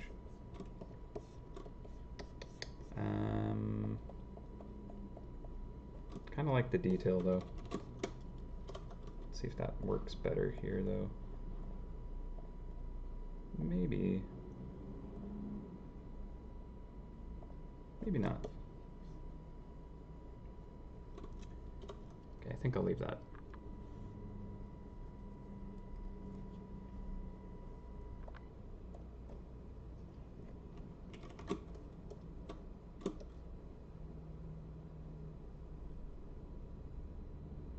gray blob.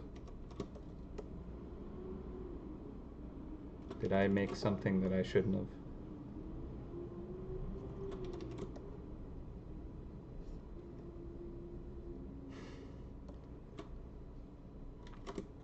Wouldn't be the first time I've like accidentally created something. Purpley gray blob. Oh, this. That's kind of more purple than the rest, isn't it? If that's what you're talking about. Let's get that more sapphire. Okay, cool. I was like, oh no, did I like accidentally create a pattern that looks inappropriate?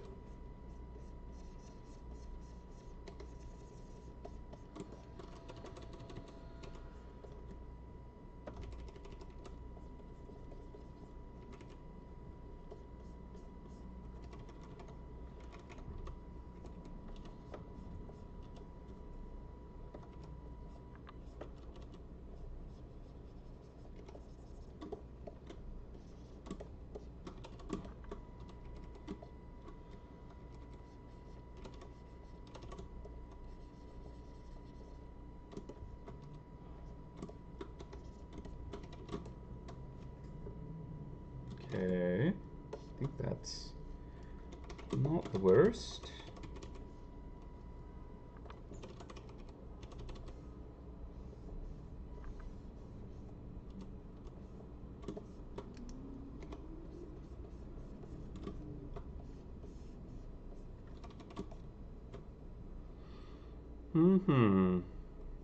Okay, let's see. Anything else that I really think...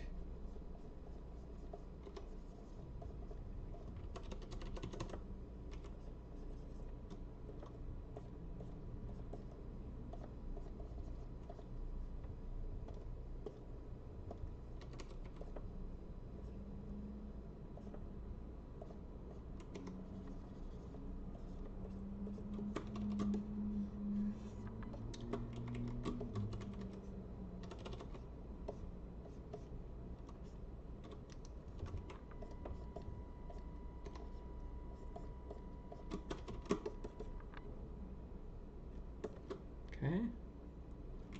I mean, we could potentially have a little bit of texture to this.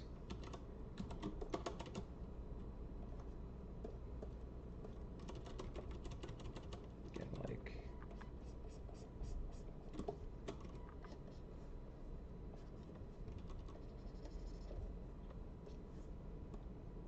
really kind of rich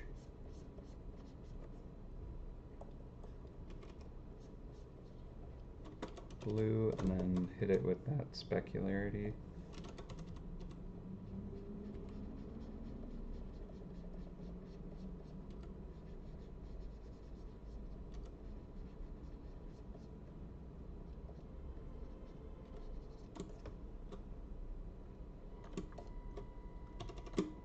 Mesmerizing moon gem refractor base.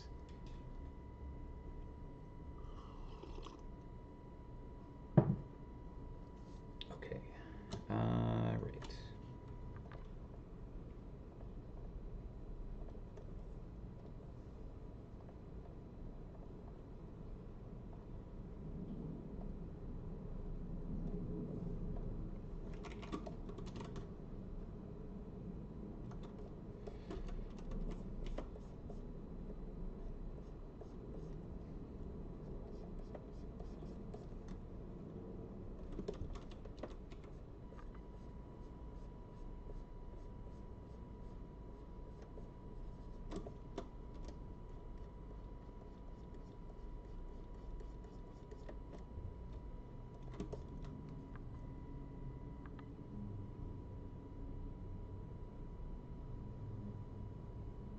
Yeah, actually, I think either you or someone else mentioned that earlier about having kind of like the the the sun moon area kind of like have a bit of a concentrated glow to it that kind of is seeping into the base. I think that's a good idea. So let's see, how do I want to try that? Definitely think it could look nice. needs to be below this. So I could do it right here. So let's get like just a nice gold. And we'll try first with just like a really soft edged.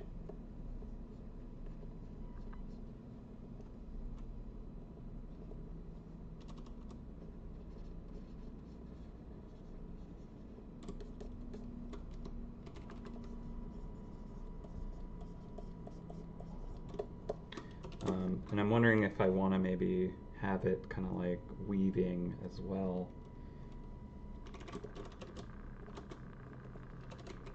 So give it kind of like a similar.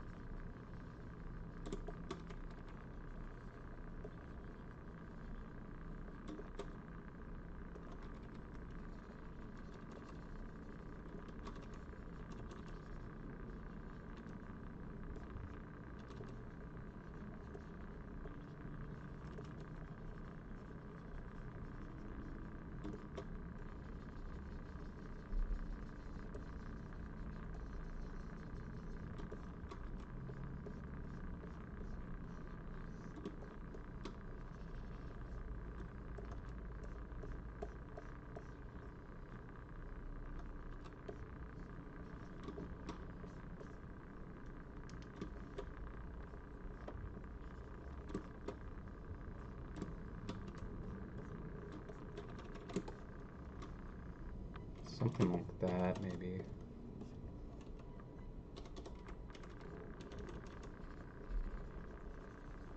And then I think if I make the rays kind of like a darker gold against these, that might work.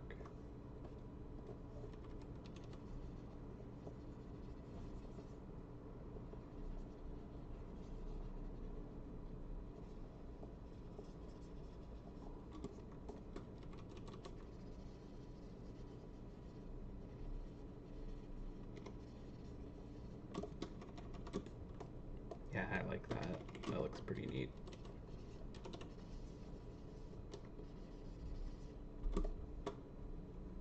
Okay, let's enrichen the gold in general. So you are that one.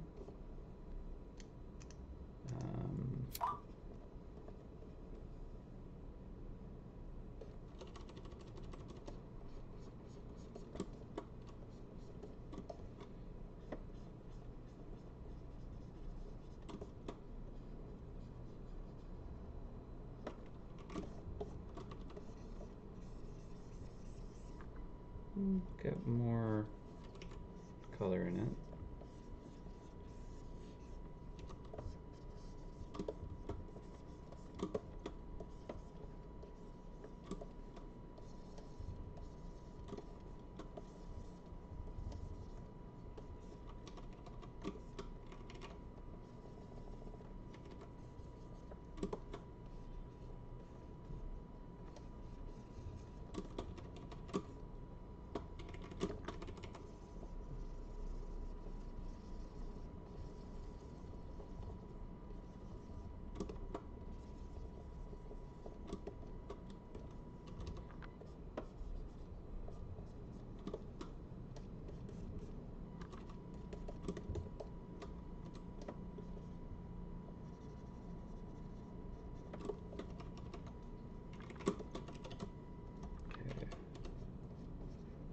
Don't want to lose that it's gold too much.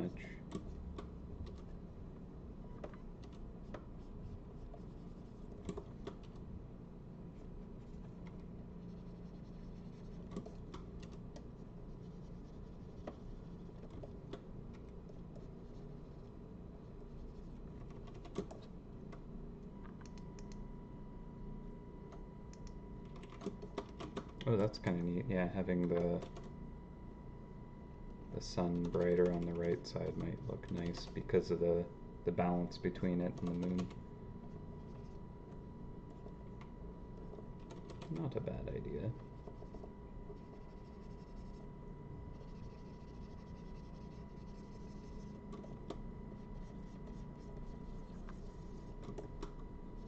course, you might be referring to the the off glow, which could also be adjusted to do that.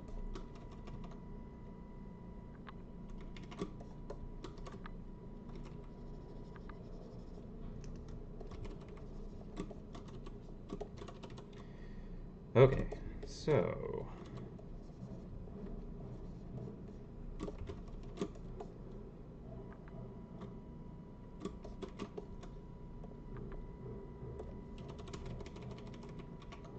I think I will actually erase some of the glow immediately behind the moon.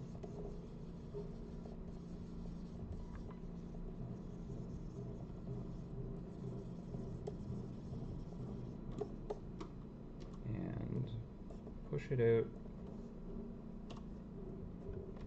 on the right side a bit more.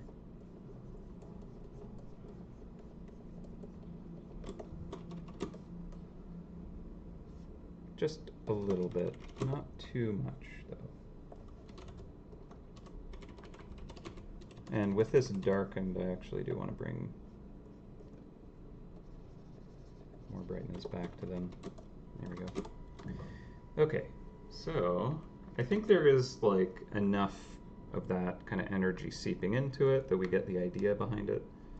I don't want it to be overstated either, so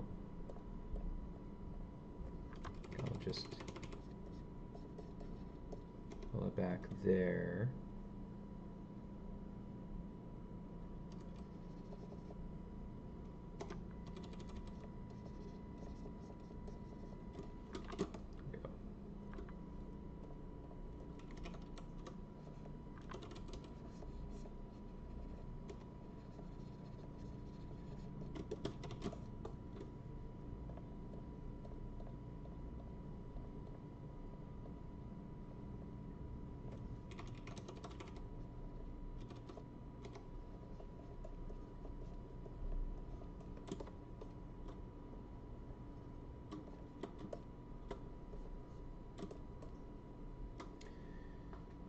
Cool.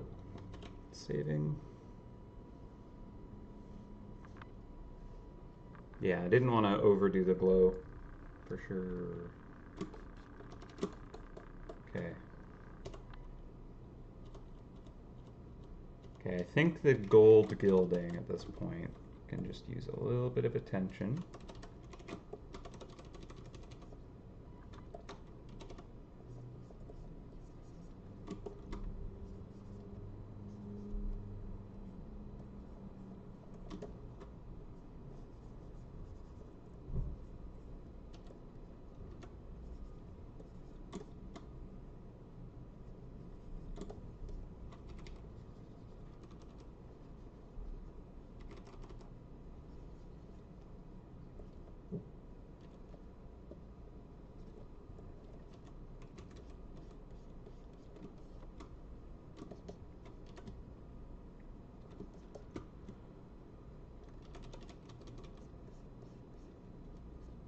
And I'm like, do I just want to get some details carved into it, maybe?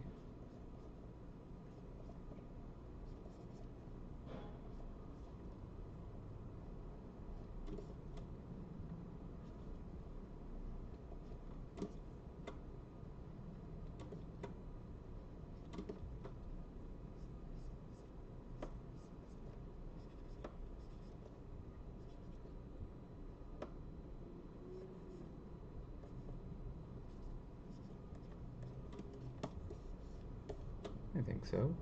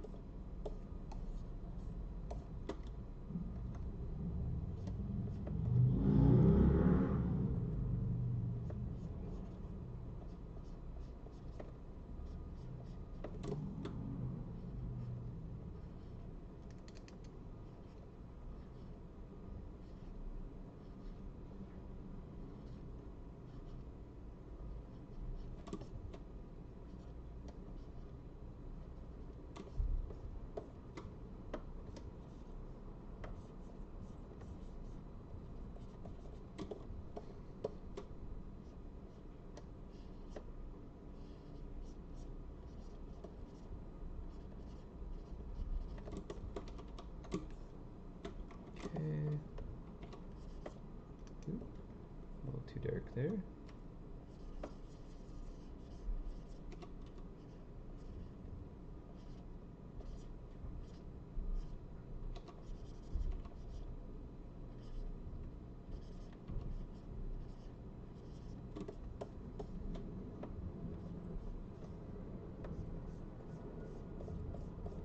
Alright, and then now that I have some shadows, I can kind of hit with some highlights.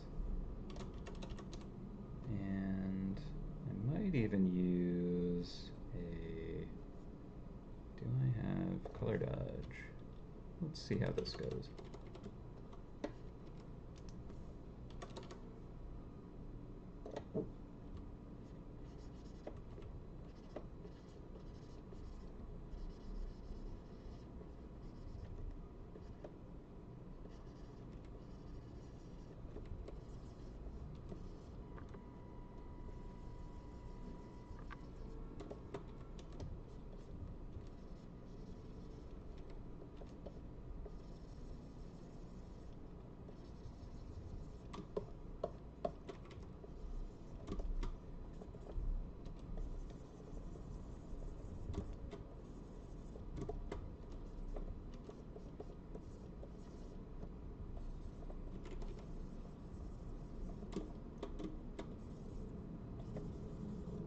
Color dodge is such a, like, metallic hack.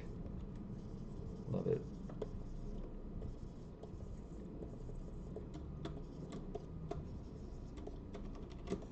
Can just really, like, bring out some interesting colors in the shadows and reflections that you have going. I should probably even hit it on the silver here, so let's even get like a nice blue. Let's do this as a color dodge layer. Would it be better to do a glow dodge?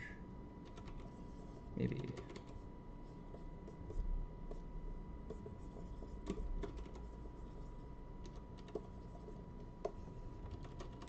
Let's try just color dodge.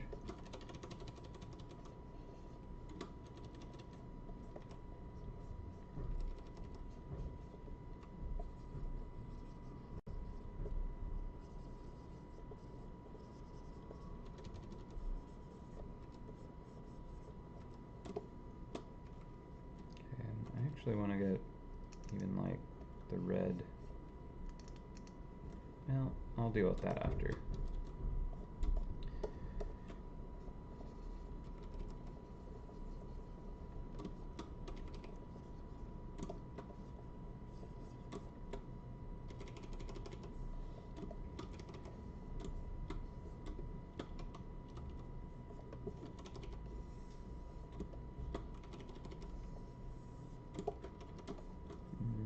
Pull that all back. So it just gives a little more of a kind of color grade to it.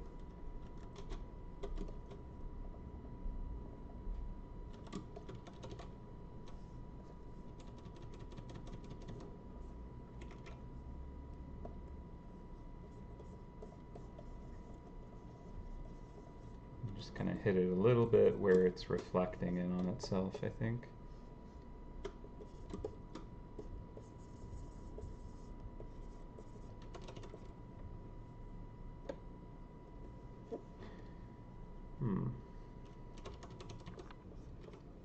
Maybe this.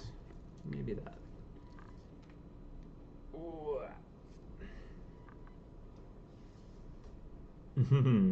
Yeah, you combine all them together to get your diamond, maybe.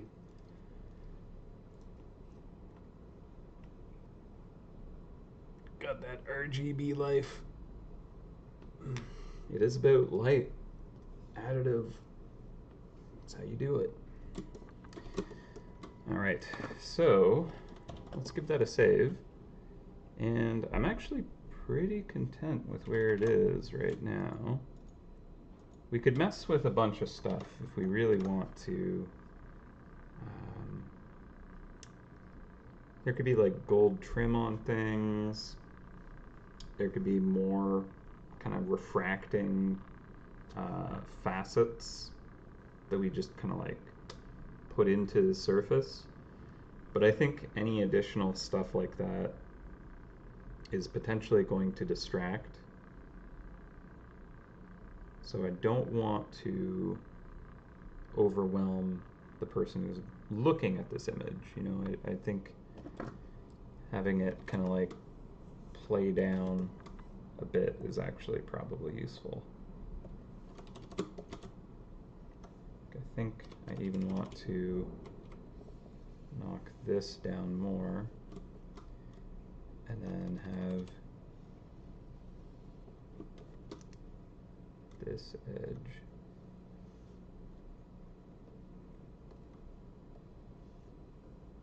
played up a little bit.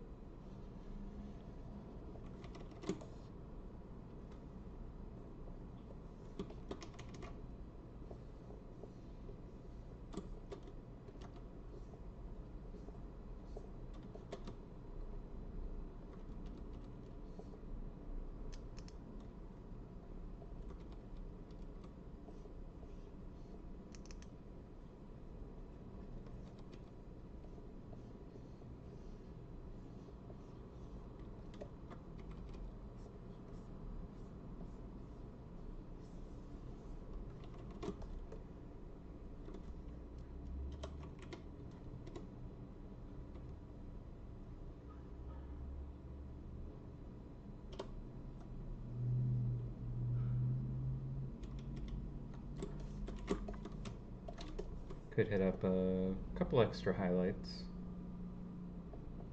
on the gold here.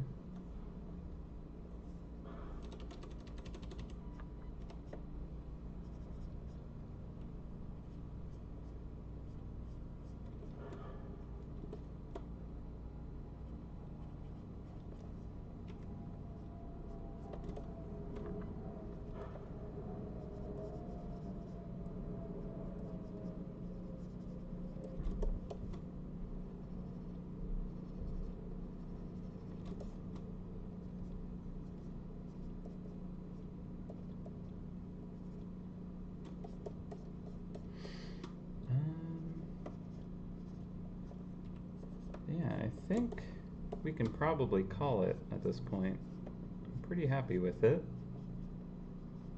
Let me know if there's anything that you think needs tweaking. If you'd like to see me try something with anything in here, I'd be happy to experiment. That's how it goes. But otherwise,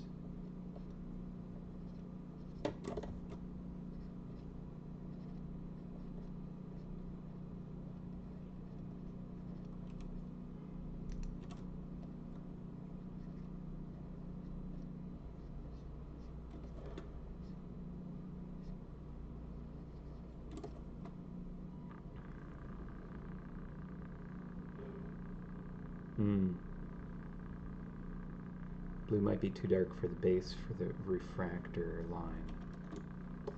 I mean, maybe. Like, I did pull down a lot of the, like, that light bouncing around internally, right? Because I wanted it to kind of have that night kind of sky feel. So we could play with trying to bring a little more of that refractor vibe to it. And it's a good point. I think you are right that it doesn't quite match that title. So I'm going to do a new layer just so that in case we're like, it's just too much. One thing that could be done is I could try darkening the metal and just like play up the brightness of the base if we want. That could be something to try.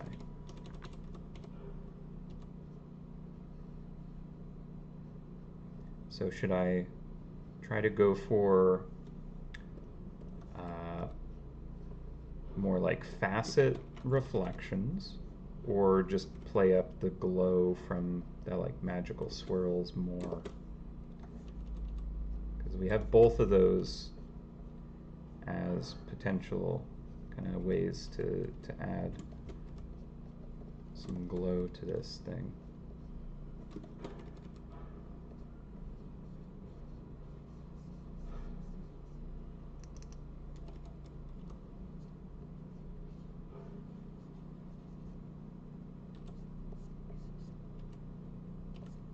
And if you disagree with kind of thinking it needs to be brighter and stuff, then, you know, I think that's definitely fair as well. Like, I think it'll read better if it isn't brighter, but it could be a worthy challenge to make it read well with additional kind of specularity and refracting, because then it matches its title a bit better.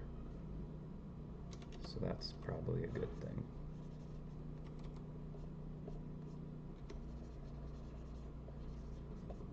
And it wouldn't be a Feedback Friday if it wasn't like extra challenging for me to just kind of make work, you know?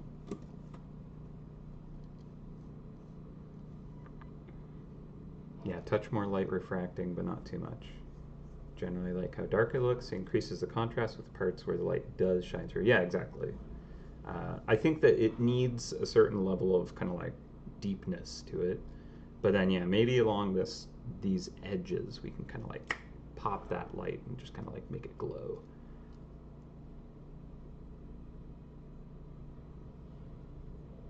Maybe even have the orange/silver refractions. Maybe. Less lines, more difference. Like less of these kinds of kind of weaving through it, and just kind of have more of that in the glow in general. That could be a thing.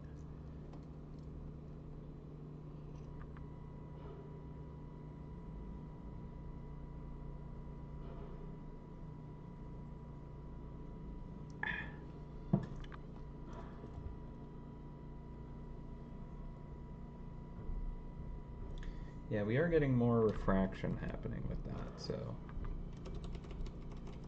I think you're right. As long as it feels balanced, I'm cool with slamming as much like light bending madness as we can. My concern comes down to, is it going to be really hard to read? And that can happen very quickly. But if we're sensitive with it, I think we can pull it off.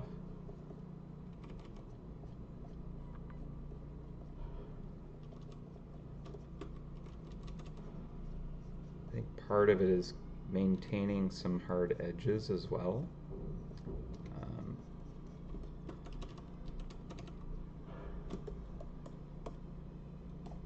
Like, something that does work well is this kind of chaos pattern.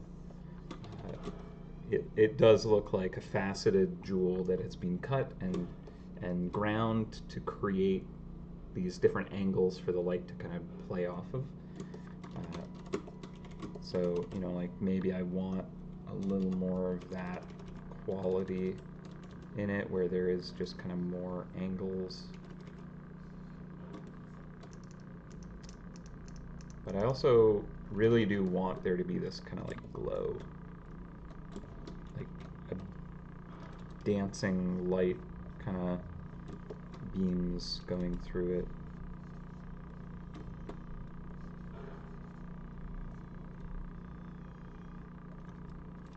It's a challenge. There is a very weird squeaky construction noise out there. Of course, the moment I mention it, it stops.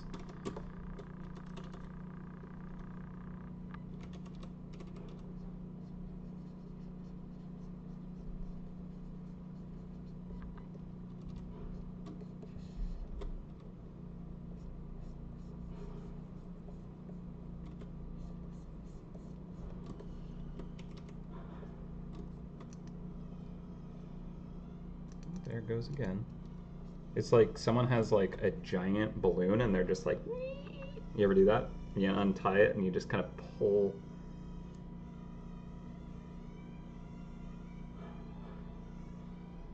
There's something with a very tight tolerance being twisted in something else.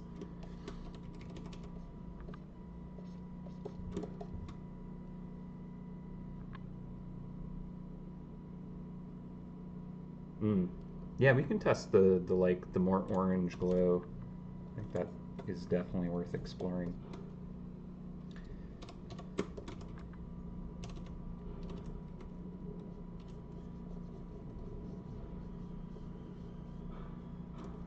Just to kind of like expand that kind of range.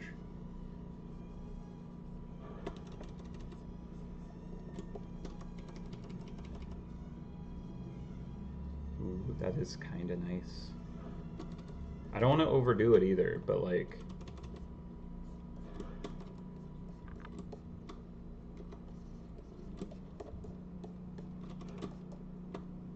we kind of get away from the sapphire maybe a little bit, but it also looks pretty. So I do want that.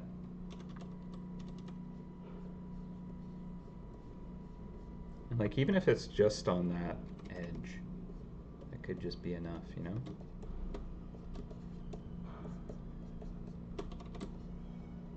Plus I don't want it to feel like it's entirely this kind of night shadowy kind of vibe. Like I like the idea of there being more of this kind of sun beam glow.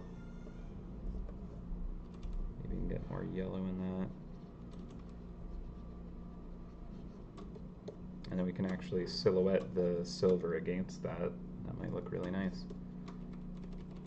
Yeah. Just get even more refraction glow happening there.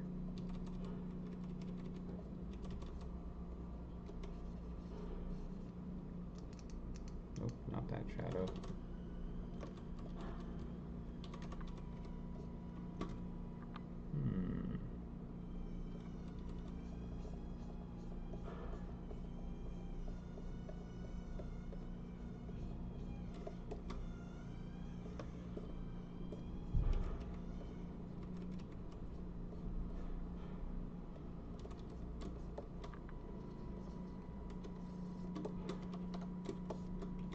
Okay, now I really want to just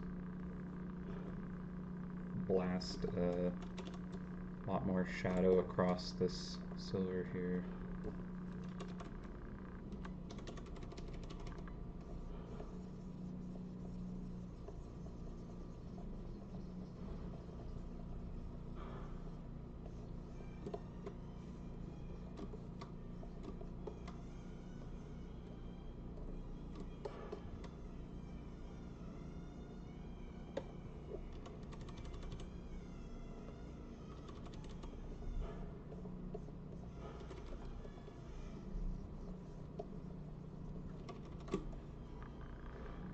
I mean, I feel like we're losing legibility with this tweak.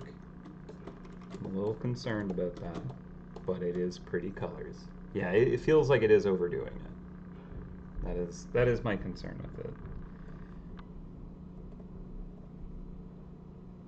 I do like it though. It is kind of pretty, but like we're reaching that territory of like, okay, we're losing the read here. Like that's getting blasted out. And there's some really good detail that I like in there. But the color range is quite pretty. Yeah, don't overdo it. You can always pull it back.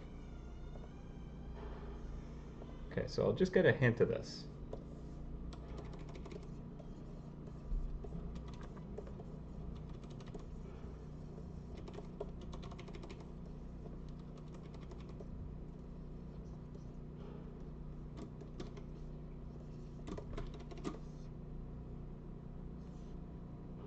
I suppose actually if I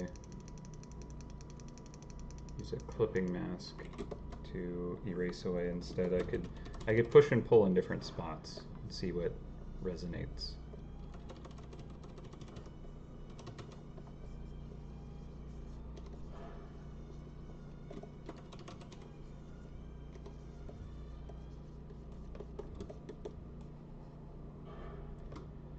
I do think that the silver could have more shadow to it, though.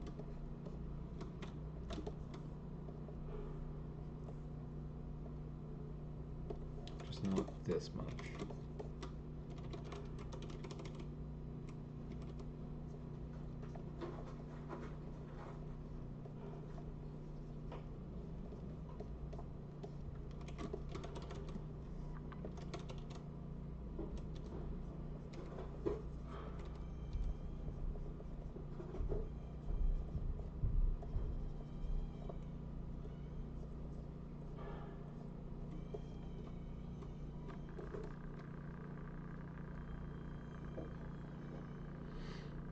Yeah, I think doing the different colors too much very quickly can get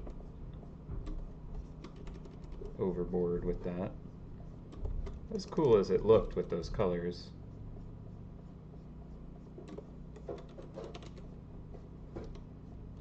Pika doing her box art.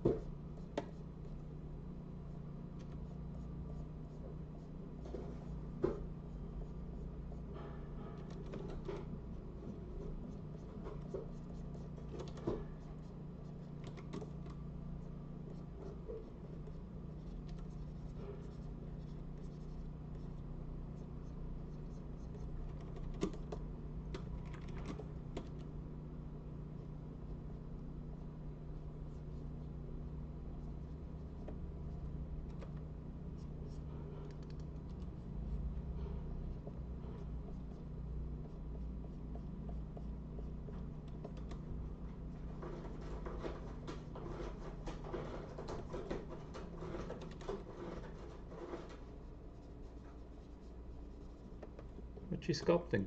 Hmm?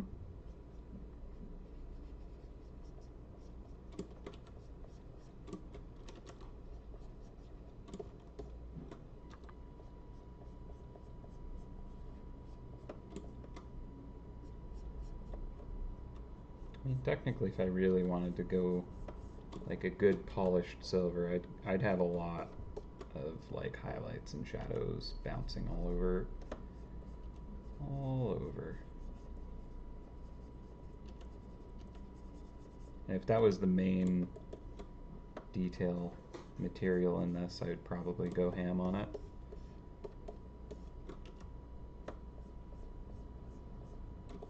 But you know, it part of it is like, are we kind of rounding the surfaces? What are we imagining this atmosphere or the scene has in it? Is there like big shadows that it's reflecting? Silhouette, like the horizon with like mountains casting a giant shadow. Who knows, right? Okay. Are we too bright in here? We got this like nebula going, and we enhanced it in a couple of spots. Maybe we do a little trade where here I like it in most of the areas, but maybe we make room down here for it, right? Like make way for that. We'll knock that back just a bit more, but like still kind of capturing those warms.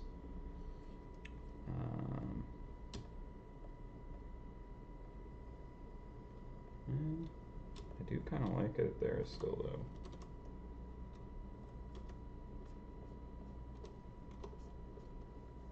Just like a little hint of it.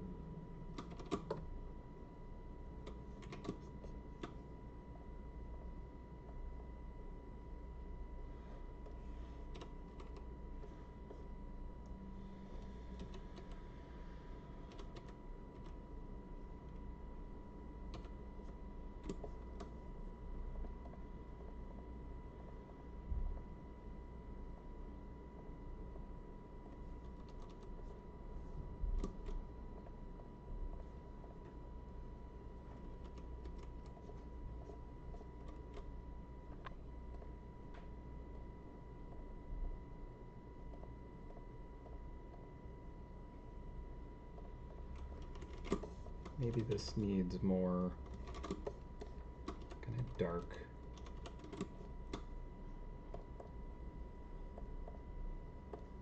Just kind of blast of value here. Might need to be on this layer.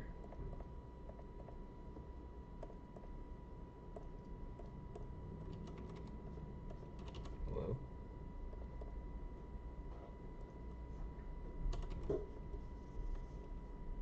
Okay, I guess it needs to be on this layer. No? Alright. Ah, I see. This layer.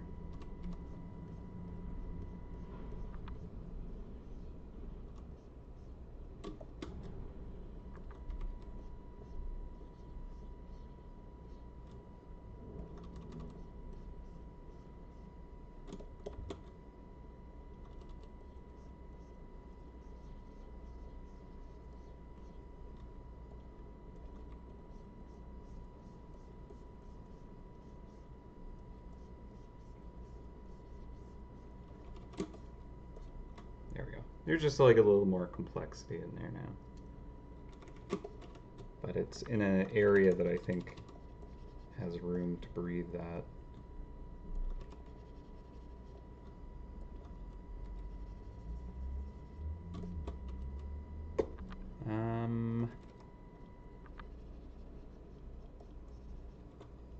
Okay, let's see. Again, I don't want to push it any further than it'll allow, but I do want to push it right up to that edge. So do we think that there is enough refraction for it to kind of match what it states it is, you know? Is this appropriate for its title?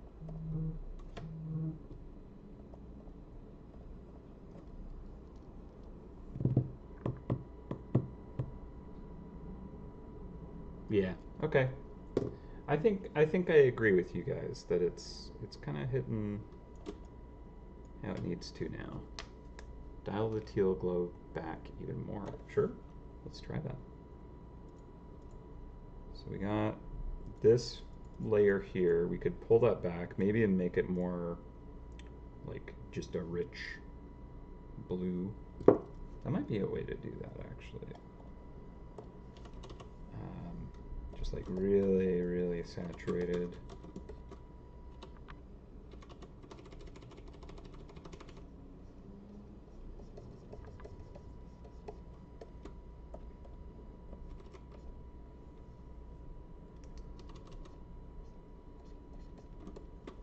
Because I still want it to be a sapphire, you know? Get that, like, incredibly strong, deep blue.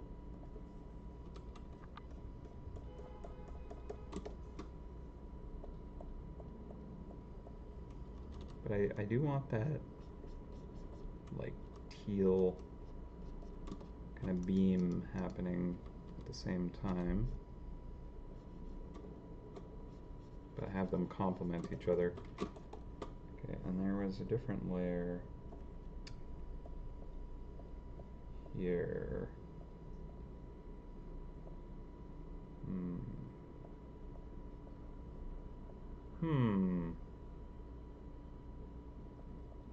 You know what?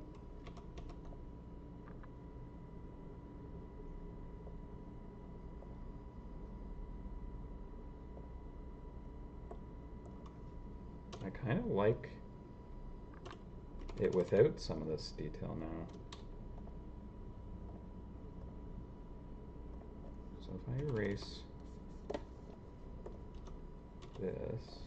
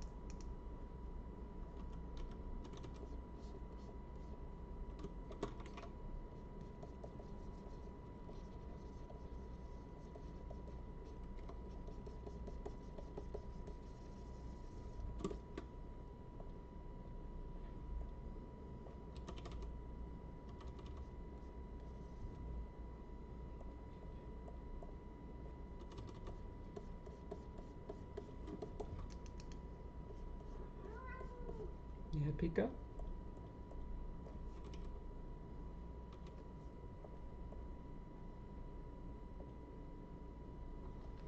Hey. How you doing, girl? You want to be on camera too? You don't come on to stream as much. This is Pika.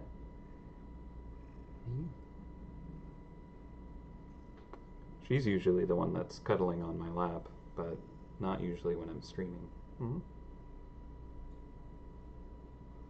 Boop, boop, boop.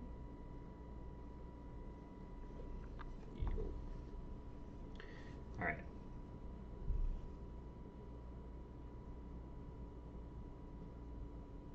Yeah, yeah. No, the that kind of like um, that stretched hex definitely is more pronounced because these I kind of like when I was thinking about how I want to do the metal overlay. It just kind of like I'm just like, well, the shapes are not actually interacting in any sensible way. It doesn't really work for me anymore. Uh, so I just wanted to make that make more sense ultimately. Uh, it is really deep cut, like it's very pronounced, and technically we would potentially have different lighting happening because of that all over the place. Hi. Yeah, you're very sweet. Um, and there's definitely like stuff I could still experiment with to try and push that, but I think we're probably reaching the limit today. And I'm pretty content with where we got. So.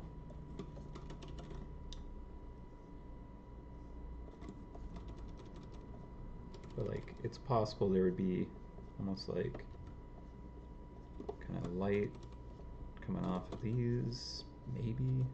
I have to think about it. I don't think maybe that's accurate.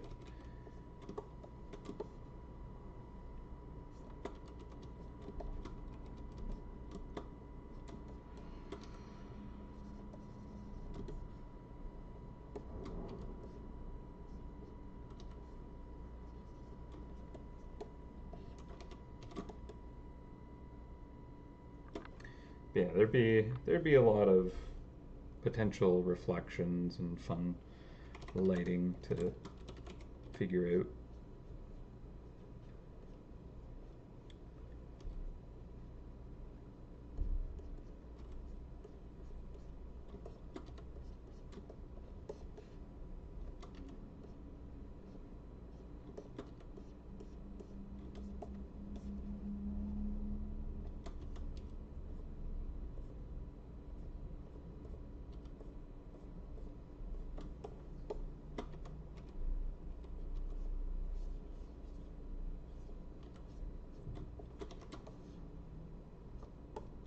Okay.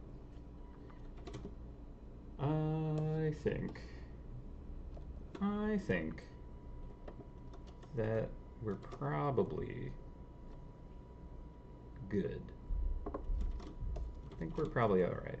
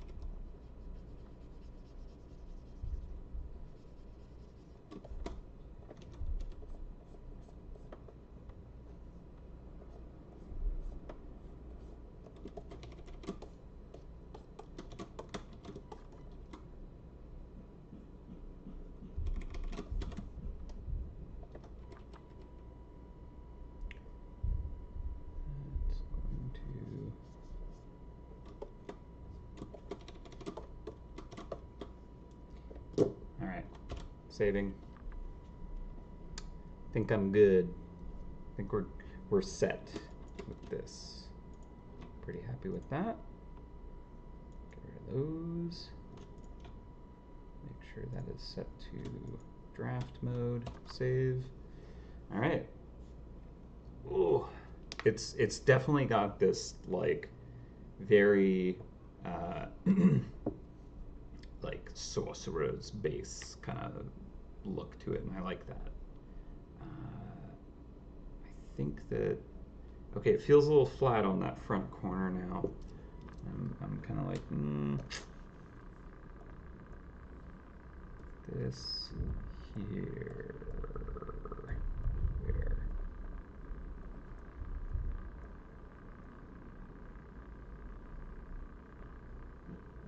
Huh.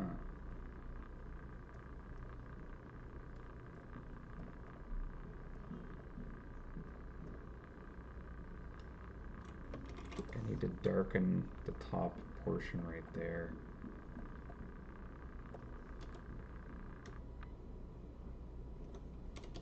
Even if it's just a little here on this edge.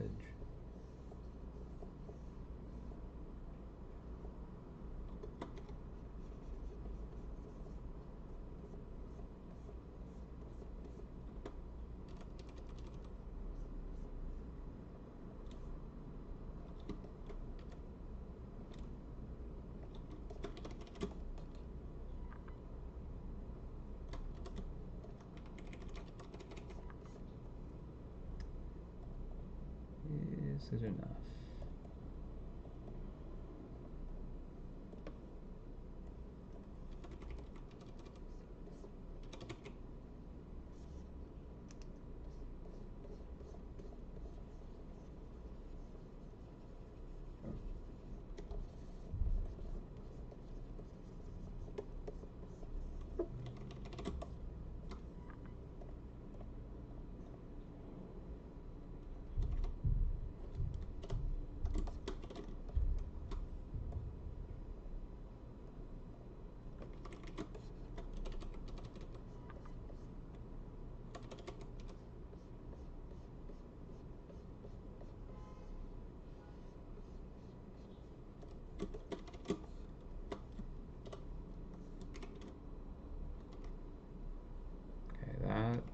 Is enough there. Okay.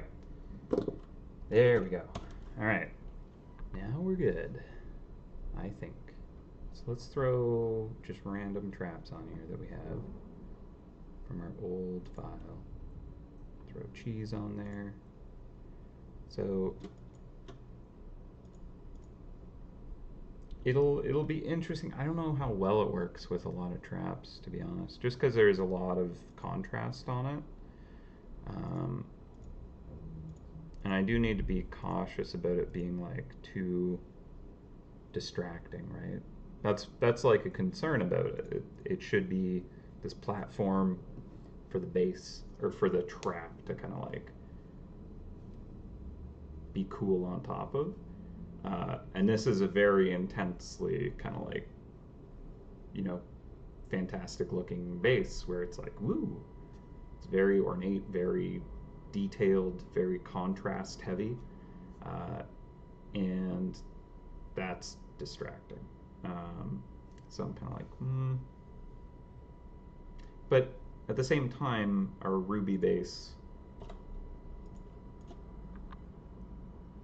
has a certain level of kind of like burst to it as well.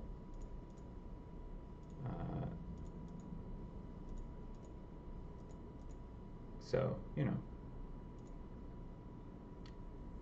this is maybe a little better than in terms of kind of just how much it's grabbing for your attention. You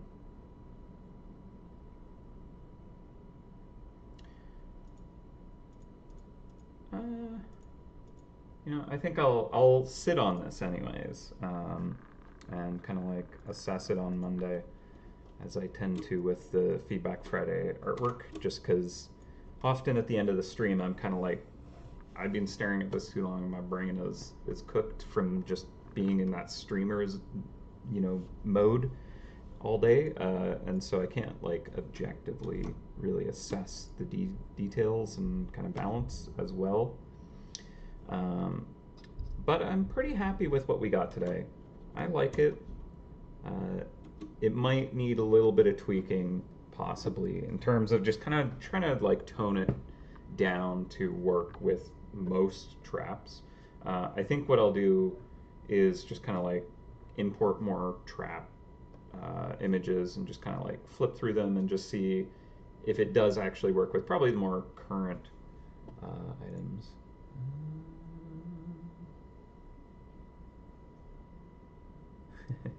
Nice. Awesome. But yeah, so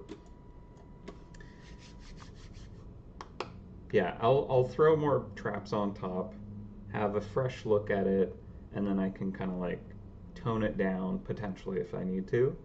Uh, but as a standalone piece, I like it a lot. I think it's very magical feeling, very kind of like uh, pretty, and it was fun to work on. So that I think is a good place for it to be at the moment. Uh, and yeah, like I think the art team and other people working on this release might have some ideas on kind of like, oh, maybe it should actually like convey these things better.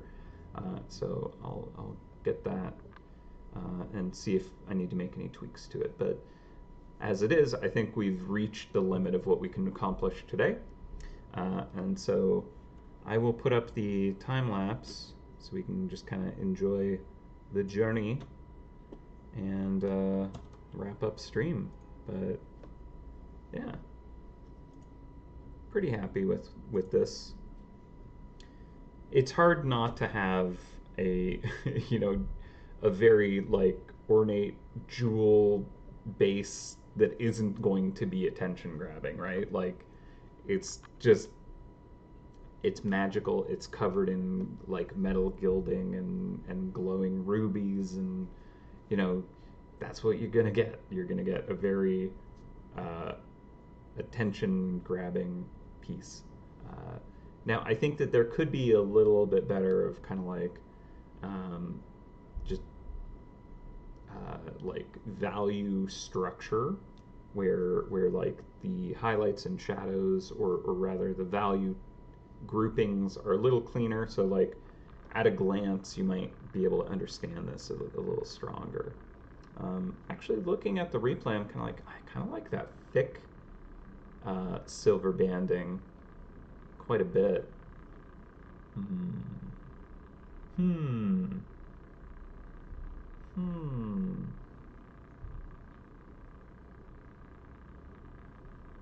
Like I like the thin wiry stuff, but like some of it feels a little too floaty perhaps, and like a nice thicker kind of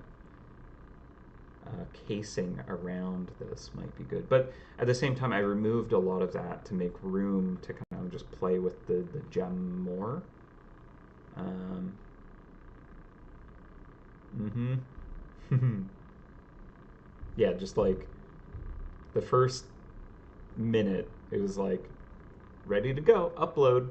Just throw a couple of color like overlays. That's almost what I did for the Ruby. Like I did repaint quite a bit of it, but much less than I have today, obviously.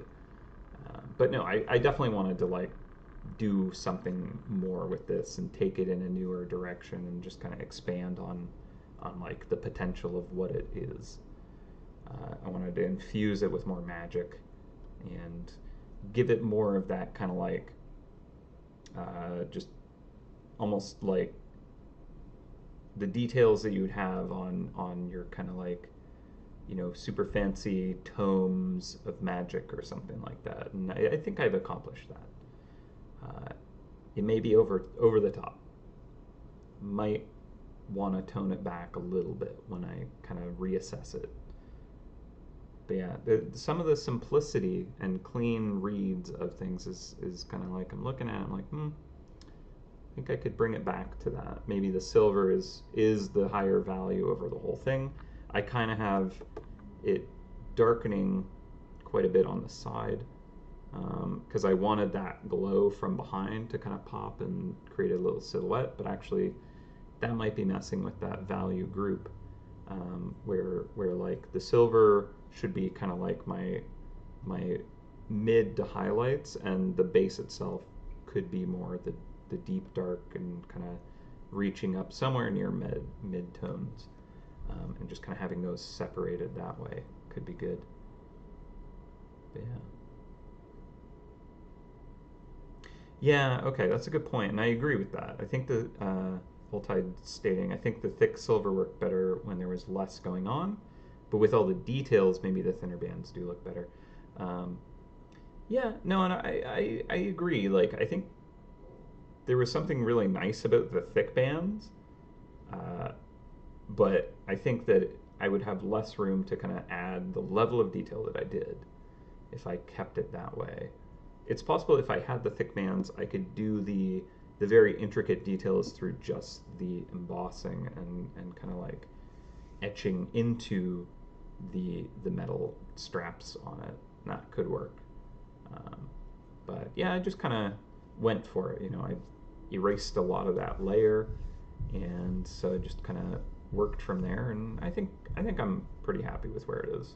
But again, like I'll take a good fresh look at it next week, and then I'll be able to know, kind of like, okay, looking at all the other versions of it, I think maybe I'll have that thicker. Maybe I'll lighten up the metal overall, darken areas of the base, lighten areas of the base. Who knows? But yeah, maybe it's just a case of like there's too much contrast, and maybe I want things to kind of like fall out of kind of, you know, yeah, actually I just lightened it there. I like that. But it is on a darker backdrop now. So,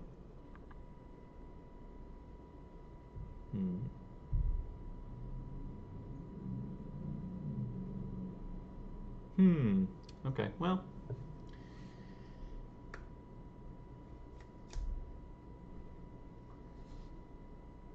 it's interesting. It's gone through a lot of different stages, and I'm kind of like expecting it to replay and then be like, I like that version. And then be like, what have I done over the past 5 hours? 6, I guess 5 working hours. I don't know. Yeah, I'm really interested to see it at the start again now.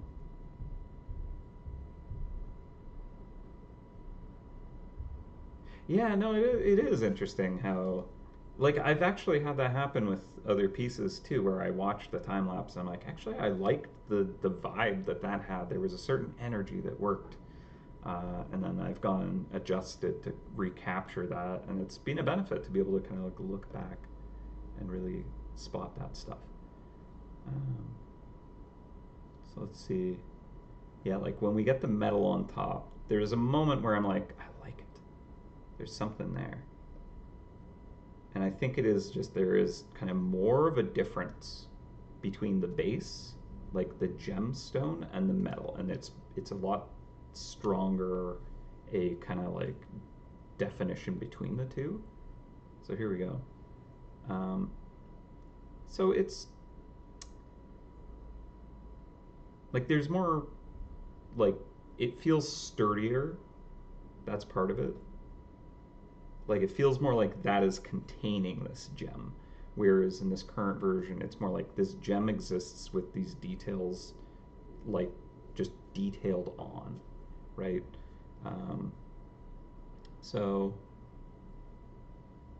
yeah, it might be a case where I just come back and I just add some thickness around the base to kind of seat it and lock it all in, and that might do it. Or I'll come back and I'll be like, nah, I like this really wire thin intricacy. It's nice. But yeah, I think that's gonna do it.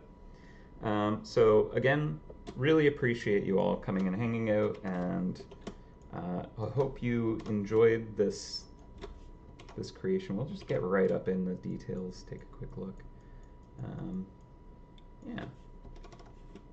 So, thank you for joining me on Feedback Friday Art Edition. It was a time. I enjoyed, and I hope you did too. I believe it will probably be Dave next week. If not, I'll see you then. But yeah, I hope you all have a awesome weekend. I'm gonna eat ridiculously bad food that I will love because it's things that shouldn't taste like dill pickle that will taste like dill pickle, and I'm very hype about that. So, so I'm looking forward to that. But yeah, everyone, I hope you enjoyed, and I hope you take care of yourselves. I hope you take care of each other. And until I see you again, happy hunting. Bye for now. Bye-bye.